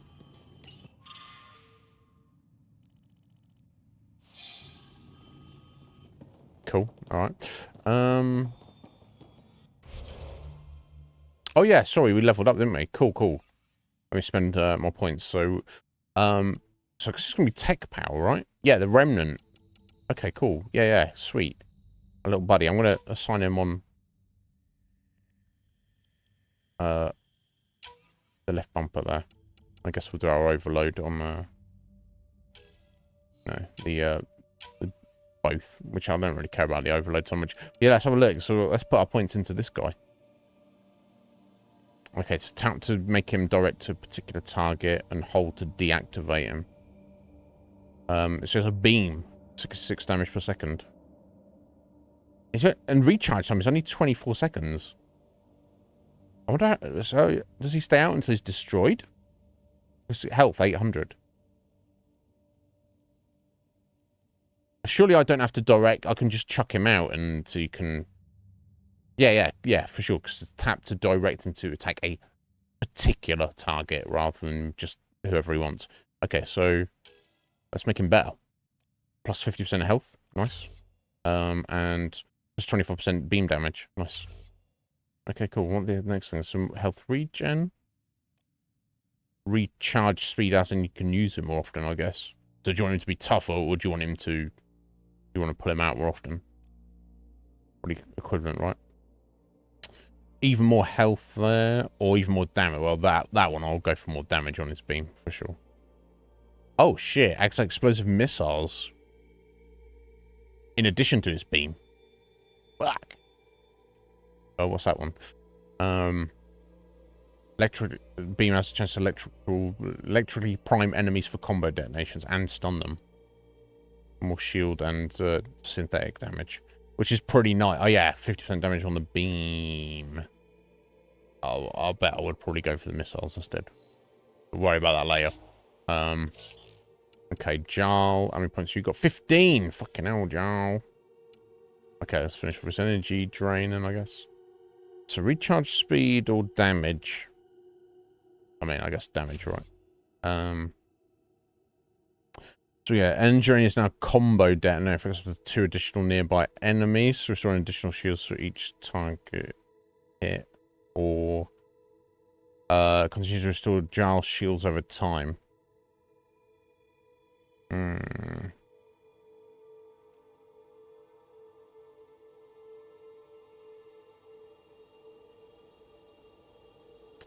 So that one,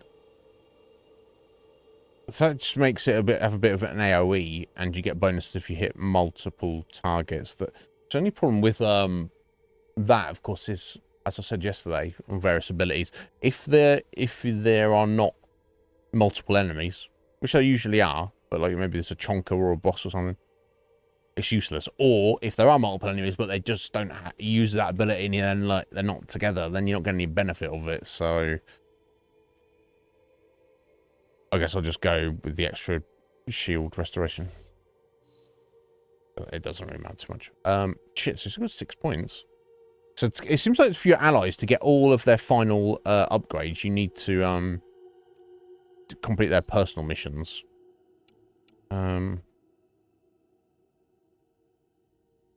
Sticky grenade or Avenger strike. Let's go the grenade. Okay, that's him done for now. Confirm. Yeah, it's crazy. And here's Akuma being like, "Oh, just eat it," and it's that you might not end well, Akuma.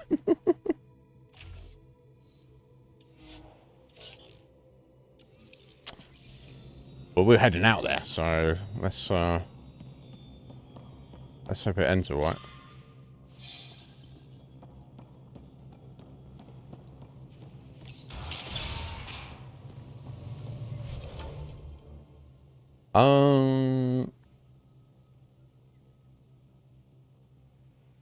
Okay, I haven't actually tagged the forward operating station. I'll just have a look around the rest of the stuff here. I guess that's that guy's shuttle, right? Okay, so there's not too much here. Okay, that's fine. Oh. Sarah, don't get caught there. Automated protocols activated. Deploying forward station. Perfect. Now this will answer the question.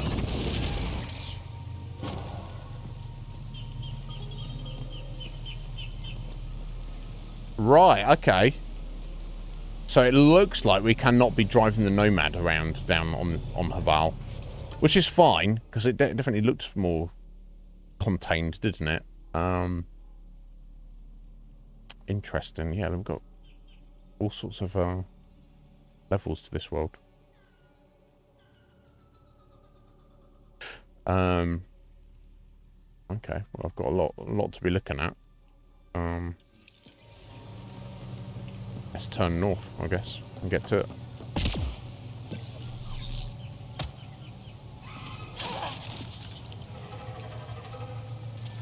You got it.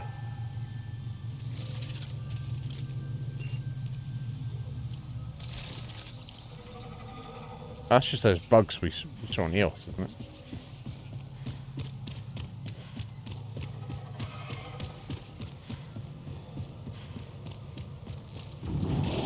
Oh, this is new. This is new, isn't it? Okay, I'll scan his corpse afterwards. Kind of new. It looks somewhat similar. Oh, let me get our buddy out.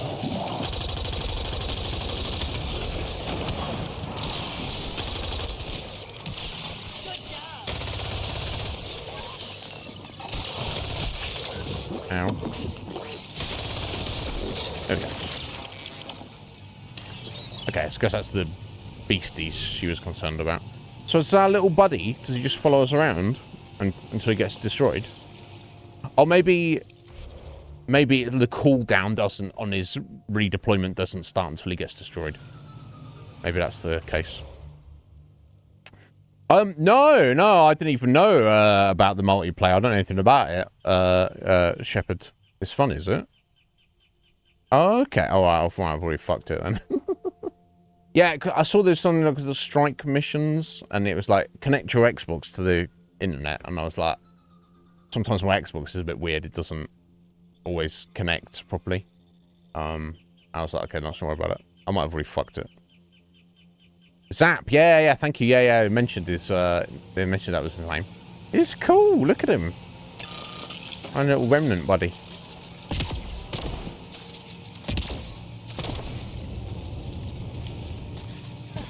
Yeah, I like him. Either way, even if the cooldown doesn't start until he's destroyed, that's pretty cool. It just stays with us now. Oh yeah, sorry. Can I scan these? Oh, maybe actually I've already fought these because they're just on a different planet. They look kind of similar, right? Anyway. Pathfinder, this is Rochelle V. You're approaching the remains of my home. I've detected multiple life forms in the area. Their movements appear agitated. I think we stirred up a nest. It'll be fine. Pathfinder, the computer system appears to be damaged. Let's see if we can recover anything from it. Pathfinder, the computer's data core is damaged beyond repair. Oh dear. Rochelle, it's Ryder. We're inside your old home, but your research data didn't survive. All your effort and risk for nothing. I'm sorry. No, apologize. The risk was worth it. You just got unlucky. Years of my life gone. You didn't have backups? No. Of course, but they went down with the city's network memory center. That site is now buried underground. Okay, I'll go underground for you then. An access point on the surface. The odds of recovering anything are remote. Yeah, I'm gonna try anyway. All I heard is there's a chance. Let's go for it. That didn't fully translate, but I know optimism when I hear it. I can point you in the general direction of where the network memory center used to be. Okay. You'll have to hunt for an exposed network node. I'll stand by. Thank you, Pathfinder. Okay. Sounds good to me. I don't know, I snapped over there. Okay, so yeah, it definitely seems like we're... It's almost like, obviously we're outside, but it's like, it's its own level. So no nomad, and I'm getting the vibe we're definitely not going to be... Although, fuck that, no. See on the left there, it says viability 2%. Now, surely we wouldn't have a viability tracker if we were not going to put a settlement down here. Interesting. You can zap. We should let that dude build one. He didn't want to build. No, he tried, and here's the difference, Kumar. That random dude, he tried and failed, and people got hurt for it. PB tried and succeeded, and nobody got hurt. That's the difference. We call him, get PB back in the party, and you know when Zap's out, and she'll be like, "Yeah, Zap, let's go do stuff." I don't know, she'll have to comment or something. Okay. Heading on this way. Yeah, it's cool. It's like kind of rainforest, isn't it? Interesting place. Although it's obviously some of the wildlife is the same. Well, you know, that's not surprising in its own a fucking Zap. He zapped those bugs, right? He's like, oh, there's bugs there. I'm not even. He's like, I'm not fucking around here. I'm for real. What a bro. That's it. Good work. Oh, is he? Is Jarl talking to Zap? He's like, good work, Zap. He's like so serious. He could beep at us, huh? That's cool. He's like he's trying to talk to us.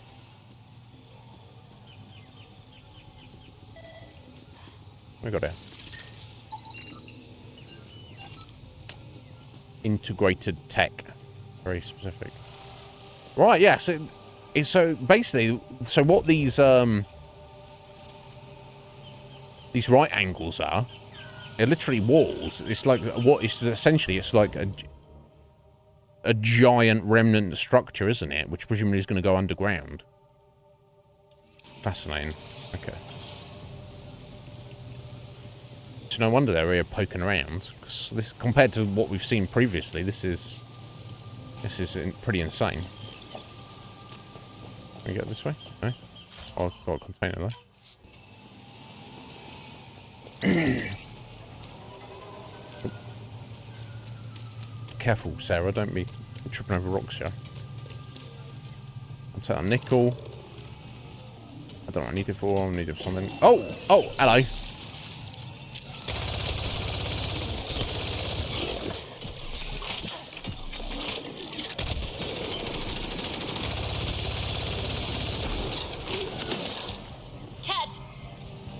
Oh, we've got Ket as well. Right out.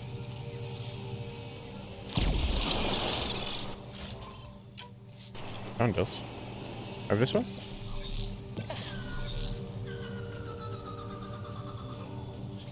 Oh no, it's just bugs.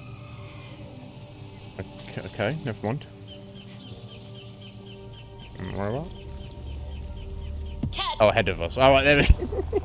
I was like, you bubbling out of control here, Sarah. No, there are actually Ket around.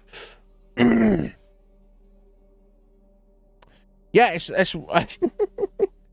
yeah, they're like, oh, this is our ancestral home planet, which we've had to leave because of dangers and stuff. And then the humans just, well, not all humans, are the initiative turn up and go, oh, you don't, it's like if you're eating with someone and they're like, they've got like, a few French fries on there, but you're not, you're eating those. They're like, what? I haven't made my mind up yet. Leave my food alone. Ah, but don't they gotta waste, right? Oh, fucking hell. Think she'll talk to us? It'll take some convincing, but oh my god, I think so. Get out of here. Excellently done. Anyway, that's mess. But that, oh, again, that's not Ket. That's wild animals.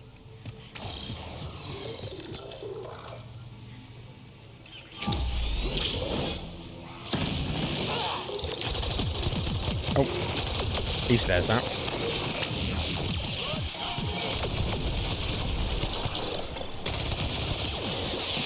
Well, he's dead. So he's dead. So the Remnant are definitely just robots on a protocol. So you can't, I don't know if there'd be like some weird extra like element here where somehow there's like more than meets the eye to the Remnant, which clearly there is, but they appear to just be robots following their programming.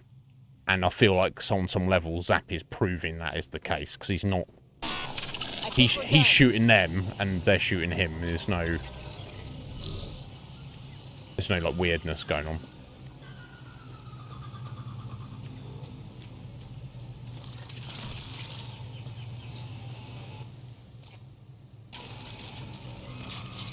Ket! Hello.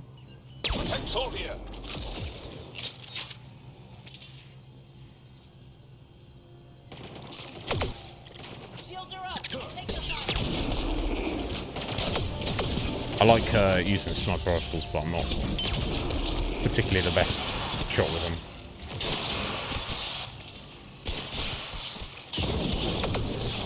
Certainly can't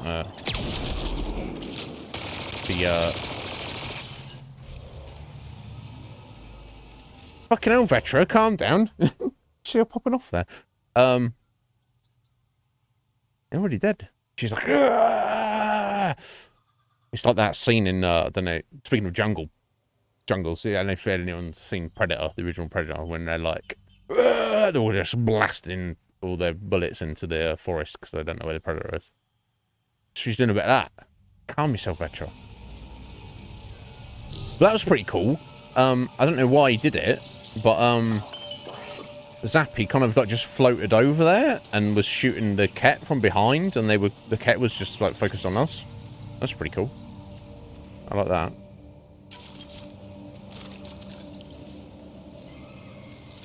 Yeah, I need to scan these guys.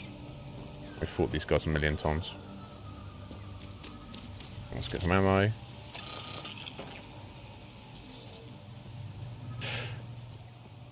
Okay, I guess we're heading inside here.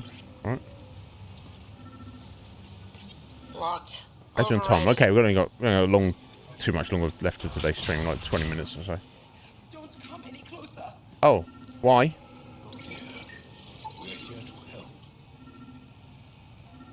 Yeah, I want to come closer. We're friends, yeah? Don't touch me. You need medical attention. It's too late for that.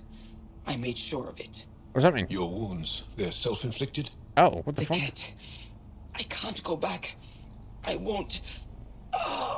So she's done something to her. So she escaped from the cat, and then she's like physically fucked herself up somehow. Just like slow suicide because she doesn't want to be captured. That's I fucked up. Hush now, sister. The Ket are dead. They can't take you. We won't let them. You sound like him. So confident. So sure. You mean Axul? He saved me. Gave me a chance to live. And die on my own terms. We need to find him, Thordia.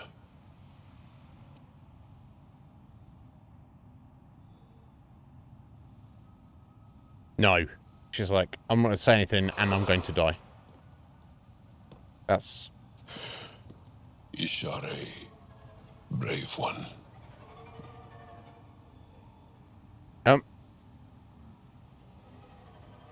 Her last words were of Axel.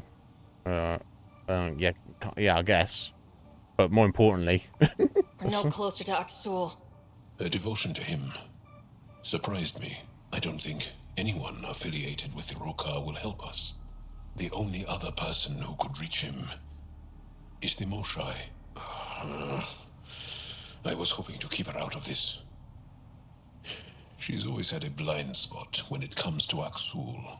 Come on, let's go. Later, Jarl. We're here now, so we're gonna finish looking around Haval first, buddy.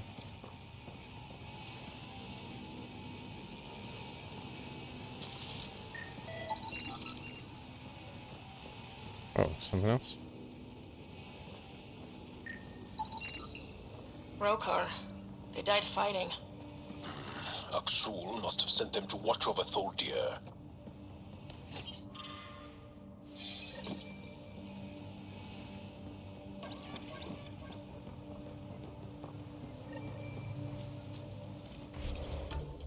Right, well... Okay, let's sort of head right around there, and that's going to head into the Remnant Abyss. It sounds crazy. Ancient wreckage. Okay, let's head down to this on network access node. Okay. Oh, is that? Yeah, because their little compound is just there, isn't it?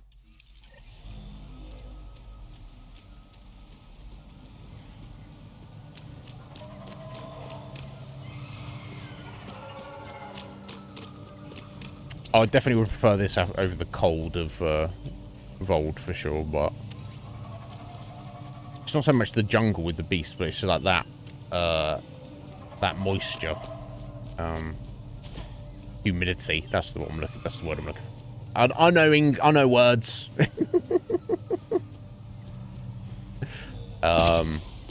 Pathfinder. I don't know. I'm not a fan of humidity. Watch out for Roka and Garen Fanati. race that hate aliens. That means you. Charming. And Vetra. It means Vetra as well, not just me. Provide analysis via the scanner, Pathfinder. Looking this way.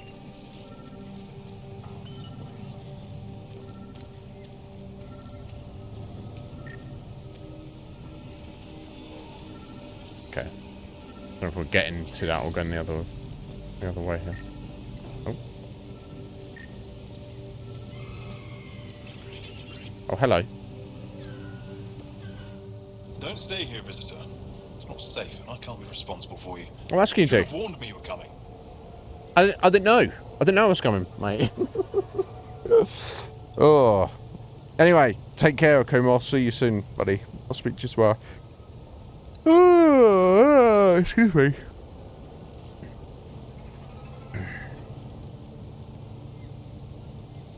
Right, yeah, Riz, I'm so pleased that you're enjoying it so much, and you're 90 something hours in. You still haven't finished yet. That's cool. What are you doing here? Making sure the fires don't get worse. I'm a surveyor and engineer from the station. It's only on PS5 right now. It's not on PC as well. That'll cut off the flames eventually. I guess they'll bring it to PC eventually. What caused these fires? Is there an emergency? This dye used to be a much larger settlement. Wildlife overtook it, destroyed above and below. Plant roots ruptured an underground fuel pipeline. A stray spark lit these fires. I'll get going. Be careful. You too, Ishari. That went well. Yep.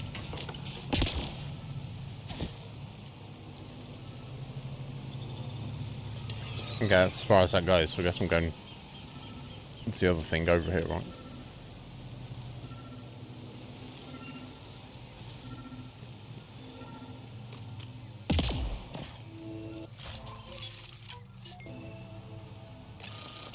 Network connection is established. I'm logging in. Searching. I found them. Research files downloading and done. You did it. We did it. Go team. If we recovered this data, we may be able to access everything lost in the disaster. I'll Cool. alert my colleagues. You've accomplished something amazing, Pathfinder. I mean, a little bit of legwork. Kill a couple of cat. Kill a couple of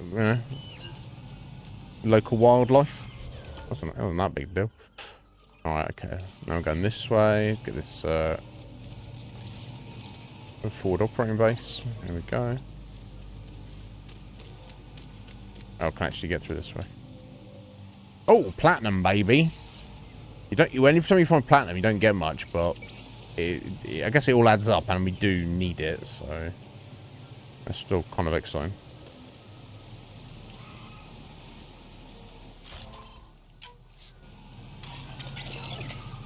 Wow, I love that. I love that. Zap is just staying with us. That's amazing. So I guess the cooldown literally is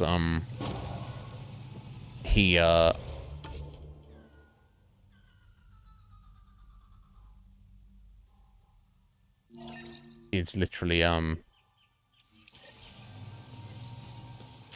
when he gets destroyed. But if he doesn't get destroyed, then he's just with you all the time. And even if he does, then he's only not there for 24 seconds. So interesting. So on that basis, I think what I'll actually do. No, you don't have any points for me to do. Is I'm actually change this around. I'll actually set Zap on the double shoulder, because it's like, you want to be pressing two buttons as often, but you shouldn't need to press them as often. And then we'll put overload back there. Nice.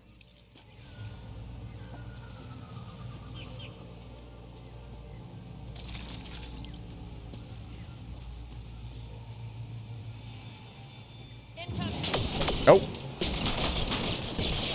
Oh, it's fucking road power, isn't it?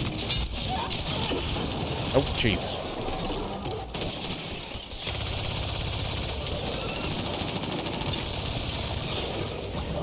Yeah? Who else wants some? You want some?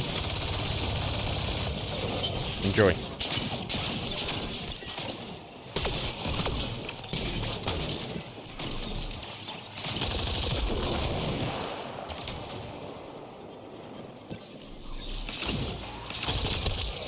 I'm sorry I had to kill your friends. Well, not friends. Not Giles' friends. They're just fellow Angaran. But they started on us, so I mean... What are we gonna do, eh? Weird glowy mushrooms. My day's complete. Let's be careful around the native flora. Okay, everyone? If you get any fungal slime on your skin, I suggest you wash it off immediately.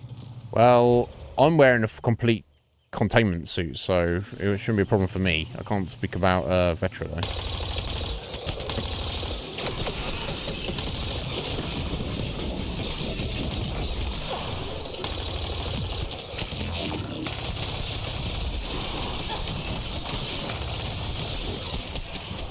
Ow.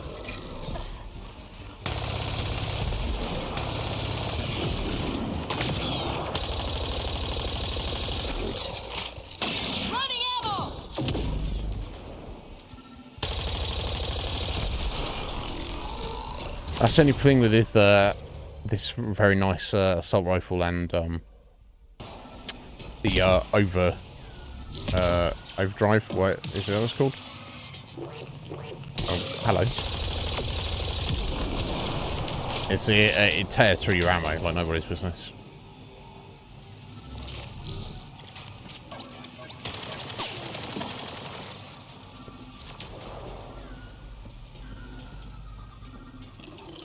Yeah, come on, buddy.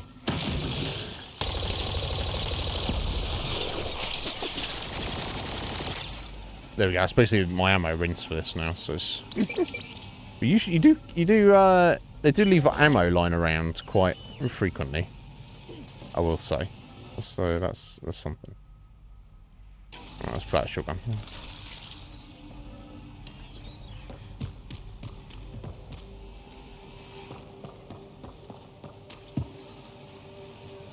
Yeah, look at these mushrooms. I'm not saying I would want to sample it, but you never know, right? Mushrooms are mysterious things. Talking about mushrooms, let's scan them.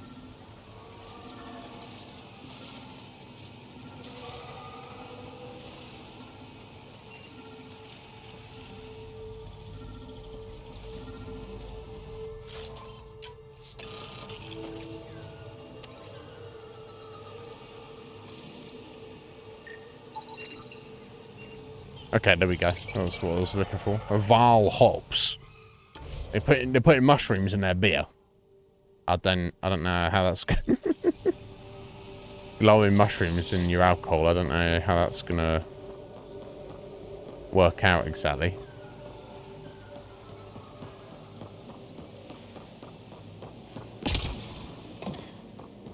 Okay, there we go. Ammo. See, what did I say?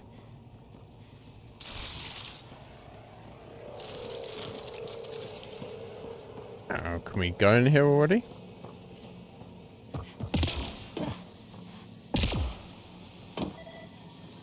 Oh, here they are in stasis. Wild.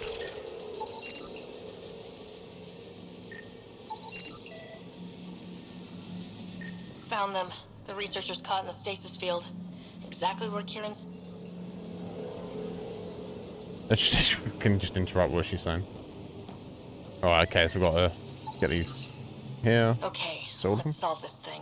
Okay, so if I crack this, we'll get them out with it. Okay, and this is a little one, so I'll save our key. Okay, we're going to have to finish stream up very soon.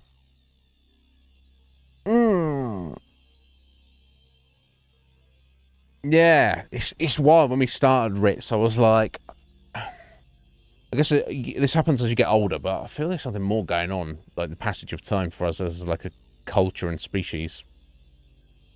So my social perception of like video games, in my perception, Mass Effect Andromeda is very new. But when we were looking up before we started, I was like, 2017? It's like 2017? It's like 7 years ago. That idea in itself seems weird. Doesn't seem that long ago. Fuck, I'm still living in the noughties. It's ridiculous.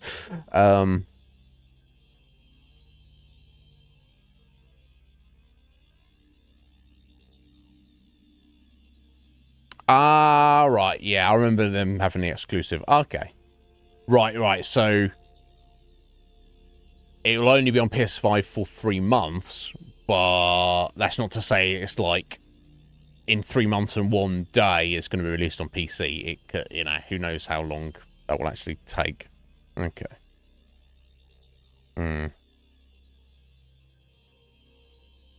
Oh, do you? Do you, Heather? Yeah. I've never done mushrooms. I've never experimented with them. As a food, I will eat mushrooms. They're fine, but they're not something I'm like particularly like into. I could go the rest of my life without eating mushrooms again. But if served, and I never choose to eat them, but if served them, I will happily eat them. But as in, you know, magic mushrooms, I've never actually tried them. Although I think I definitely would if I was given some, just to try them out for sure. Yeah, I know. Right, Ritz? That's fucking insane. That's what I'm talking about. To my mind, I'm like, oh, Mass Effect Andromeda. Yeah, that's the new Mass Effect game. It's not that it's not. It's the latest Mass Effect game, but it ain't new. It's 7 years old. And like, seven. That's a lot of years, right? Anyway, okay. Let me try and get on this and figure this out. No immediate obvious ones on here. Okay, this will work. Okay, so it's let's look here. So that may be correct. Oh no, that can't be correct actually. Yeah. Because then that one won't fit on that. Okay, so that means that one must be that. And then that one must be that. I think that's correct. Okay, so we're assuming that, and that one must be that one. As that one must be that one.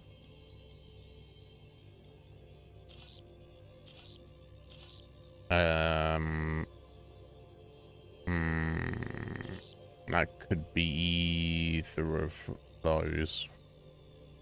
No, that one must be that one. It's from this bottom row. That must be that, I assume. Oh, no, hang on, that can't be right. No, that one must be that. Except that one can't be that.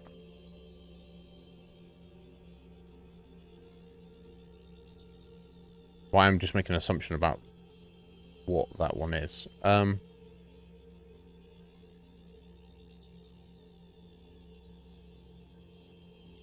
Yeah, because I put that one there, didn't I? Let me get rid of that for a second. Okay, let me... Actually, this one's a bit... Even though this is 4, this one's a little bit more tricky. Let me start over.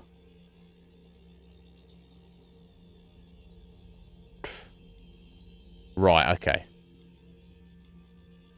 So this one has to be either this one or this one, but it can't be that one, because so that's definitely right. Therefore, that means that's definitely right. Therefore, that means that's definitely right. Okay, so let's get this one here, which was the only one it could be, which is that one there. Okay. Right, we're on track, back on track now, I think. So let me try and let me figure this one out here. So, that can't be that. So, that could be that.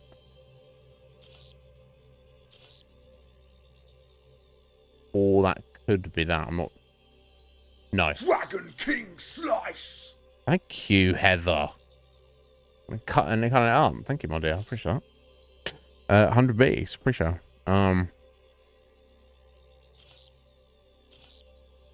Then that one must be that, because then that one can't be on the top row. I think that's correct so far.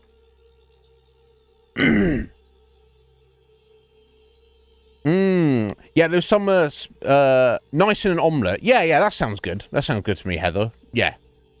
If you just give me like a plate of chopped up cooked mushrooms, I'm like, you know, some people like those big fat portobellos, don't they? It's like a whole big thing, and you just eat.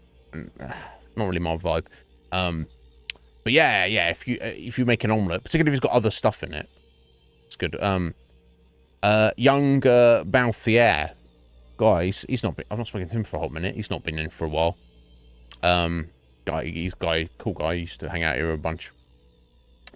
His go-to pizza is mushroom pizza. The thing he most wants on a pizza is mushrooms. That's like probably the last thing I would want on a pizza. Again, if I come to your house, you're like, here you go, Iznib's pizza. Mushrooms on it. I'm not going to turn my nose up at it. I'll happily and gladly eat it, but as your number one choice of pizza topping, mushroom, each their own, bro. Each their own. Knock yourself out. Yeah, Fusion was telling me there's a bit of a debate, Ritz. There's like some people consider Mass Effect Andromeda to be Mass Effect 4. This is the fourth one. And some people say, no, it's not even numbered. So then there seems to be debate in the Mass Effect community of like, the new one, will it be Mass Effect 4? Or will it actually be entitled Mass Effect 5? I can't remember what he told me the consensus was or what his opinion of it was, but I just found that curious, right? Yeah, right. So they're kind of, in a series like this, if you've got like, they have like expectations they have to like try to live up to, don't they? Whether they can or will or not is a whole different thing. Okay, so that means that one must be that one. Okay, I think that's correct. I think that's correct so far. Which means that one must be that one. That still works. And that must be that.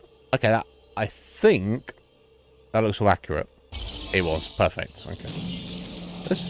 These little puzzles are kind of fun. Monitors and... Hello. Scatting stars. What? Scatting stars? How did... I'm Ryder. Pathfinder Ryder with the Andromeda Initiative. I'm from another galaxy. Take a moment. Find your bearings. More aliens? Out of nowhere? And Jal? Do none of you remember getting frozen? Frozen? I don't understand. We were just working on the monolith and then you appeared. You should return to Palev. Kieran will want to speak to you. Maybe you're right. Oh, I feel a head splitter coming on. You got to watch out for those head splitters. Sure they return to the station. Who knows what lingering effects they might suffer from. Yeah, indeed. Oh, that's kind of cool. I'm glad we got them out. What is that? How you doing, buddy? You all right? That's so cool. It's so cool. I'm kind of impressed and surprised that we got a Zap with us. Oh, cool. Let's leave. Oh, we're basically end of stream. Let me just go. Let me just go and grab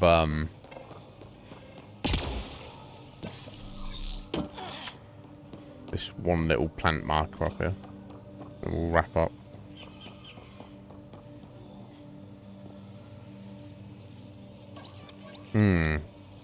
Okay, so that's your understanding of it, Shepard.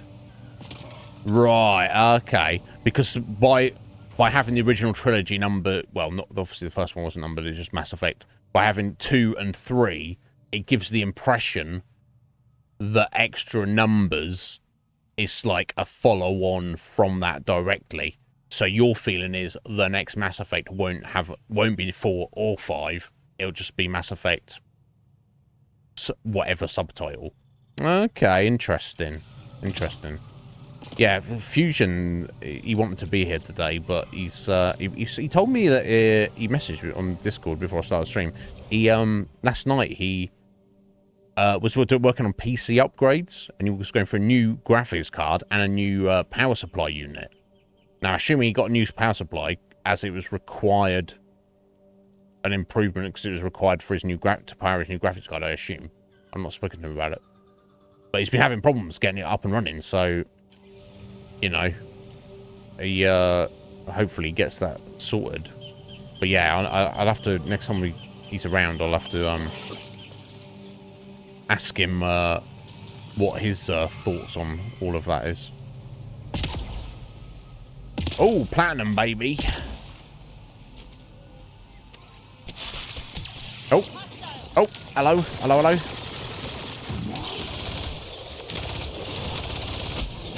Ow. You're right. I think that's it. Good work.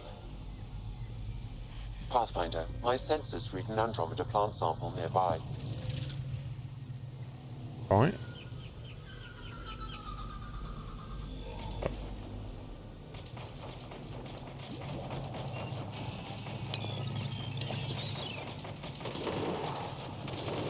Somewhere? Tunnel? This one? This big old thing? No?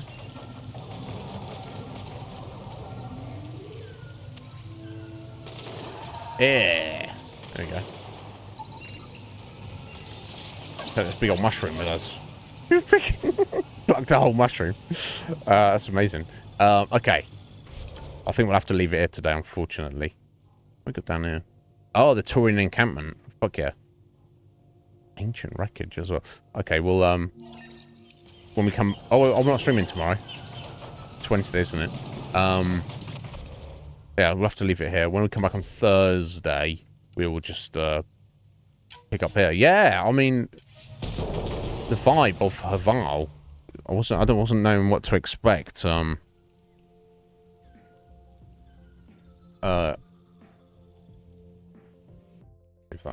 wasn't knowing what to expect. But yeah, the like bioluminescent, rainy, super humid jungle with dangerous creatures running around and fucking glowing mushrooms. Yeah, I'm all about that. Yeah, yeah. I see why you like it, Shepard. It's cool, right? So I guess compared to EOS or Vold, is going to be like technically, it's like, I wouldn't say less to do here, but I feel like it's a smaller area overall. Unless, of course, when you go to a planet, you when you zoom in on it, then you have to like choose like the landing point. And of course, on all the planets we've been to so far, it's like there's one place you land. So I wonder if there'll be a planet that throws us a curveball, where it's like actually you can explore this location on the planet, but you actually need to go to the other side of the planet to look at other stuff. Oh, there's plenty to do. Shepard's like, no. This. You've been deceived. Your eyes are deceiving you. It looks small, does it? No. Okay, cool, excellent. I'm excited now. I'm excited. So, Shepard, while I got you, just out of curiosity, if you had to choose one, what's your favourite Mass Effect? I know for a lot of people they say 2, and a lot of people say 3, don't they? Less people say Andromeda or the original, but I'm just curious. I can't really decide. I guess I'll have to get to the end of Andromeda before I decide. But I do from the trilogy, I feel like I prefer 2 and 3 over the first one. But I can't really decide between 2 and 3. I think from a gameplay perspective, I think 3 was maybe better. But I kind of like the vibe of the overall vibe of 2 more, like the story and what you're doing. I feel like 3 just felt like, because it was like all on full on war constantly. It's just like it's almost like too hectic. Not as a bad thing. I'm talking about small degrees of comparison. Oh, so 3 was your least favorite. Interesting. Yeah, I respect that. Yeah, especially towards the end, it got like very kind of like depressing and brutal. Just when they landed on Earth, and Shepard's like, "Yep, this is it, guys. It's nice knowing you. Let's all go die together." It's like, bro, fucking Ease up, yo. Ease up a little bit. I think I'll take these gloves off now. I've warmed up a little bit. Yeah, I'm hoping soon I don't have to fuck around hats and gloves and hoodies and shit, but we'll see. But anyway, guys, thank you for being here. Oh, Heather, did you? You're gonna be a punk, gonna punk it up. Blue, green mohawk. Heather. Giant badgers and a big lizard. I remember seeing that. Fuck yeah, I'm excited though, Heather. Got on the list now. What I did earlier, Heather, actually, I joined their Discord. Just in case there's any extra information on there, which I didn't see immediately because I didn't have time to look through it. But what that will do is that'll probably be like the first place they will announce that it's like live, ready for download, and yeah, they'll any like troubleshooting, that's be the place to go. So yeah, I'll let you know as soon as I know, Heather. You'll be the next to know. Right, yeah, okay. Yeah, that makes sense, Shepard. Yeah, definitely. Yeah, wasn't it? And then 3 kind of felt like more of the same. I don't know. I felt by a fractional degree that the combat was a little bit tighter in 3, but story-wise, setting-wise, it felt like far more kind of like bleak and dire. Which I guess it makes sense when they're fighting for their lives against the Reapers. But yeah, I don't know. I feel like 2 was like the it had the best of both worlds. They had this like sense of urgency, but they tightened up the gameplay, but it wasn't like you haven't running around trying to sort your life out. I don't know. But yeah, Heather, I'm excited for sure. But guys, thank you so much for being here. So yeah, damn, 2 raids today. Commander Shepard, thank you so much, appreciate it. And also Era, coming in the raid. Era, whose raid does more than anybody. Thank you, my dear. No, thank you. I appreciate you. Well, you go to bed, Era. Era's like, you can't tell me what to do. I can't, apparently. So thank you. Yeah, Heather, thank you for the 100 biddies. And thank you to Wild N7, Dread Wolf, and Steph for dropping those follows, and yourself, of course, Commander Shepard. Appreciate it. Thank you for coming in, buddy. Bringing your folks over here and having a pleasure to speak to you all. As a fellow streamer, if there's anything I can do for you, just let me know. I can't really do anything. Of course, I can't do a goddamn thing, but I do mean it. Yeah. So yeah, of course, I won't stream tomorrow, guys. Currently taking a break on Wednesdays, but we'll return on Thursday, and we'll finish looking around Haval. Very interesting about it. I'm glad it's not cold, at the very least. We'll deal with the wildlife. But if anybody needs me between now and Thursday, you can message me on Discord. Doesn't have to be anything urgent. You can just say hello if you like. You're welcome to that. I will don't always immediately respond, but I will respond as soon as I possibly can. So until then, guys, enjoy the rest of your day. Enjoy your evening. Whatever you need to take care of, but don't work too hard. Make sure to find some time to, for yourself to relax or have some fun, whatever it may be. So until then, take care. Bye-bye.